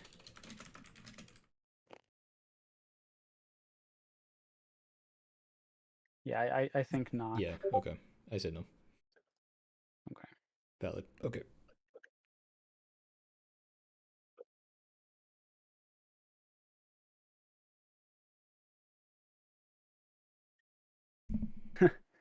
Check out Kingdra EX. Yeah, Saturn was so confused. But yes. Okay. Oh, do we have confusion in the chat? It got resolved. Oh, okay. So I think I like this. We're gonna go ahead and do this actually. This will be what we're doing. I don't even know if we need the Quilavo, to be honest. Here, let's go Blender. Smack that down. You have one retreat cost. So between this Samurott, which lets you switch in and out, well, once during your turn. Oh wait, once during your turn, this is you switch yourself and your opponent. That's right. So, you switch yourself and your opponent, and then you also have the Surfing Beach. This might just get replaced with air balloons. We'll see. But for now, we can leave it in here. Just so basically switch in Clawitzer, and then Surfing Beach it out, fall back and reload, because you're moving it from the active to the bench. And then you can wash out your energies onto your active Kingdra, or attack with something else. Now, this Samurott itself deals very similar attack to Hydro Pump, where it's 50 for each water energy. But this is for each energy, and it's 30 plus 50. And then the Clawitzer itself is just 210, and then you discard all energy, which that we're going to try to avoid. We kind of just want to use the Clawitzer to get our energy in play. What else would the rest of this look like? I mean, this is put your hand, draw until you have 5 in hand. Another thing for when debating cuts, I'm debating cutting the Quilava here, and how I'm going to come to that decision is what does my ideal board state look like? And does it include this card or not? And because realistically, you're doing 1 or 2 King's Orders, and then you need to start playing the game. Otherwise, you're giving your opponent too much time, and if they build their deck so that they only need to use King's Orders once, well, then, I mean, you're already at a disadvantage. So I think I'm going to be cutting the Quilavas here. And my ideal board state is going to be like Dugong, Klotzer, Samurott, Kingdra. And then I even have some space to work with if I want to like double up, or because that means I have one King's Order that I have to use, and I can have my combo already set up. I can King's Order for one of each, and then everything is set up that I can start hydro pumping for big damage. Because the goal is going to be attacking for lethal faster than our opponent is. So I feel like this is pretty much a decent starting ground. I mean, we can get a Pasho Berry in here just so we require one more energy from our opponent. Just because, like, the Hydro Pump is a good attack, and I think it's a good enough attack that since we're forced to dedicate so much bench space, and deck space to Kingdra, that people are gonna lean towards just using the Hydro Pump as it is. Simply because it's a good enough attack. We might see a few Palafins coming in and out, but I mean, I'm seeing Palafin something. dealing 250. I'm seeing something Was that- concerning from Ty's side. You see something concerning from Ty's I'm side? seeing some dark stage 2 Pokemon. Oh boy, he's gonna he's gonna have a rude awakening. He might be playing Grimsleys. Oh, potentially. You can play Grimsleys. Oh, he is. He is. Yep, Never mind. yep, there he is. So Ty is going for a different route. That he's saying, yeah, I mean the Kingdra's my only, or the Horsies are my only basic Pokemon. But like I said earlier, there's other ways to get Pokemon into play, through the power of Grimsleys. So it looks like he's gonna opt for that. Playing that thin Horsey line and saying, I'm gonna be different. I'm gonna go for Hydreigon. So. And then a bunch of other dark type stuff, it looks like. Quite frankly, I am fine with the Kingdra here. I don't mind this at all. We can pivot between Kingdras because we can just wash out our energy as we please. As long as we're not getting one-shot by something, which there's very little that's going to be able to one-shot us at 310. I actually prefer this build over the Grimsley's versions. And at that point, it kind of just probably comes down to consistency. So, we'll have to see. For this, like 60 HP Horsies, so we can play Poffins. Here I would probably like Dawns, just so we can get our stuff out. Get our evolution line out, because the goal is going to be to Brilliant Blender stuff away. Who's this? What's up, Nova Circuit? I invited him in here because he's got by. Oh, okay. Lost my train of thought. So, yeah, Brilliant Blender away our pieces, and then we can King's Order stuff back, and try and get our energy in play through the Klotzer, Samurott, and Surfing Beach combos. I think I do want to keep the Samurott around, even though he could be replaced by Air Balloons or something of that nature. I like having it here, just because it also gives us a single prize attacker that's very similar to that Kingdra. Being able to do big one-shots, as long as we don't think the 160 HP is too threatened. So now at this point, we can just kind of like start scrolling through. I mean, we have staple cards like Quad Lilies and whatnot. How much water are we thinking we play? Probably like, I don't know, 8? I feel like 8 should be fine. We might have a hard time getting them into the hand, and we'll see how much deck space we have to work with after we're done throwing things together here. Can't forget Boss. You need at least 2 of those. Unless you feel like you don't, because the Torrential Whirlpool is going to act like an escape rope. Your opponent has to switch as well. So they could feed you junk, or they could not be able to hide behind something. So you could go down in Boss. I like to sit at 2 and then go up if I'm like, okay, this feels like it needs it. Which we don't have any bench snipe, so we might end up needing it. Well, it's really just a time will tell kind of moment. Actually, for this deck, I'm almost not hating Brock's scouting. Although we do know we're not getting item locked, because every item locking card is either a basic, or the only thing that we would be able to be stopped by is Daunting Gaze Tyranitar off of Grimsley's. But if our opponent is using that super early, I mean, shoot. I guess that's that, you know. True. True. Getting energy in hand. So Nova, it sucks you got to buy at the at my favorite challenge. How would you have done it? Well, first, I would have started out with not losing, like I made a priority today, obviously. Honestly, I've never worked with anything on the horsey line. So when we found out we had the buy, we were like, you know, the best version of horsey is Greninja EX. So we started playing some Greninja EX games. Oh, nice. Does that count as an answer? I guess so. I guess so. Why not? Yeah. And Welcome. did we win that game? No. No, we lost internet because we're dealing with storms where I'm at. So. Oh, jeez. Tragic. Well, you're welcome to come watch the games with us here. We're going to be, as soon as the matches start, we're going to start watching all these other creators' streams. Oh, yeah. I'll probably have to drop here soon. Yeah,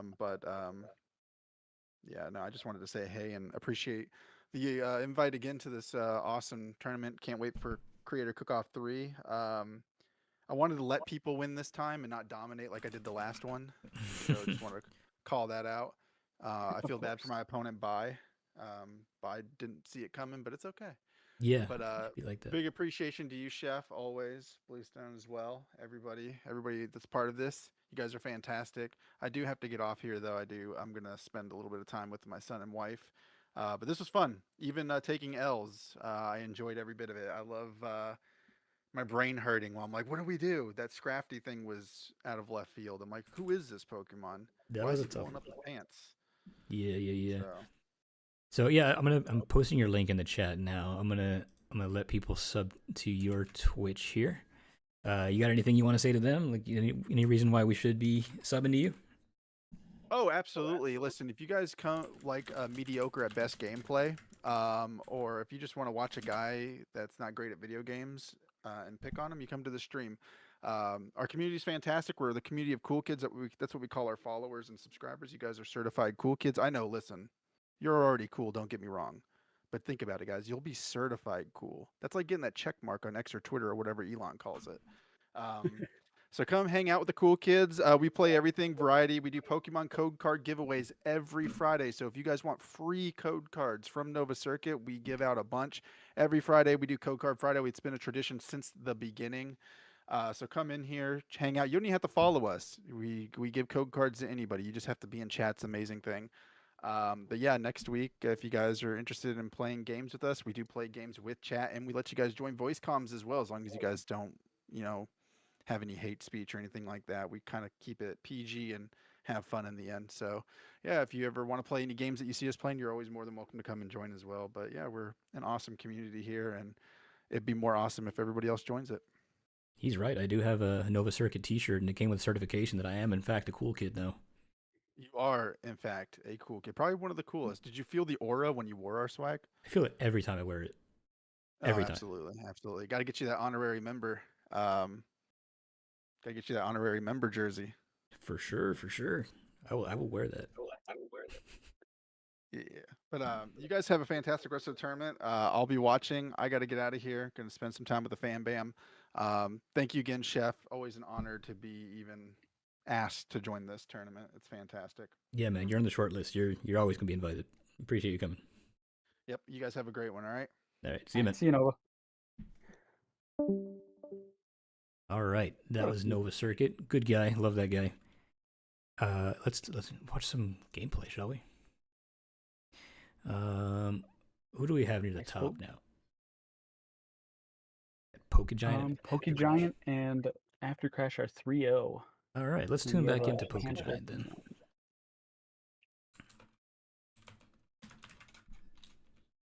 Let me spell it right. That would be good. It's almost a shame I'm not competing. That was actually I'm very proud of this whip up here.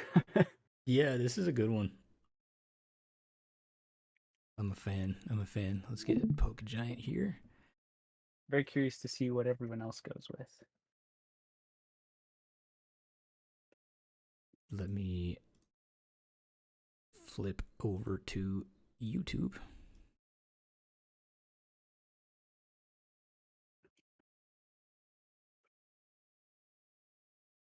All right, so we see After Crash is playing the Gorbis Huntail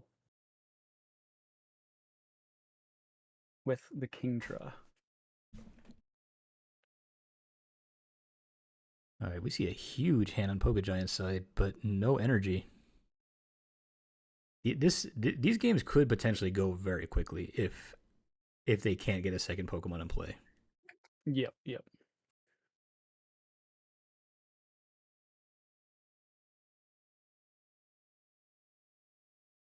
Yeah, I mean, but quite frankly, Razor Fin from Horsey deals 20, and then Sharp Fin from Seizure deals 40. So, or 20 and then 40. So Yeah, could be very quick. that is Could part of even- the deck building. You know, like if you break, you know, that's why these are best of threes. Yep. And that's why you got to keep things in mind. I mean, in the build I just threw together, I have 4 Poffins, a bunch of Ultra Balls, and a bunch of whatchamacallits, a bunch of Pokepads. You know, you have to be able to find your stuff.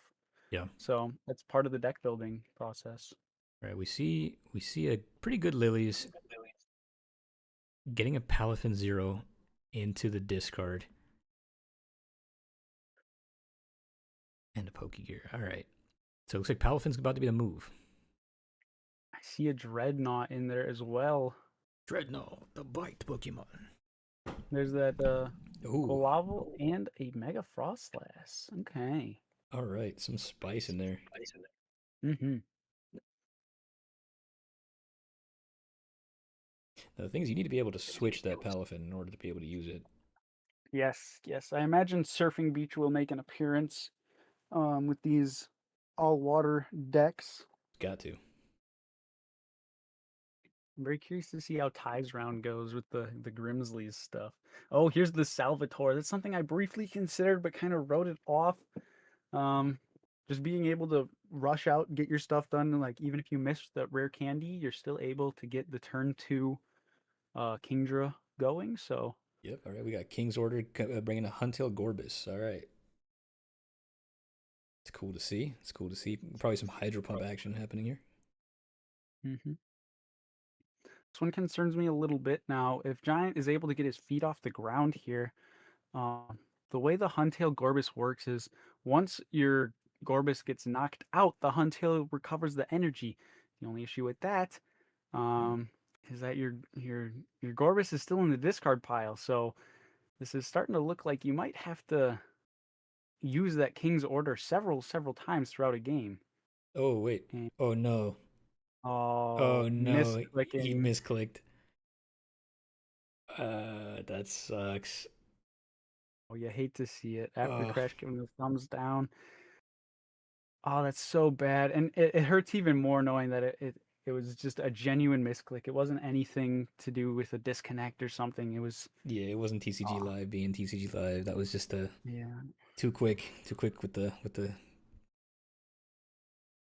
Oh, that's such a shame. Hopefully he's able to recover. But doesn't look too promising unless After Crash has a ton of energy in hand. At least the Gorbis won't be doing too much this next turn. Also needs to find a way to get that Kingdra out of the active on that side of the field. So it's not the end of the world. It's just certainly not the ideal. Yeah, that wasn't lovely, but you know, another Horsey in play. That's probably the safe move. Mm-hmm. Pasho Berry goes on to the Palafin. Didn't get to check in. Oh no. Hi, chaps. Sorry to bother you both. My opponent forgot Rare Candy and Seedra. Oh no. Now he's already conceded the games, but he said if that could be reversed, he's more than happy to play a game 2 and or 3 if that happens. I'll allow like a game loss and then just fix it. Yeah, okay, I'll go let him know. Okay. Cheers. Yeah, bro. That's kind of crazy. Forgot Rare Candy and Seedra. That's rough. Probably added the Pokemon first, figuring I'll just play rare candies. I'm not getting item locked. I really want to get that. Really want want to get out my Kingdra super fast, and then ended up just forgetting to add the rare candies. That's a tragedy. Sorry to pop in on you, but Chef, we need you. What's up? Yeah, what's up? There we go. Okay, so my opponent also didn't put in Cedra. Oh no. Do So they have rare candies? nope, Oh god. Yeah, yeah. Take game loss and then just fix it. just a game loss. Okay, I said maybe a 2 prize penalty, but we want to just call it a game loss and move to game 2. Yeah. I mean, I'll leave that up to you, as you're the other player. So I mean, can they even play the game if it's a No, 2 prize they can't penalty? play the game. No, they so that's can't why play they the have game. to. A 2 prize penalty doesn't make any sense. Just game loss, move on. yeah. All right, cool. Yeah, no sense in giving the 2 prize there if they cannot play Pokemon. That's rough. That's so. Well, I mean, give them a game loss and then let them fix their deck and then take a 2 prize penalty because you fixed your deck type of deal because you fucked up. Oh, you mean an additional penalty? Oh. Yes, in okay. the next game. In the next game, a 2 prize penalty. I don't know. Just because, no, like, I think just the game loss, like, technically we have to bend the rules, but also it's a casual tournament, so I don't... Yeah. Yeah, I think it's just like a deck building error, it happens. Yeah. I think giving them the game loss is kind of punishment enough. I mean, they're losing a game because they deck built incorrectly, so. Yeah. That's fair. Yeah. Yeah, and they pulled a Chris, Yeah. It happens. So, Yeah. go ahead. Yeah, it's fine. It happens. Cool. Thank you, guys. Love you Yeah. both so much, and you're doing incredible. Appreciate Have it, man. fun. Good luck. Yeah. I love you. Go win it. Love you too. Okay, we did get a Palafin established. Here's the energy. Okay, see, look at that. Pokegiant is still in this, by all means. Now that Kingdra is going to be swinging for a decent amount, but we do have our Surfing Beach established. We just have to find a way to consistently move our Kingdra out of the active spot. Here's a Kofu. Second Kingdra established. We like that.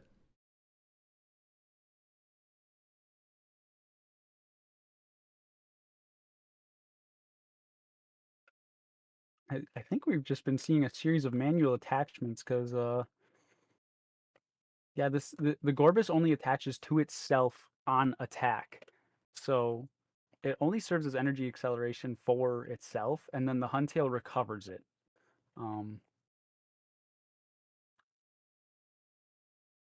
Yeah, just going to tank this hit. Now, as long... It doesn't look like we have a direct way out of the active for our Kingdra, which is a shame, because it would result in a knockout if we could. We can Surfing Beach back the Palafin. We don't have much to go from there. Not really, no. It's a Pokepad, and I'm not seeing any more Horsies even. Don't know if we just played a thin line of them or what, but... That's tough. Yeah, he's Wait,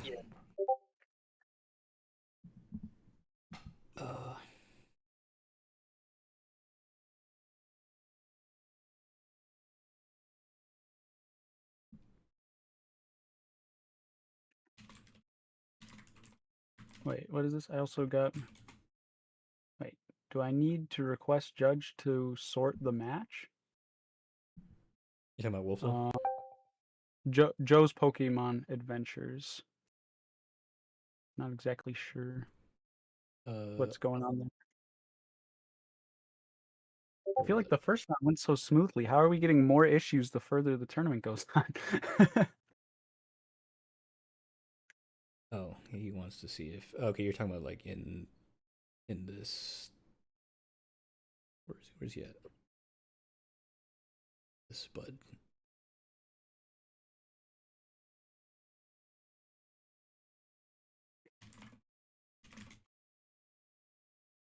Okay. I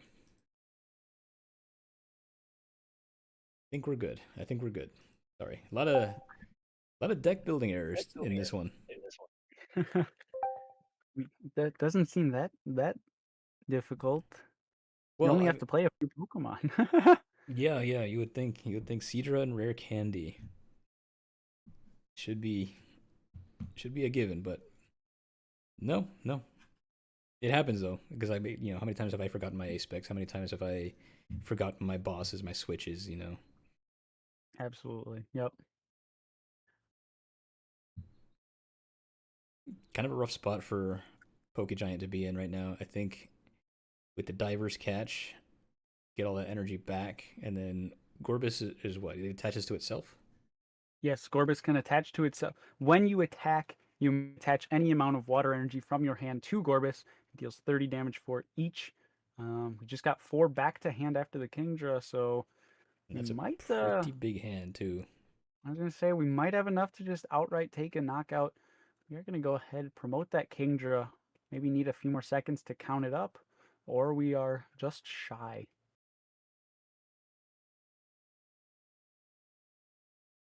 Oh, we Looks got the like concede. Okay. Giant is gonna scoop it up. Say we're going to the next game. I haven't got much going forward here. Game 2. Don't All blame right. him after that.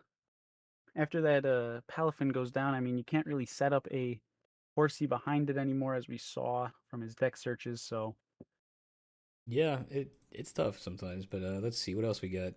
I do kind of want to see what Ty's got going on, because I know that he was cooking something interesting. yes, he did. We did see some Grimsley shenanigans there. So Yeah, yeah, yeah. might be something pretty cool. He circumvented the rules in a way that I like.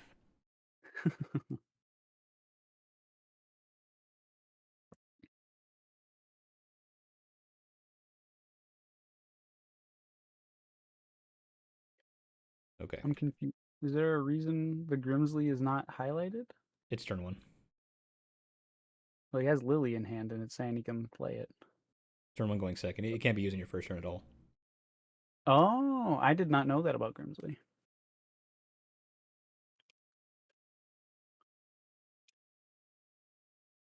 All right.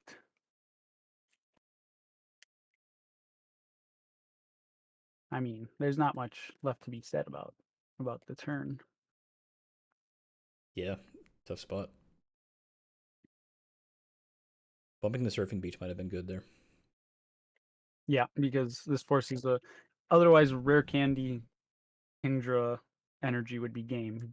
So Yes, that's true. That's true. So bumping the surfing beach is pretty big there. Makes it so there's one more piece that needs to be found before this can get shut out. We're gonna go ahead, evolve the active, go for a Hilda.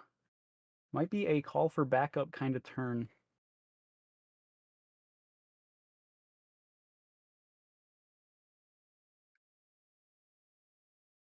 Ty's still not in a very good spot. No, not by any means. If this Pokegear hits a Grimsley's, then maybe. Could be solid, But if it doesn't, it's not. Yeah. not guaranteed. No, not by any means. Especially with a 44 card deck. 43 after top deck. Yep, there's the call for backup. Getting the hand prepped, and yeah, Ty's in a tough spot. He's preying on the Pokegear here.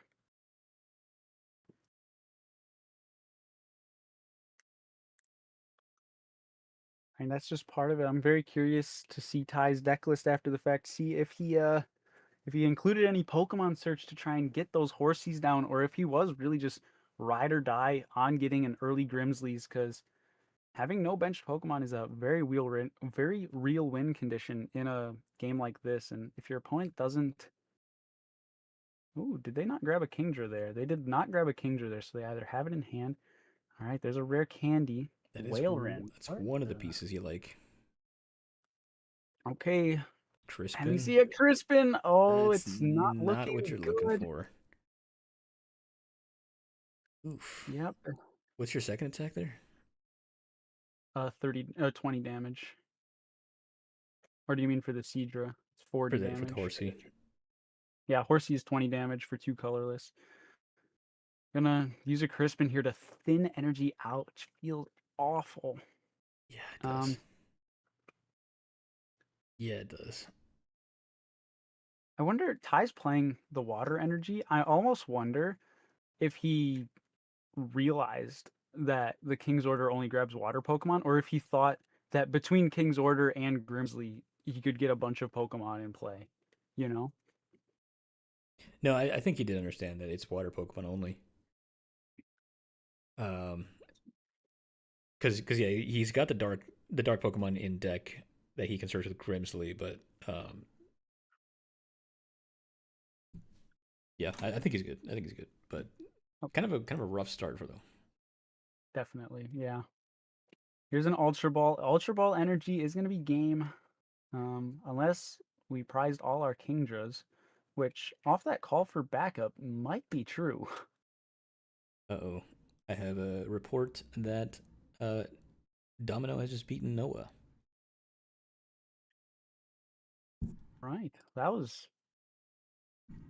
pretty quick, wasn't it? Yeah, no, it happens like that because you know you brick. Yeah. Yeah. Matter of fact, most of the matches already have at least one of the games finished. Machamp King and Mega Blitz have one game each. They're already on game 3. Rare TCG and Ostrich are still in game 1. Snipe the Bench and Mad Hatter are still in game 1.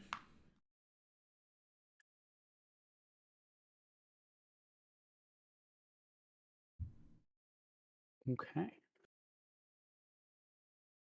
Here we see a Dawn come out on the other side of the field here for Saturn. Yeah, I mean, no water energy is almost a shame that they can't just end it here with the Hydro Pump. Giving Ty another turn, maybe we can top deck our way through.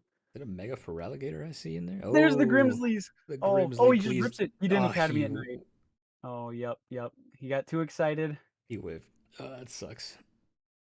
He got too excited. He knew it. He needed to use the Academy at night there, and he just threw it out. That's tough, man. Oh, That's man. tough. All right, that goes to game 3.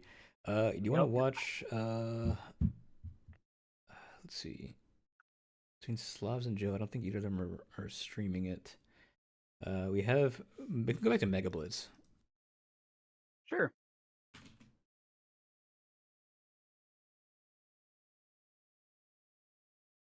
Let's check it out. Mega Blitz.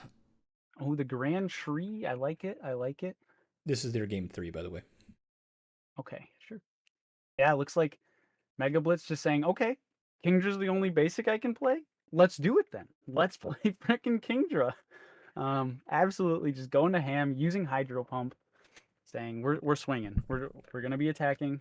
We're just getting after it, and I don't hate that. I mean, totally abide by the rules, and it's not trying to bend it in any way. It's like, I mean, yeah, the King's Order is there, but you don't have to use it by any means. If you want to prioritize using the energy coin, the Hydro Pump, that's crazy.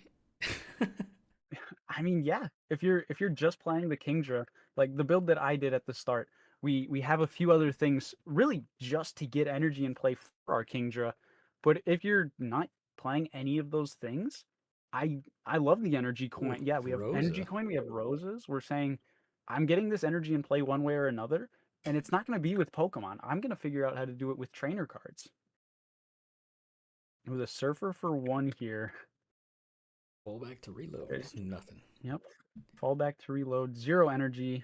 There's a Grand and a Tree in there as pass. well. Yep. Yeah, he's just playing. I think he's just playing a 4-4-4 line of Kingdra EX. I mean, shoot, if it works. Yeah, if it ain't broke. I kind of said at the start, I was like, Kingdra feels like a good enough attacker that, I mean, you just build the deck around that to make it work, and there you go. Sure enough, he didn't even have to add any other support Pokemon. That puts Machamp and Lloyd both at 2-2. At Mega Blitz at 2-2. That means that could definitely come down to resistance for who of them makes cut, if not both of them. So that could have been a very, very pivotal game there for both players. Yeah. All right, Mega Blitz takes that one, sending them both to 2-2. So let's see what else we got. We can go back to Pokegiant, I suppose. Yeah, Or go back to the top of the tables. let's check out Snipe the Bench because his game is still in game one. Oh, it So is, this isn't it? this could determine which one of them makes it to day 2. Yeah.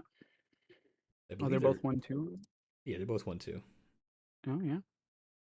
Is more or less a win in, I think. Okay, we see Mega Frostlasses and Dugong from Snipe side, and on the other we see Credomitable and Ludicolo.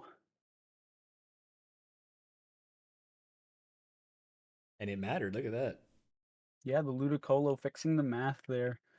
Only issue is now if that Ludicolo gets boss KO'd, it's going to be a multi-prize turn because everything that is getting that HP buff will go away, though no boss in hand for Snipe. And I'm not seeing a whole lot of ways to get energy in play either.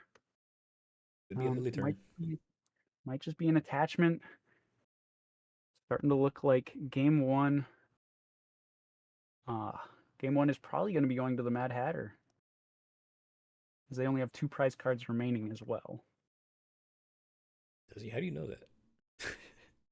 On the right side of the screen where it says end. Oh, I see. Okay, my fault. Yep. All good. All right, so Snipe's going to take his first 2 here. And with a frail, 2 frail Mega Frostlasses and a frail Kingdra. It's just going to be a matter of getting this Credomitable, getting those Kofus in the discard pile, which it looks like it's already there. Just going to Haymaker for 1. 4 Kofus are already down. And that's going to be game 1, going to the Mad Hatter. Oof. That went better than expected. What a perfect quote for this event. That's one of my favorite ones. All right, where do you want to go next? We got some Pokegiant After Crash. We got some Tai. We got some Machamp King Mega Blitz. Mega Blitz is already over, sorry. And Snipe the Bench is the only one still streaming. I guess let's go back to the 3-0s. Let's head back up to top tables. Pokegiant. All right. Nope. Giant, and let me also get After Crash on here too. Get the POVs.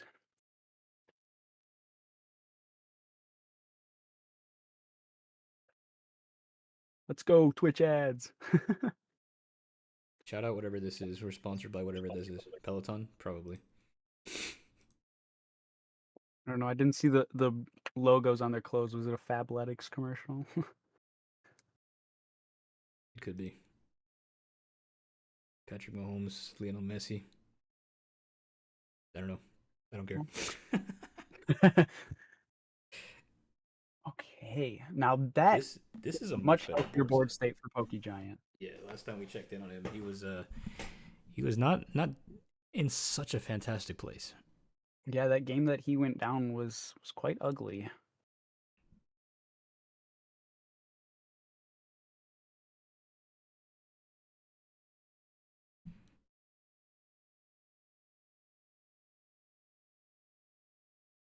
Got a Mega Frostlass ready to go too.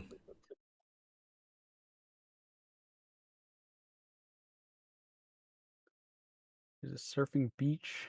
Just going into that Palafin. Get Giga impacting.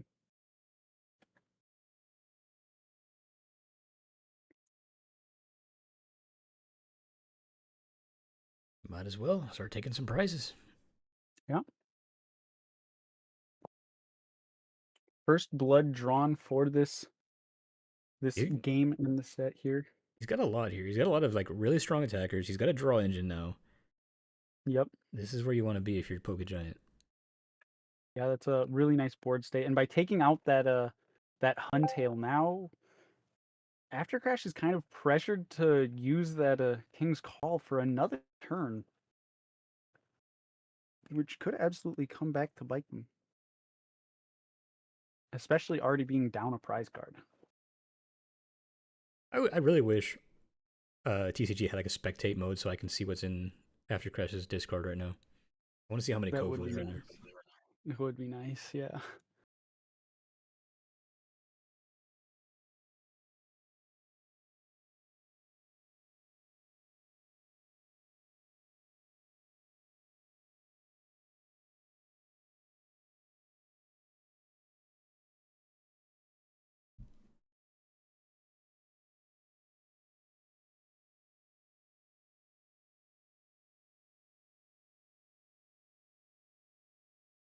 All right, and they're just gonna go ahead and punch into the Palafin here, figuring I'm never one-shotting it.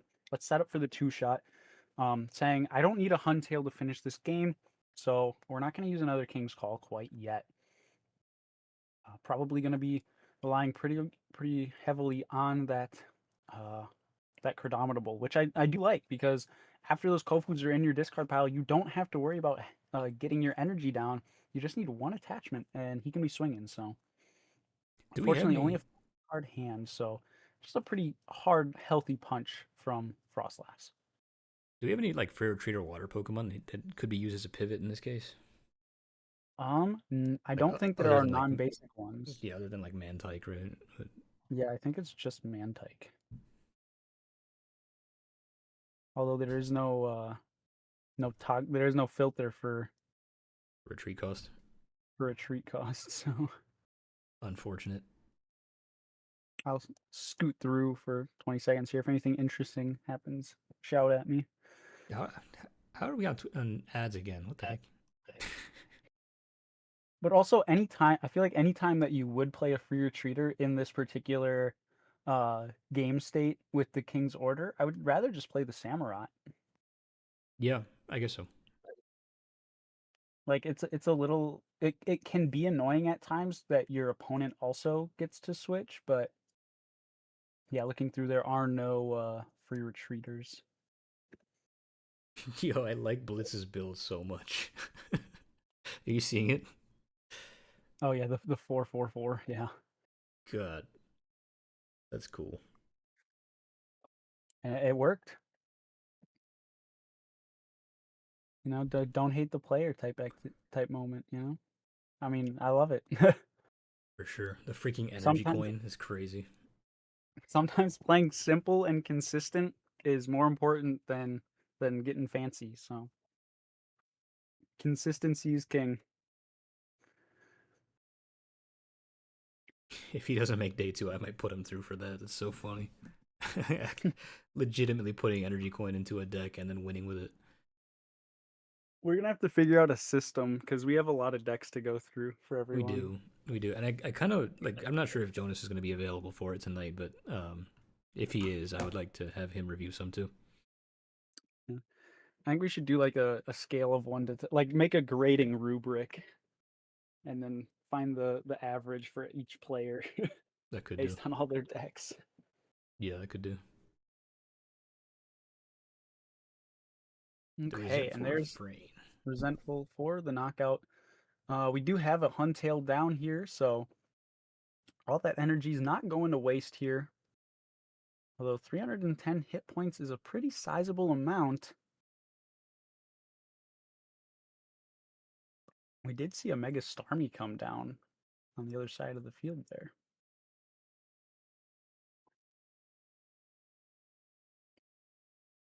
Are we buffering? What's happened? Yeah, we must have been. Okay, we're back. All right, let's see. How are we doing over here? Gotta make a Where'd all Starmie. that energy go? Did I miss something?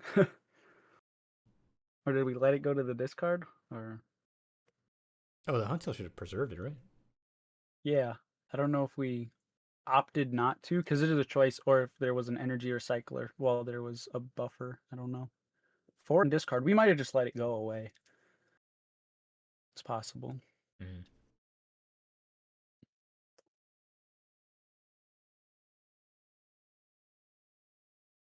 Figuring we don't want the big hand for Mega Frostlass. That's true. Yeah, that would do it.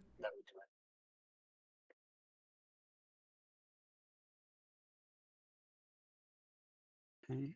There's a lot of damage on board for After Crash to kind of maneuver around, but you can't deny that that it's pretty. I feel like it's a pretty dominating position here for the Pokegiant. I mean, yeah, the board state's looking pretty healthy. You're pivoting tackers with the Surfing Beach pretty easily. You only have 3 prize cards left to take. I mean, and After Crash, yeah, I'm gonna have to use that stadium in order to move anywhere. Gorbis only having a little bit of energy to work with here. but only being worth 1 prize card is the most valuable part of this. So Yeah, I think this is probably your safest move. yep. Getting rid of Sharpedo Energy just to fail the Ultra Ball there. Yeah, you want to get these out of your hand. Yeah, just thinning stuff down. I always think it's funny when players do that, when you can just Ultra Ball away the Night Stretcher to begin with.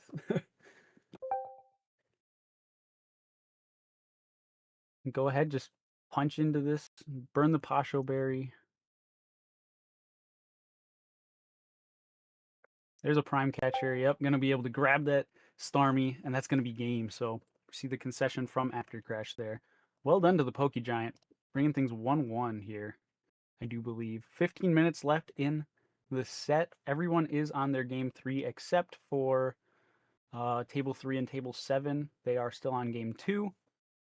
So we're going to have to see how things shake out. All right, where do you want to go from here? Oh, gee, I don't know. Let's just move down the line. Let's go to tie. Back to tie? All right, we can do that. Start at the top, go down. Start at the top, go down.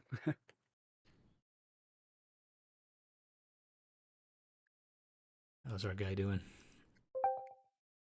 Oh, he's got Scolipede in play. Looks like Grimsley did something because I see a whole lot of dark Pokemon. That is a lot of dark Pokemon. He pulled off Grimsley at least 3 times this round. Yeah. Looking a lot better. Retreat into Hydreigon here. Big old Crispin. Uh-oh. I think we're just shy of the Obsidian here. Setting up the Obsidian.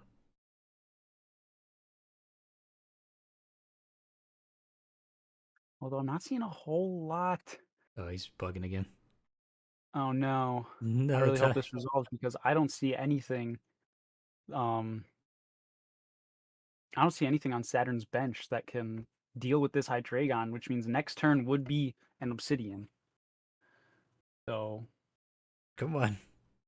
It does this sometimes. It'll resolve in a second here. yeah, if this passes the turn, I mean, well, what do you think? It's rough. Like that's rough. It may pass the turn. Yeah, I think he's gonna run out of time. No way. It can't happen like this. We did get to witness it, so I mean, if you can think of an adequate fix or not, I mean, I don't know, because it's like they're already so deep in the game. He's I don't know, I messaging think me again. He's probably on his phone texting the Limitless chat. Yeah, he's probably Or messaging. texting. No, he's not messaging me. No, never mind. This is crazy. Come on. That's so rough. TCG Live just screwing over one guy in particular. It feels like it, and yeah. We've seen at least 3 or 4 glitches on his side right now. And I mean, he's probably winning this game. Looking at the board, and I mean, this is a Saturn good. has Pokemon down, but not really anything worthwhile, you know. Yeah. And we're threatening an Obsidian next turn. I mean, granted the Ludicolo is there, but it's like, even after 2 Obsidians, what is After Crash's plan? Like, what is Saturn's plan? Excuse me. There's. Oof. Oh man.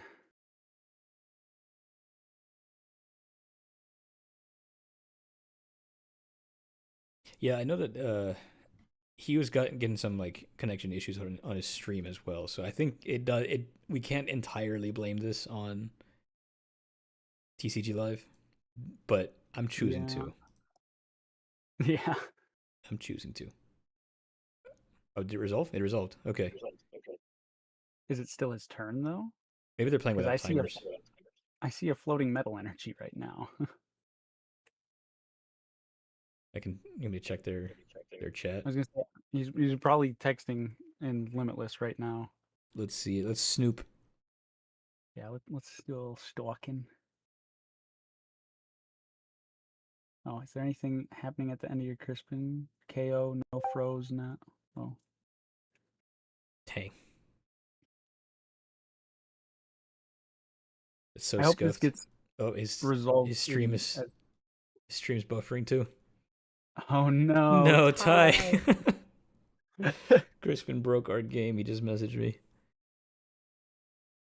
That's such a shame. I mean, he 2-1 right now. Like both these players are 2-1. Whoever wins this is going to day 2. Like it's locked up, and it's just, oh man. I would feel so bad if Ty loses because of the internet and then bubbles out of cut. I mean, Oh man.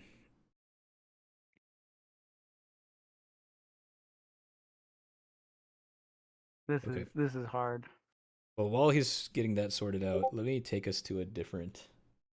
Yeah, let's keep her moving, I guess.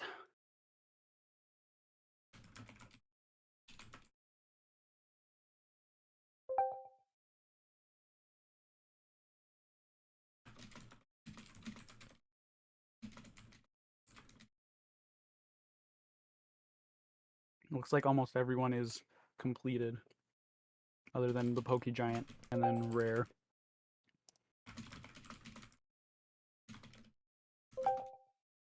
Jeff, did I lose Yeah. you? No, I'm talking to Ty right now.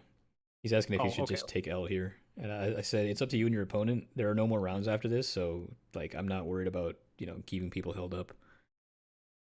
Yeah, this is let him know that if he wins that, like whoever wins this is guaranteed cut. So, because this is a pretty big one.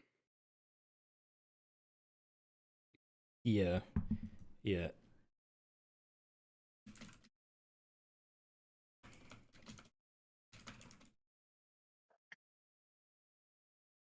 Oh man, what a way for that to end. terrible way to end. Yeah, let's go back to Poke Giant, see how he's doing. Yeah, hopefully they can come to a resolution on their end. Oh, is he good now? And No, I guess not. that's Guess not. that's a floating metal. Let's check out Poke Giant, see what's going on over there. That's rough. Okay, I see a Horsey, I see a Palafin, and I see a Kingdra up against a Sharpedo, Cradominable, and another Horsey, and then another Kingdra. Okay. So it doesn't look like anything is too insanely in favor of one player or the other.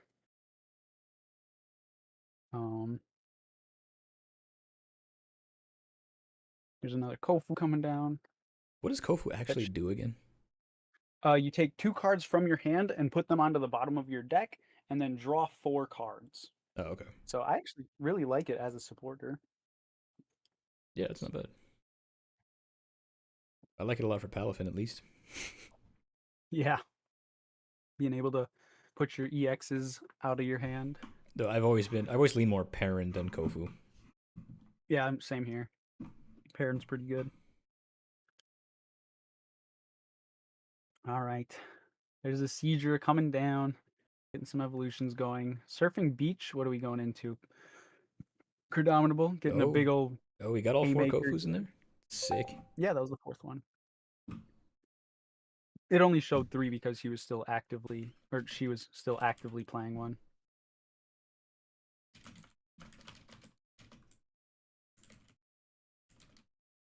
Here we go.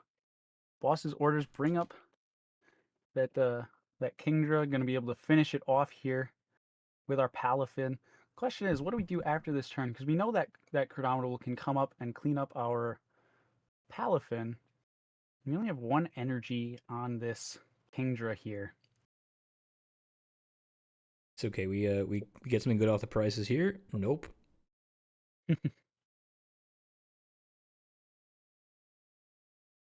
I guess we just have to hope that this Cradominable, that After Crash doesn't have anything to pivot into, so that Haymaker can't be used 2 turns in a row. Just kind of hoping that there's either no retreats happening or what is something this? along those lines. What's the single price of Sharpedo? I think you get to flip 2 coins and discard an entity for each of them or something like that. I'll take a look. Yeah, chew off. Flip 3 coins for each heads. Discard a random card from your opponent's hand, and that's 50 damage. Nice. Just goofy enough. I like it. Just goofy enough. Yep.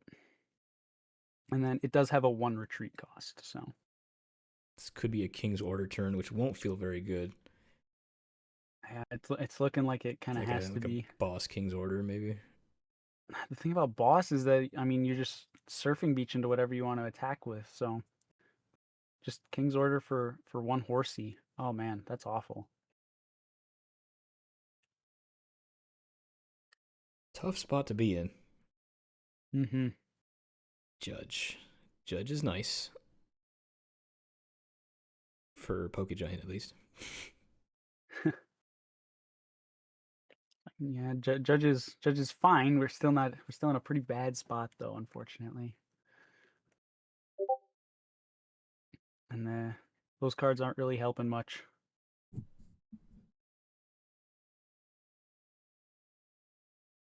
Okay, it looks like Saturn Wolf is registered as the winner of that game against Ty. So yeah, he Ty will be at the mercy of the bubble. And it looks like After Crash just submitted the win for this game as well, which means Pokegiant probably is conceding within the next 2 turns here. Spoiler. Hate to be a spoiler. I know. I'm sorry. I didn't even register that. There we go. Alrighty. I was more confused. I just saw it turn green. I was like, After Crash won. The only match left is with Rare TCG versus Ostrich, which neither of them are streaming, so it's hard to say what's going on there. But if you like, we can go back to the waiting room and see what's going on. Well, we have a lot of players that have yet to be interviewed. So if you want to, we could either go back to the waiting room and just kind of hang and do a mass interview of sorts, or we can start picking some of these fellas off here. Let's get Ty in here. I want to talk to Ty. That's fair. Yeah, let's get Ty in here. Abduction. Funky. Ty. I've abducted you.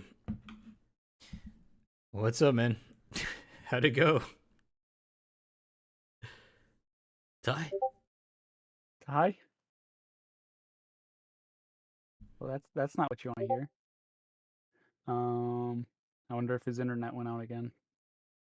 Whoever played the Aurorus, I like you. He is still here. Okay. Ty. I wonder if he realizes that he's in. Oh, hi. Yeah. How are you guys doing? Yeah, sorry, I abducted you from the chat. When it pulled me in, it took it from speaker to off speaker, so things got really quiet. Oh, really? Oh, my bad.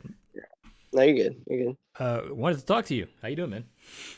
Doing good. We went 3-1, but the app decided to not cooperate, so we went 2-2. But I felt good with all the decks. The first one was kind of garbage, and I felt like I got much better from there. Sure. Yeah, man. That's rough. I'm sorry to hear that happened to you. Do you want to walk us through your Actually, I don't know if you have. Are you able to just post it in the chat? We can probably pull it up there. I think I posted all of them in general chat on my list. Yeah, you did. Okay, I can. We talking about my most recent one? Yeah, pull it up on the screen here. So, I took one look at Horsey and I looked at Kingdra and I said, "Screw this! I'll play it. I'll have it in there as an attacker, but that's not going to be my deck." And I really wish we could have played Tatsugiri because essentially that's what I'm playing here. But there was a role for that one. Yeah, I kind of wish that one would have been hit, but then it wouldn't have been as much fun because then everybody would have been playing it. I like that most people went straight Kingdra, so I was able to kind of come in and play a fun deck. I didn't really think it through too much with the whichever one had Torment, the Panguru, because oh yeah, everybody has the Surfing Beach Stadium, so that was a little silly. Could have had another Hydreigon or something in there for more consistency, but it is what it is. Yeah, that's wild, man. I like what you did here with the Grimsley. You kind of circumvented the rules a little bit. Oh, you only have the one? Oh, you have four. Sorry. It split it between the full art and the regular one. Oh yeah. Sick move though. I I appreciate it. I saw where you had it all set up, and you look like you were doing well. You were in a very good spot to Obsidian, and then the Crispin kind of just decided no. Yep.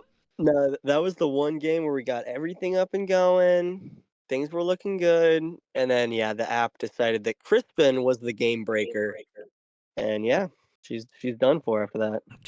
Yeah, man.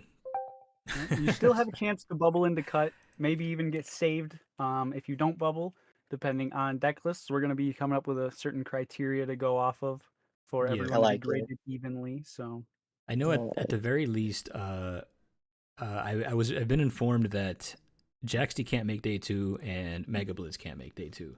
So Okay, so there's we still got a yeah, couple spots open for us. yeah.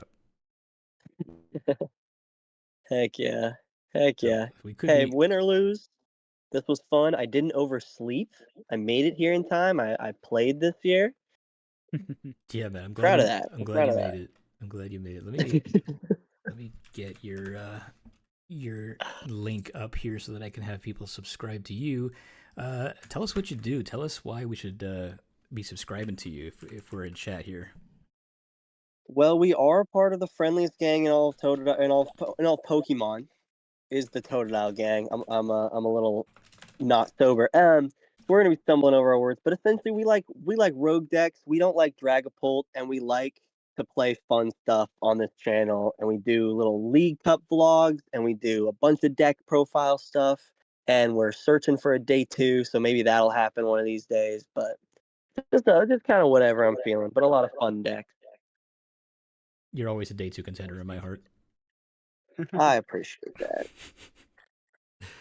I appreciate that. I think we should go back to the regular chat and just get everybody's take on what's how we're feeling. Thank you for having me. Yeah, man. Yeah, man. Thanks for popping in. Thanks for playing. This has been a fun time. looks like Rare and Ostrich just went to time, so they're kind of hanging out and doing their thing. Hopefully, finishing that game pretty quick here. Yeah, I think it's time to go back. I think it's time to go back. All right. Our ties. All right, everybody. It looks like Did he actually tie, or was it everyone? looks like all the matches are over. How do you guys feel? Yep. Feel I'm absolutely fantastic. knackered. If not, I could have done better things to other My brain has exploded, I think. You guys all did great. So we have, I believe we have our top 6. Let me take a look. Oh, it's top 6, not top 8. Fair enough. Yeah. At the moment, Rare and Ostrich are still playing out their game. They did go to time. So we could either give them a tie or give them an extension until their game finishes, because one of them would be 2-2, which would have a chance to bubble. So, because they are still going at it there. Gotcha. Okay. Enough. Yeah, so we don't have exactly our official standings. We can take a look and see how it shakes out after. But at the moment, we've got After Crash, Poke Giant. Spud is Joe. Sorry. I'm the winner. Yep. Saturn Wolflow, Machamp King, and Mega Blitz. Who Mega Blitz did inform me he can't make day 2. So we'll have to put the next person up after that. Wow, Mega Blitz was 11th before that last round. What a jump up! Oh damn! Yeah, that's a huge. Wow, that's crazy, man. Mm-hmm. That is crazy. Well, is After Crazy Crash stuff. not making it either? So wouldn't it be 2 through 7 would make it as the top 6? Yeah, I guess if you let me know if any of y'all can't make it to day 2, because like we So I have a 1K cup tomorrow, because the reason why I joined the tournament was because when we originally discussed it, it was a single day event. That's why I did it, and then I watched the video about about it being tomorrow and finding out it was a day 2 event. So I'm like, I can't really do it. I got you. Oops. Okay. Yeah. Okay. Oh, dear. But anybody else like got stuff to do tomorrow? Can't make it. I'm happy to do it. I mean, I've worked this hard, and I did say I'd try.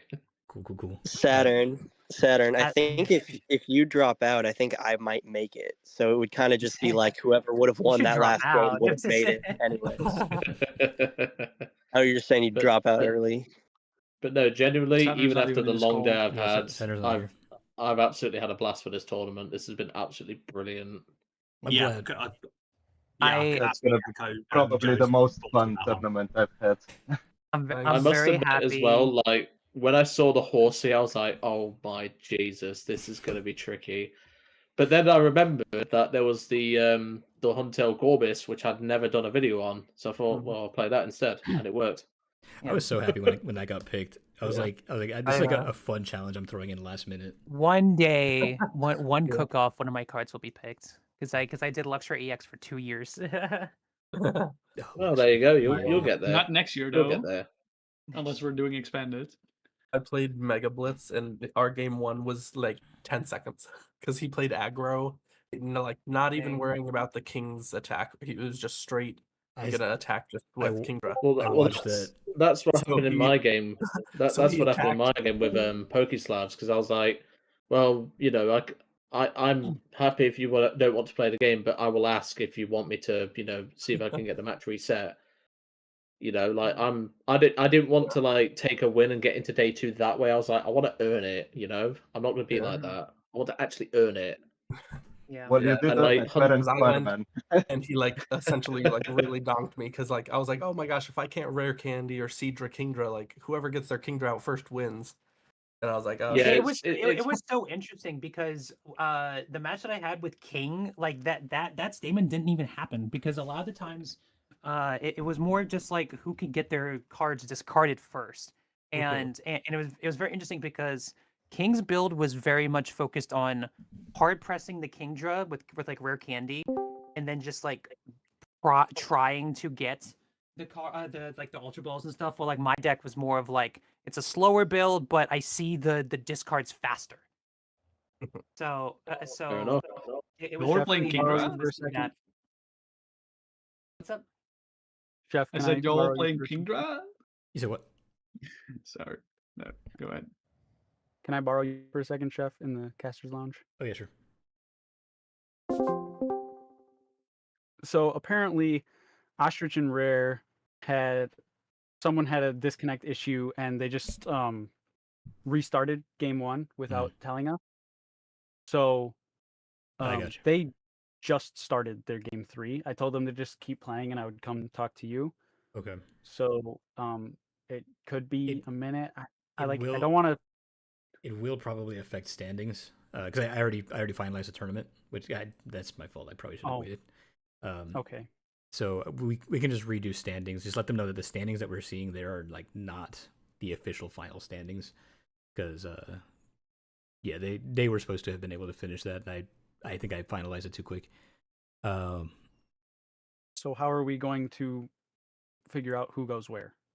I should be able to edit. I think Limitless does allow you to edit after the fact. Well, because all the resistance calculator and stuff like that is all in the tournament. Can that be redone, or I'll have to see it whenever we finalize it. Otherwise, I can probably just like toss it into ChatGPT to do the math for me or something. okay, sure. I will let them know then. Yeah. All right. Sounds good. I'll go back to the waiting room. Yep. Okay. I think it was Oh something yeah. like that. but yeah, After Crash, you were 4th. I just like I still have it in I was 4. Limitless. Okay. So about still, yeah. So officially, the game between them two is a tie, but we're actually letting them play it out. So that may affect resistance. okay. Just be aware that these standings that we're seeing there could potentially change. Oh, subject, yeah. Subject Gotcha, change. yeah. Gotcha. I am so happy about my performance, even though I can't make day 2. As you should be. Darn it. As you should be. I was I close I yet remember again. before, about an hour or two before this tournament started, Chef was like, we've accommodated for the Brits, you've got to make day 2. And you did. And even though I didn't make it my mission, I was just like, I'm just going to cook the best decks I can. I'm going to do whatever I can. Yeah. I think there You- should be you- a that could channel be art. for just deck lists instead of just general, I think. Yeah, Yeah, I I think so. am I gonna- think Yeah, so. you should have as like an hour timer. Yeah, I'm gonna make a little thread that anyone who isn't already in cut can just grovel for points. Be like, hey, this is why I deserve to be in day 2, and then we'll announce that probably in a couple hours here. What was the Fair enough. Champ? If you have the last cook-off, was that I was 4th for the official like limitless tournament, but for the other one, if I made top 4 or top 8. I didn't make day 2, so I have that part of it. Because I feel like I made top 4 last year, for sure. Because I remember being kind of disappointed that I whiffed on the Jolteon matchup. And thank you so much, Lone Star, for the follow. Yeah, I just have the. Lone Star's my dude. I fucking love that guy. I am so sad that I can't make day 2. I was really hoping that this would be the one-day event, and I was able to push myself to like actually win this time. But yeah, well, the way I would look at it is you've made it clear that you can do it. You have personal commitments and things to do and all that jazz, but you've obviously proven that you can do it, and that's what I would take away from this if that was me anyway. I mean, But yeah, that's just me. I mean, like I've known I could do it the entire time. Like not to toot my own horn, not to toot my own horn. No, I get that. I get that. But like, I don't know. Like, I was really excited to go back into top cut and play, but obviously, I have to do my, I have to do cups for my team, and I definitely don't want to miss out the 1K because I could get actual money. Right. True. But yeah, no, I had mean, a you lot can of get fun. actual money from this too. But, sorry. Oh yeah. God, I wish I could get something from this. So I was sad I couldn't get a playmat last year. No, the thing I'm taking away from this is the memories. The matches that I've had. Yeah. But match 3 was horrible for me because I didn't put in area zeros and stuff like that. But I tried something dumb and it didn't work. But oof, the fact that I've made the fact that I've had such fun with my opponents and stuff like that. That's what matters to me. It's like with as I said, Pokeslavs, aka Perko, he's in the VC, but he's muted his mic. I didn't have to do that. I didn't have to go and ask Husky, oh, can we reset the match because he wants to give it a go with not forgetting candies and stuff like that. I didn't have to do that, but I did it because that's who I am. I would do that. The real Cookoff was the friends we made along the way. Exactly. I do think it's really cool. I think it's really cool that I still have the OG Cookoff decks as well, just kind of chilling. Oh, do you? Nice. Yeah, I do as well. I have every round made, but the last one I played was 6. So yeah, I made top 4. Yeah. But there you go. That's what I mean. Like you've consistently proven that you've done it. So there you go. I will get a playmat eventually. I would love to. I would love to rock a playmat to like to like the sister tournament or something else. Oh yeah, definitely. Just for my own curiosity, which rounds did we like? Which rounds did we not like? I liked all 4 of them. Yeah, I think I liked all 4, but I will say I struggled with Scrafty. Scrafty gave me a bit of a blank mind. I will say. Ooh. Yeah. A little more of a direct question. Did you guys prefer the challenge rounds or the specific card rounds? I like God, both. I love the challenge rounds. I like challenge rounds. I feel like the challenge rounds were a little easier to come up with a theme. True. Like, to build the deck around, and then the single card rounds are like, harder in like I only have to like I only have like one card as like the bulk of what I need to think about. Yeah. Fair enough. So moving into next year's Cookoff, do you think it would be preferred that we have set challenges for like each energy type and some cool attacks that we enjoy, or still do the card submissions from each creator? I think you should do both. Yeah, I like the split. I think both. I like both. Yeah, I think instead of doing 3 cards, I think it should be 2 set cards and 2 challenges. That could be a good idea. That's solid. Yeah, that does make a lot of sense. Because then you're not only getting the cards that you may want to see. I mean, I didn't see any cards that I submitted. But like, you then can put in more challenges, which test the deck build, because obviously that's the whole point of this Cookoff. You have 15 minutes. You may miss something, you may not. That's sort of the idea. Oh, All right. we missed things for sure. The standings are updated now. It updated? Yep. Sick. It's my boy, number one, top- as I should be. Top 6, you're I, good. I'm definitely nice. I'm definitely posting that I made first. Top 6, you're I good. upped And it, if Of course, brag about it. I made day 2 this year. Brag about Woo! after I Crash, still put that in. It's sick. I mean, I wasn't dead last, so that's always My something. last list, real quick. What'd you say, Husky? but I said after Crash is not returning for day 2, so that means that Ty is in as well. Congrats. Thanks, After Crash. You Don't made it blame to me. Saturday. Blame Let's go. blame my cup. Yeah, I'm delighted. I can't believe I made it. If anything, because I won, I need to have all of you rally behind me while I play chicken pole. Do it. This will be the only time I ever root for any Dragapult anything. I was about to say the same thing. Holy shit! But it has chicken in it. It has a Stay away Blaziken in from it. it. It's funny. Whoa, wait. The I think all top 6 making it are all different countries. Oh wait, no, two from Canada. But yeah, what a variety of countries. Yeah. Hell yeah. Wait a minute, Ty, you're Not not. much. Want to add more variety? Technically, I don't live in Canada, but I don't want to put the American flag there. Yeah, understandable. Fair enough. All right, Yeah, let me just close out my stream real quick so we can figure out who our 8th player is going to be. If you're watching, thank you all for sticking around this long. This has been the Creators Cook-Off Day 1. We're going to come back for Day 2 tomorrow. Thank you for all the creators who joined us.